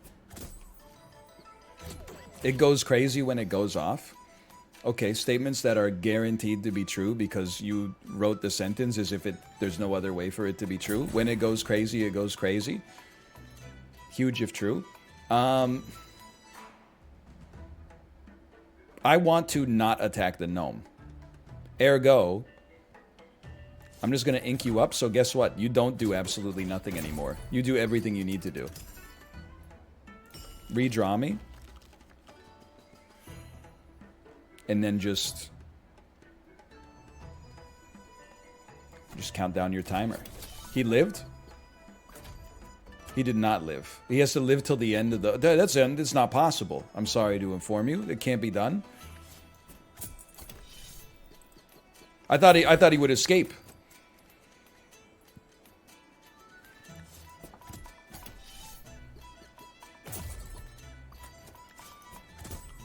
Still doing okay, though. Just let me get my gear hammers. Oh, no, no, no, Loki, no! Oh, Loki!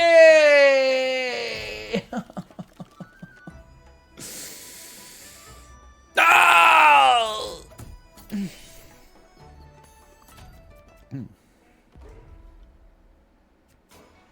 I'm just gonna ink you.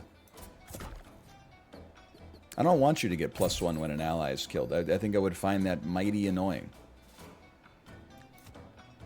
We don't really need Bomba on enemies that have 2 HP.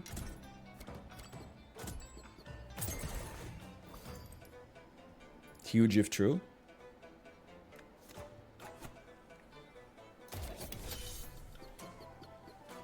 This is why we like Snuff. You should listen to your friend Snuff. He's a good guy. He just wants what's best for you.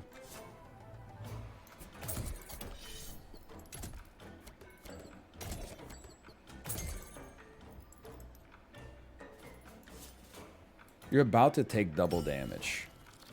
We don't have to play a gear hoof. We could just slow you down forever. I mean, you're dead in a variety of different ways here, now that I think about it. There you go.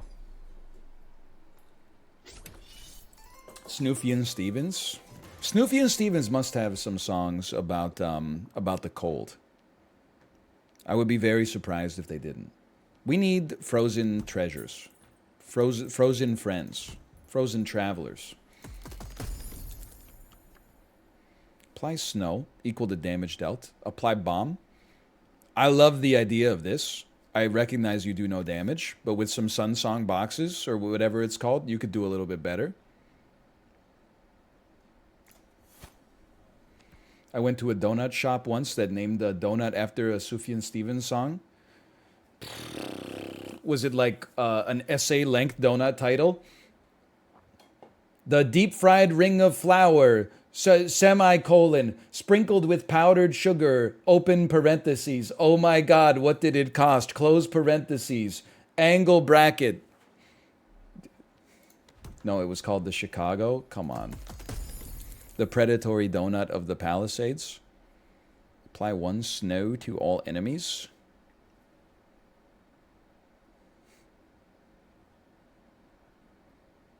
I just don't trust you.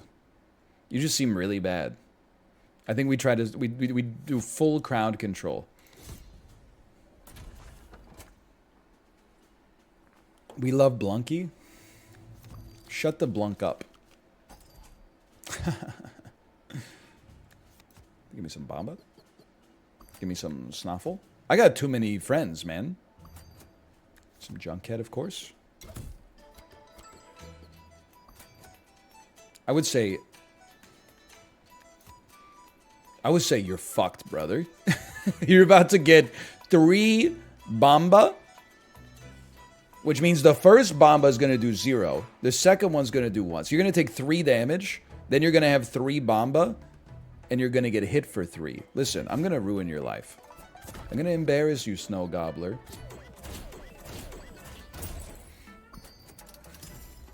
Get ready to learn Chinese, buddy.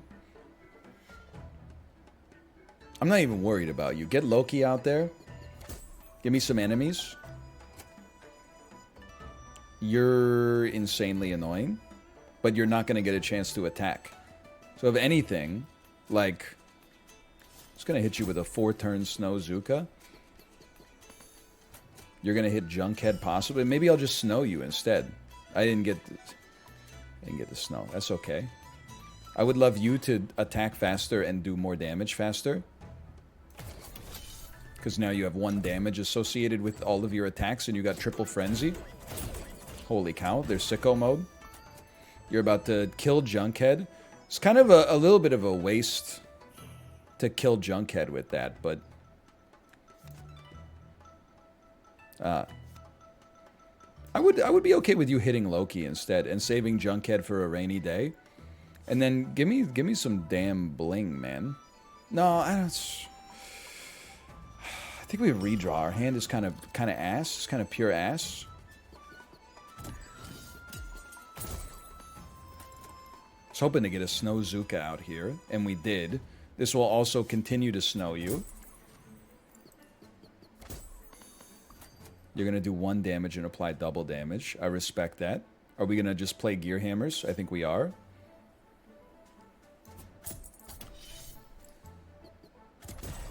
Loki, can you stop that, please? You're about to get crazy Bamba Frenzy. Yeah, I would do that. Honestly, I would redraw again. I think my hand is pure ass. Which, every time I say that, all I can really think is that my deck must be pure ass, but... You're about to do 1 damage Frost. How about to the unit that doesn't even have any, attack? Love to get you to attack a little bit faster. You're about to get killed, so this is where Junkhead moves up. Not even worried about ink on you. This is going to snow everybody. I'm worried about ink on you. And then your life is over. Presumably.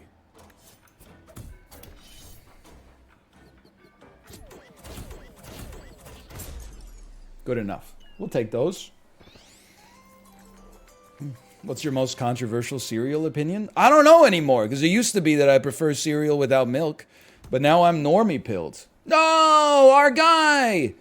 Now I put oat milk in my cereal, and even a little oat milk in my coffee, so I'm just a normal dude. I guess my most controversial cereal opinion is that I still think that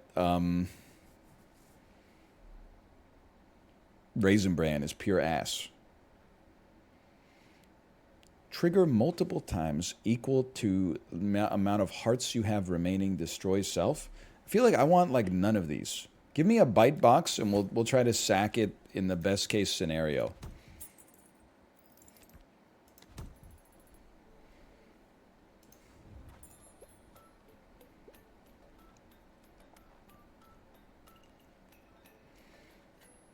I think it's a solved shop. I don't hate raisins. I just like...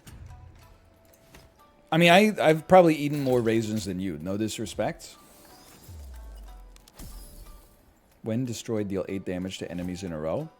Goes crazy on Bite Box. I ate raisins like once a day in my school lunches. I don't mind them. I don't throw up if there's raisins in like a cinnamon bun or something like that. Or I don't mind an oatmeal raisin cookie. It's just I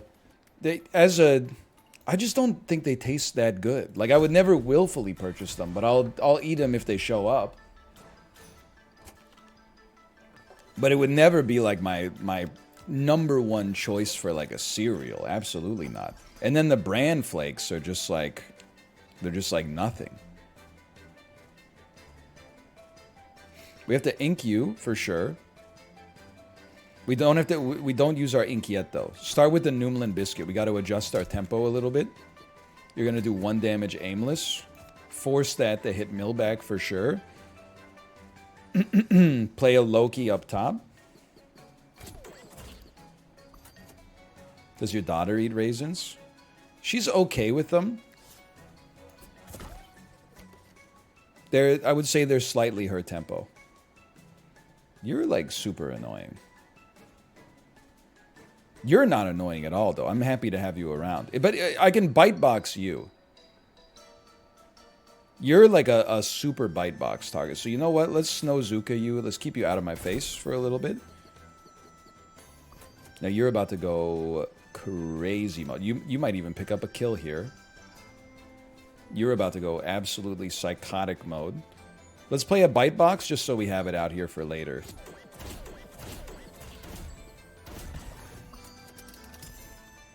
I guess we'll just blow up the boss. Wasn't my original intention, but seems like the right time. It's true, I could have just played a junk on it, but it's okay. Okay. You're going to hit for 2 and apply a snow. So I think the way that we do this, go ahead and apply... Oh, this is... Well, you know what? It's a great turn to have Junkbox, or Junkhead, just tank some hits. We'll get Bite Box out there at some point. Don't worry about Bite Box. Let me worry about the Bite Box, okay? You're 1 damage aimless. You're 1 damage aimless. Neither of these are too relevant. Let me get some... Well, there's a part of me that thinks the most sensible play is probably just the Sun Song box you first, so you get to apply a staggering amount of Bomba on this turn. Now you've got Super Frenzy, which is annoying. Bite Box is gone, which is okay. We just Gear Hammer you. You're 2 damage aimless. I would love it if you hit my hero, and thus, well, we could kill you with anything. If anything, though, I think I'd rather just get a Snoffle out there for crowd control. Takes us to redraw. You're going to hit for 1. Leave Junkhead out there. He's doing great.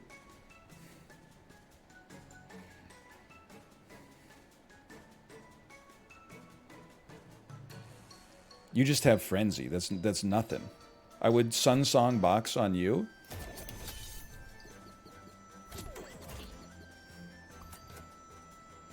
So you're going to hit 6. And then 6. Sorry, no disrespect, Snoffle. Then you're going to do 1 damage up top, which is like heavy who cares energy. And then we're going to win. Hey, Steve's Lettuce, thanks for the gifted subscriptions. Thank you. Much appreciated.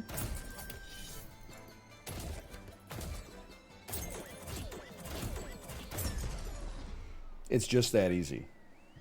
Why did they make this game as complicated as possible? Careful, people aren't ready for...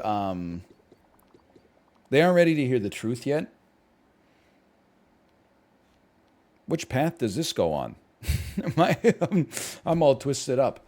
It is very complicated. What do you mean it's not that complicated?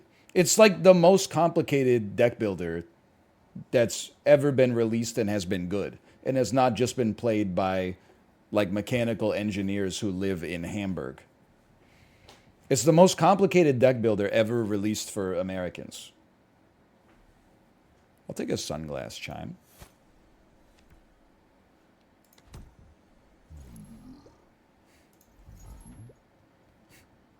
It's really hard.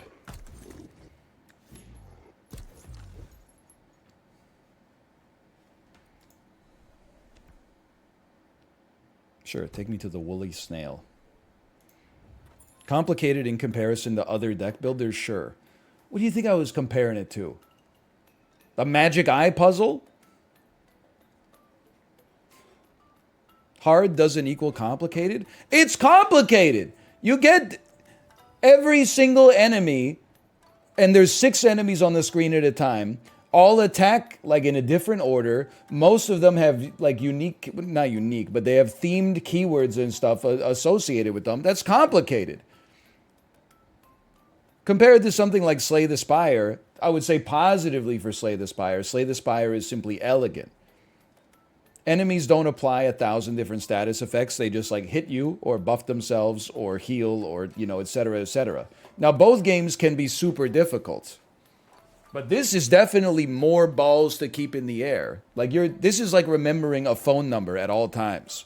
Slay the Spire is trying to figure out how to pay your rent when it's $2,000 a month, but you only got $1,500 in the bank account. You're like, hang on, I got to make some calls.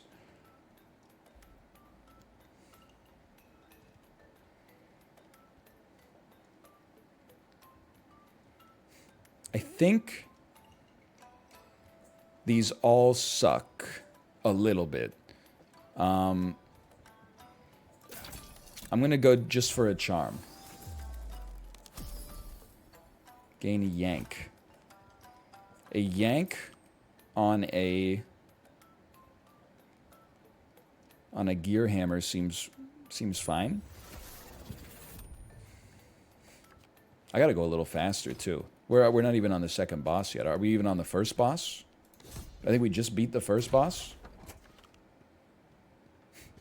We gotta go faster. That's dangerous.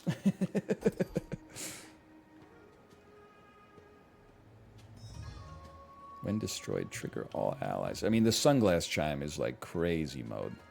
Should Noomlin our Flask? We should have played a Snoffle first. That's just deleterious. Poorly played.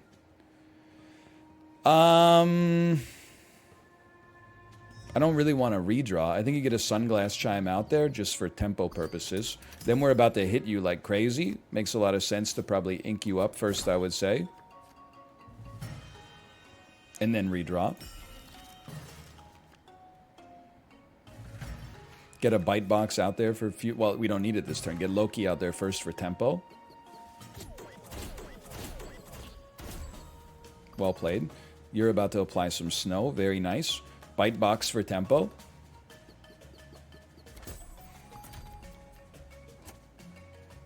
Snow Zuka to waste your time. You're a Makoko as well, huh? Makoko. We should get you to guarantee some Bomba on you. I don't think we want to trigger all allies just yet. But we do want to have, like, Loki on the bottom. It could kill the Grog. It could kill the Batman. It did kill the Grog. That's fantastic. Did you like my clutch little Batman reference?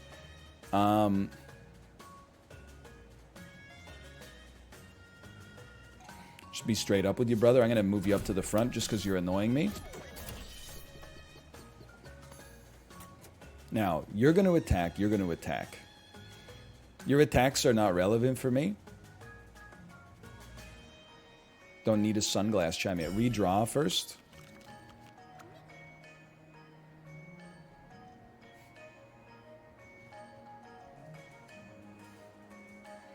Let me get... I mean, I'd rather not take 2 damage, but life goes on.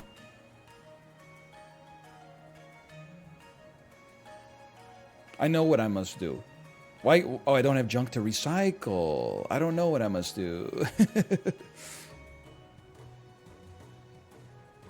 I guess I could just make it so you don't attack me. That's also one way to handle this. Then we need to hit you for 3, which is very easy. And we still have a bite box out there just chilling. We're suffering from success. Like, we're almost a little too good right now. Now we got some junk. We definitely want you to attack faster.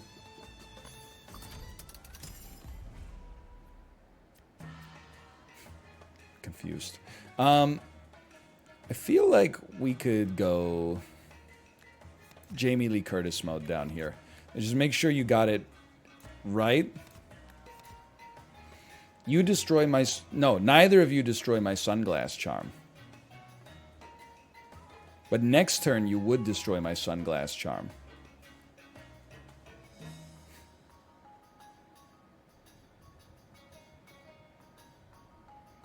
I think... This is free, so let's just get it out there. We definitely don't use it on King Moko. Probably one of you. Definitely you're going to get hit. Okay. Move Bite Box up to the front just because it's a little spooky. Although this could also kill King Moko in one hit. So, but you guys dying would wash everything in the row, which is also great.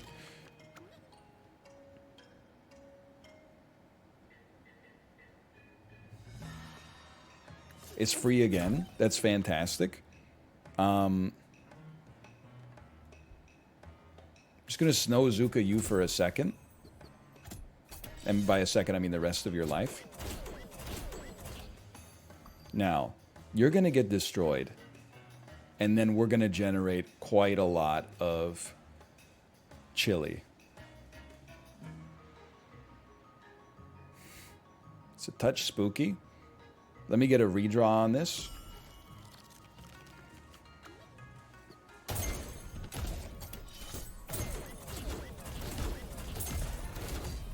That's pretty much what we wanted to happen.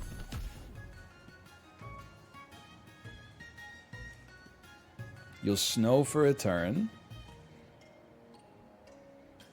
Yeah, we just need to attack like more. I mean, literally everything we... Oh, it only does 2 damage to you? There's like nothing. Don't snow yet. Just run a quick smack. It's a little bit of... it also makes all of our other units stronger every time we smack you, of course. You're snowed for a turn. Get smacked again. I would say get Snow Zuka'd on this turn, which means you also make everybody on our team stronger. And we own your ass. Okay.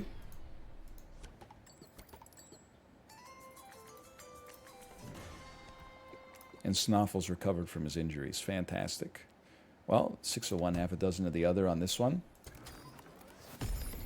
Miss Frizzle kind of carrying. Take chances, get messy, make mistakes. Reduce the target's effects by 1. I mean, that seems pretty good. But also, I feel like we're doing a great job manipulating our timer. I feel like we're... Sunlight Barrage or Sunlight Drum would be nice for us. Add Frenzy, gain Aimless. 1 extra Frenzy, but Aimless? I don't really like it that much, honestly. But then I'm like... It's interesting on Sunsong box, but we need 2 junk to make it work. Also interesting on Ink, but what if it hits the wrong units, man? What if it hits the wrong units? It's a little scary.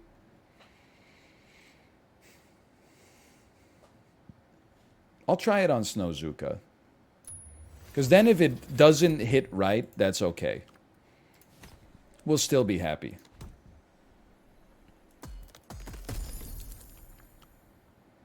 Apply haste, take 2 HP from all allies.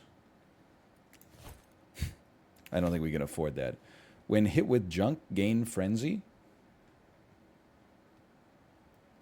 When a card is destroyed, count down by 1. I mean, we can't fit him anyway.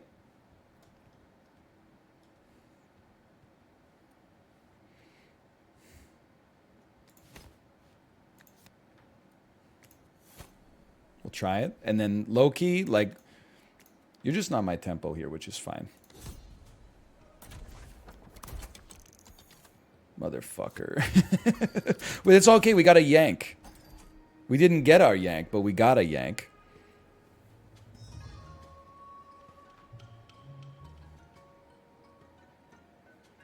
When active, add aimless to all enemies when active. You got aimless to me. I see. Well, aimless could be helpful here. This is dangerous.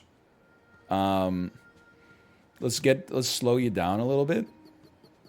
And you're about to do 2 damage.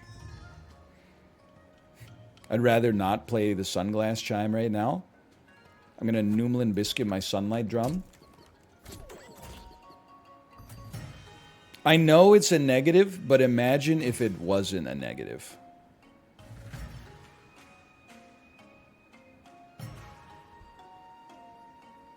Like, the frenzy is what scares the crap out of me. We have to take our chance, though.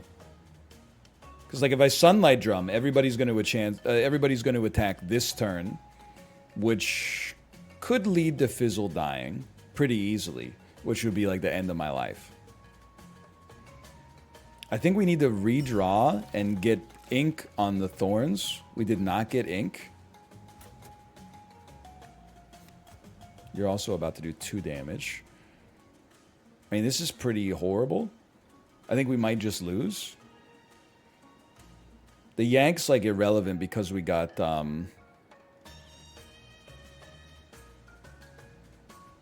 because we have aimless. Yeah, not getting any ink is just... That's, like, really bad.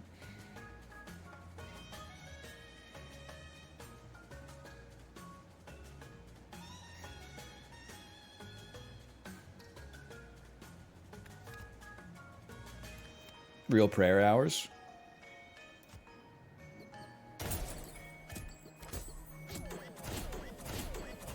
It actually just worked out completely fine. Alright. You're about to do 5 damage. So that's not great, but that's exactly what Junkhead is built for. Activate aimless to all enemies. Definitely seems sensible to hit you with junk. But it also... We need snow, though. Like, snow is more important. Definitely also can't give you thorns.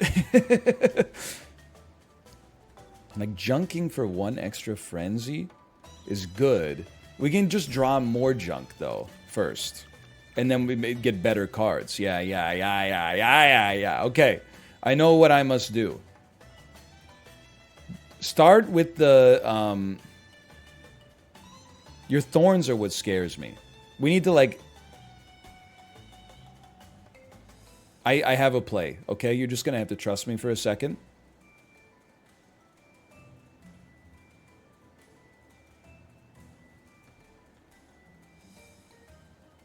I said you're just gonna have to trust me. We start with ink on you. Then we go like, you move up. You move up. You can take a hit here. Junkhead's chilling. You're going to do 1 damage. We don't really care for that. That's fine. You're not going to create thorns, which is great. I guess in this case, we should have junked you last turn. Although we could still go first. Just play your Sunlight Drum first. And I would say see how it works out. Okay, we got aimlessness, which is not ideal. But then... we can kill you before you attack, which is nice. Slow you down for a turn. Add some frenzy on you.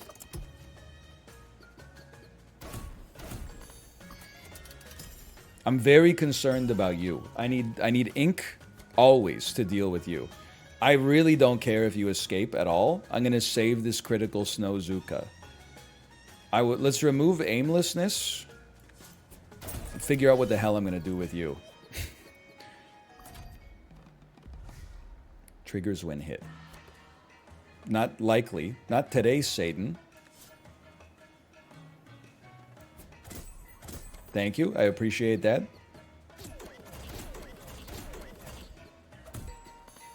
You tried. You're going to do 1 damage. We don't care. You're going to get extra frenzy combined with Bomba, which is really good. You tried. Let's redraw.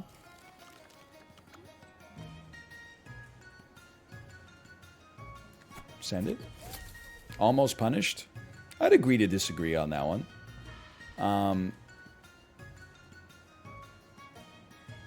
See how Sun Song box you first?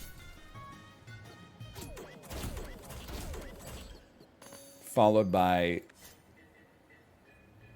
junk on you. And it's over. It was a 1 in 4 chance to lose instantly? I don't think so. I appear to be winning. Hey, hey, whoa, whoa, whoa, whoa, whoa, stop attacking!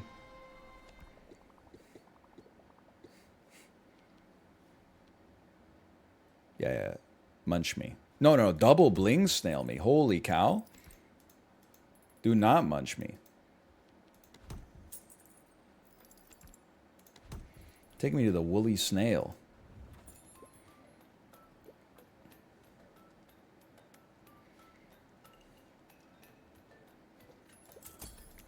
Always crown me. We know how valuable ink is, but I almost feel like you for tempo is very sensible. Then a sun cream on the cheap. 2 Bomba critical. It's like as good, it's better than a gear hammer. Put it in my deck. Give me a charm. Add 1 bonus health. Kind of goes crazy on Bite Box. Holy cow.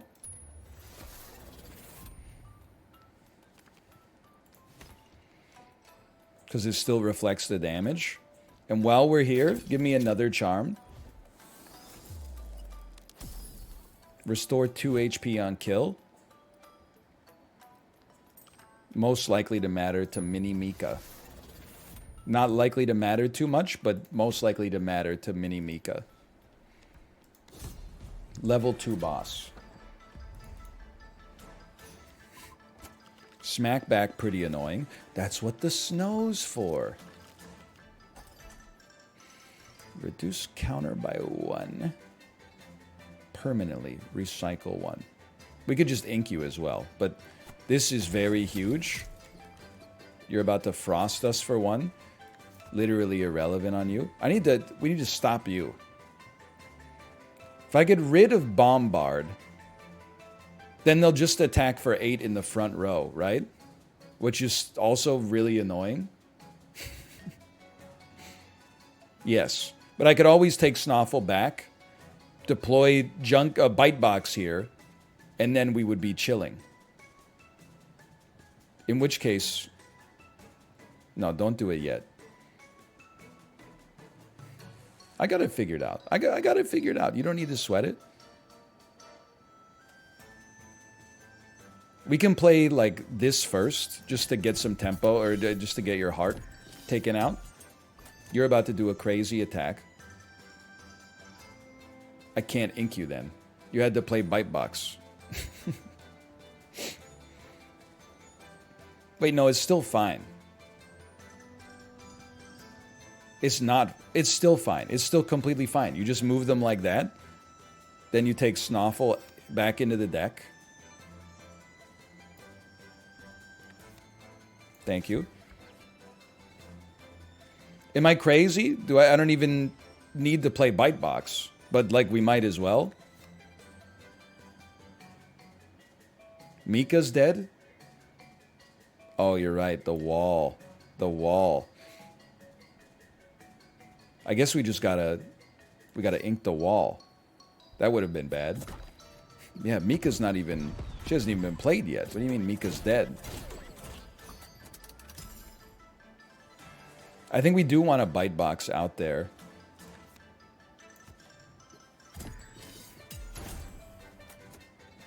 That's the order, okay. You need to be slowed. We can do that with next turn. Start me off with a Noomlin Clockwork.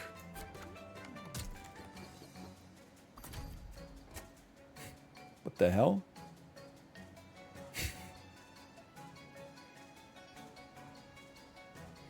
Bite Box. You would be hit and killed. But if I snow you, you will not be hit and killed.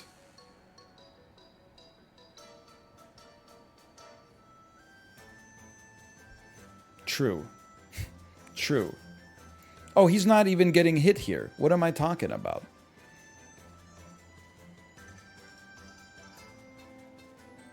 If anything, I want you to die. You're extremely annoying too. You're all like extremely annoying, dude.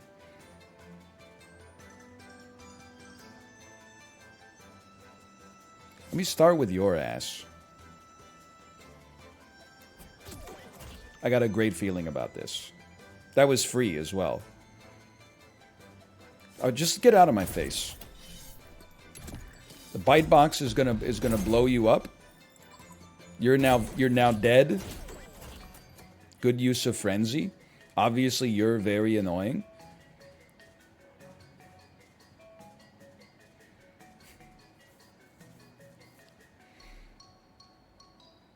I'm not, like, we could set this up here. That's great. At some point, we're going to have to do something about you. The problem is just, like, I guess... You know what? No, this is fine. Probably.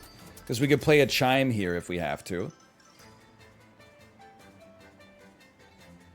I would say just play the chime.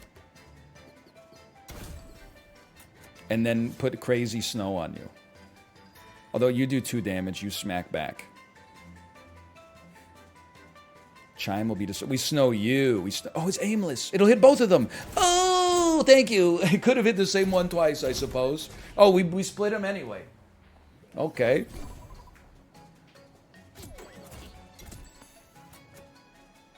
Redraw me. I have no cards. Definitely 2 of these for free. Seems crazy. Snoffel's not going to get a chance to attack. Only you're getting hit right now. So I'm like, why don't you just drum me? Oh, fuck. And you're attacking this turn? For 6 to this space. Okay. Hang on. Everyone shut the fuck up. Forge with 2 walls is nutty. You're going to go first. You're going to kill you. You're going to kill you. But if I put you up here, you're also going to die.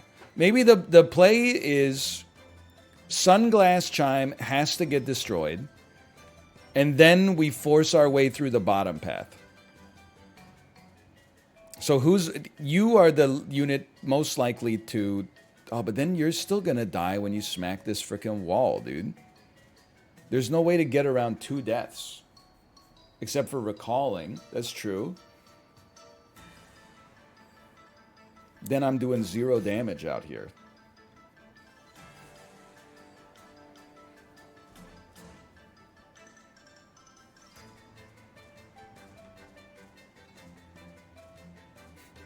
I guess I could recall my chime as well.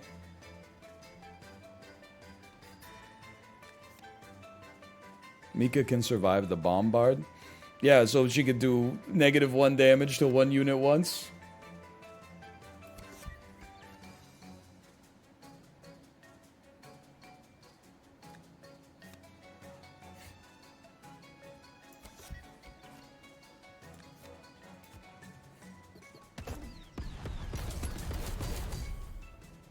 Where's my snow? Oh, right, they smack back themselves. The smack them back themselves, my man.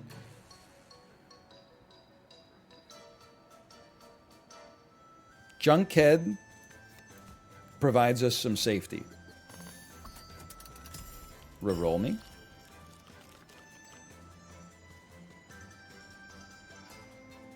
I'm very okay with a bombard here. Ink me.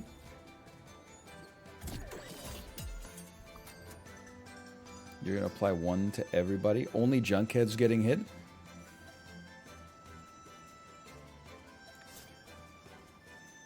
I don't want to snow you, though. I don't want you to be snowed.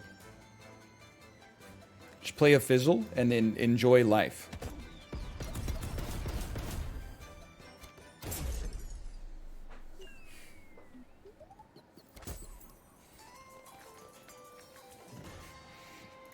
Take card draw +1.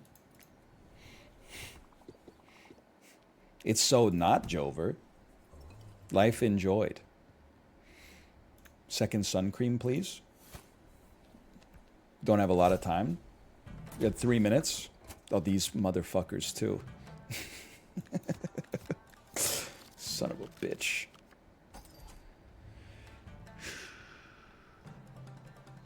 You got to get a mini Mika out there. 2 totems should make this a little bit more doable. You sun cream on Fizzle. You're about to attack. You're better at breaking armor, unfortunately, but it is what it is. We got to have 2 totems out there, so let's send Junkhead out first.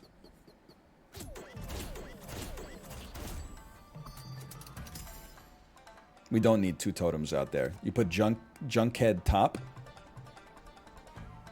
and then literally do like any damage to you at all.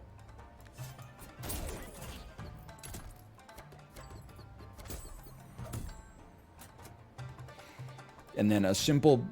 We don't want Bite Box for the crab. We can use it on Junkhead instead for now. Good redraw. No junk in hand. No junk in hand? We can change that. You move down here. Give me a Sunlight Drum on the good lads.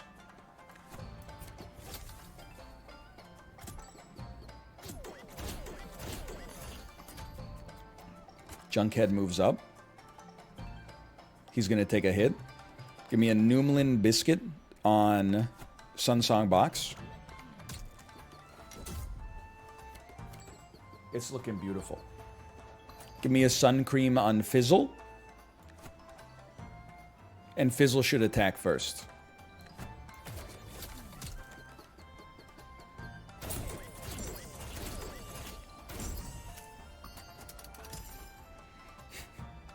A lot of armor out here, no doubt about it. You're going to apply 1 snow. You're going to do a little bit of damage.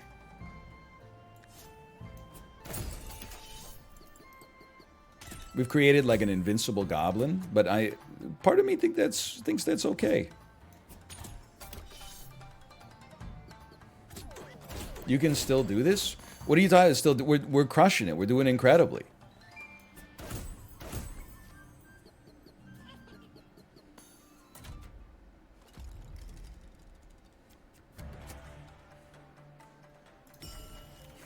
You're so brave. What are you talking about? Okay, Junkhead, you take this one. It's a great bite box. No. Junkhead, you take this one. Bite box, you take this one. We win these.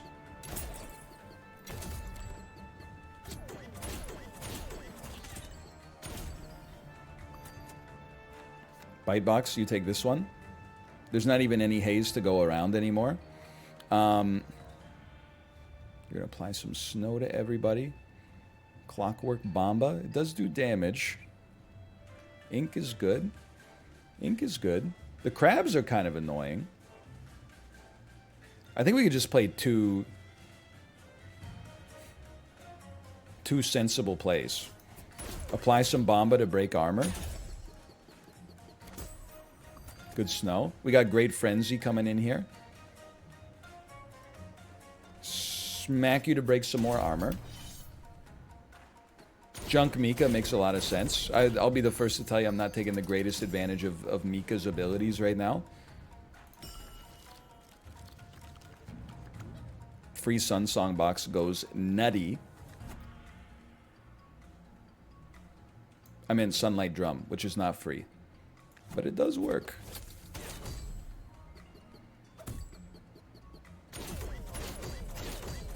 You're dead. You're dead. It's over. It's over. It's over. It's over. All right. It's 2:01. Let me see if my wife is ready to stream. Hello, smiley face. Are you ready to stream?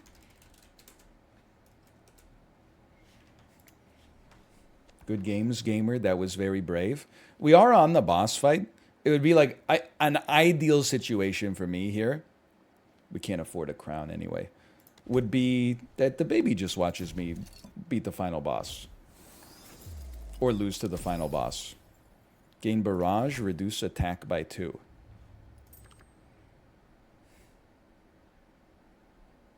I mean, 2 Bomba Barrage is crazy.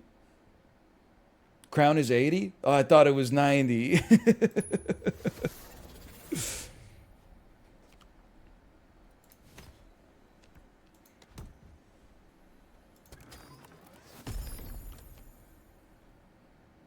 Trigger against anything that's hit with Bomba? Brother, I don't even know if I got space for you, but maybe.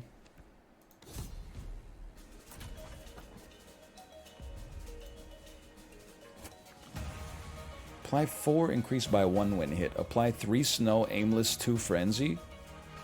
7 damage. Haze? Okay, I mean, you're all annoying. You're hopefully not as annoying as the last boss, though. When did he beat the old one?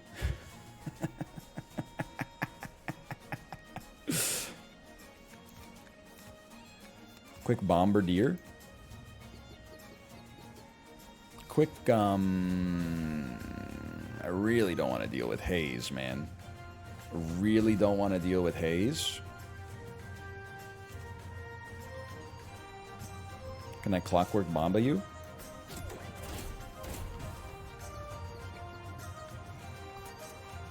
You're about to attack for 6 and destroy this fool. I would rather you didn't do that. So I gotta snow you for... Oh, I did the same unit twice. Oh, crap. You're about to do 0 damage, but apply 4 Bomba. I can live with that. Please put that on Snoffle. And then we're gonna go Jamie Lee mode here. You're definitely dead. In that case, why don't we... We don't have any junk in hand.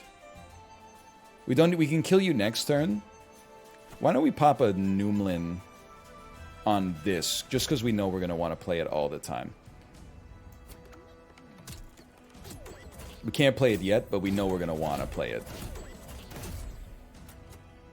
Gear Hammer.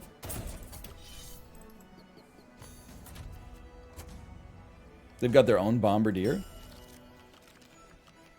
Okay, Junkhead, very important to give us junk. Huge if true. It doesn't have to happen turn 1, though. Turn 1, we can play a Sunlight Drum. When hit, apply ink to the attacker. Not ideal. Quick Junkhead up here for some trash. We have to go in on Tentacle, though, which is extremely annoying.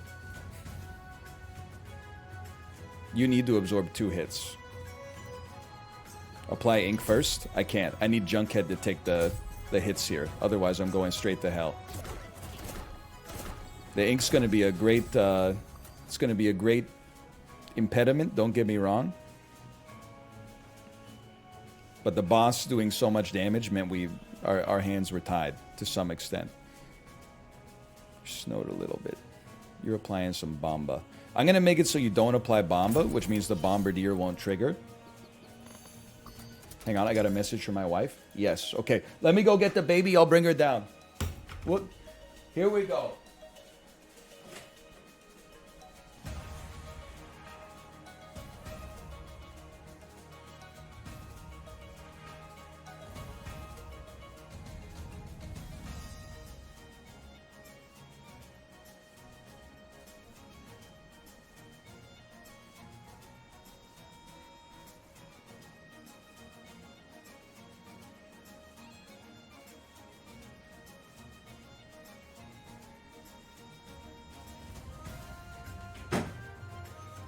Mom said we could finish the run.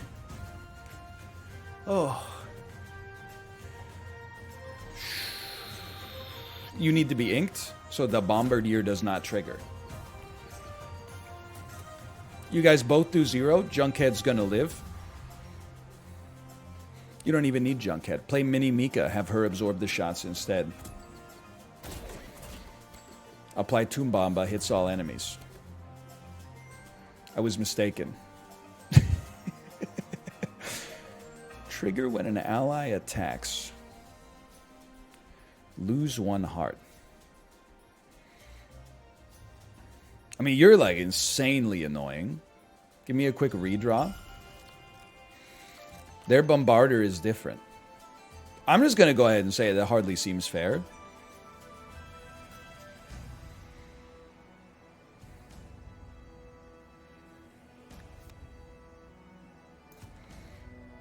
Let me get a quick Jamie Lee mode on you.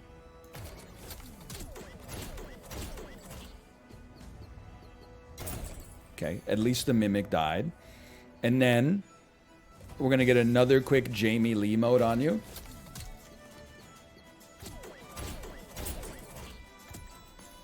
Now you're not attacking yet. Stop me if you've heard this one before. We're going to go Jamie Lee mode.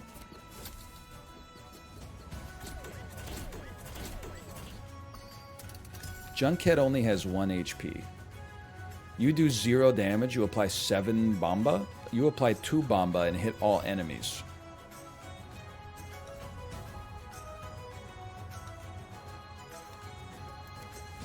No, I needed to move the order a little bit. I'm not dead. I'm not dead. I'm not dead. You don't attack for 6 turns, which means you're screwed. So I'm going to Snowzuka you. It's Snowzuka the same unit 2 times. Not ideal, but far from catastrophic.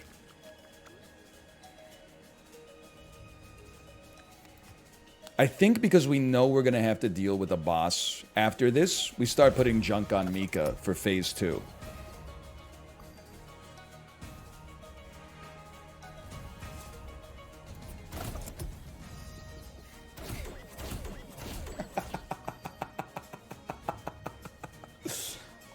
Oh, man.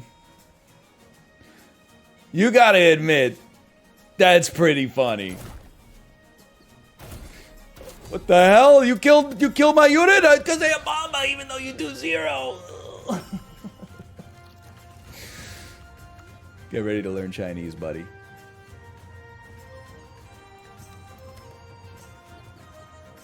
Hang on. I'm not washed. You're washed.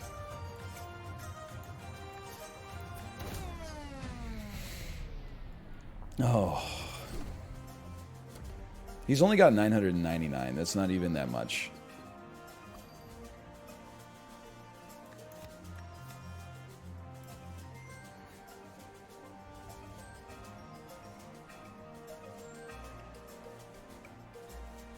This is fucked up. I shouldn't have to do this and pray. Oh, I'm dead anyway. Alright, alright. / marker WildFrost. It's not complicated though. It's pretty simple. It's a pretty simple game. Alright, I'm going to send you over to my wife. Enjoy the rest of your evening, and I will see you tomorrow. Tomorrow I think we have some co-op sponsored stuff in the morning. I don't know what else we'll do. Later.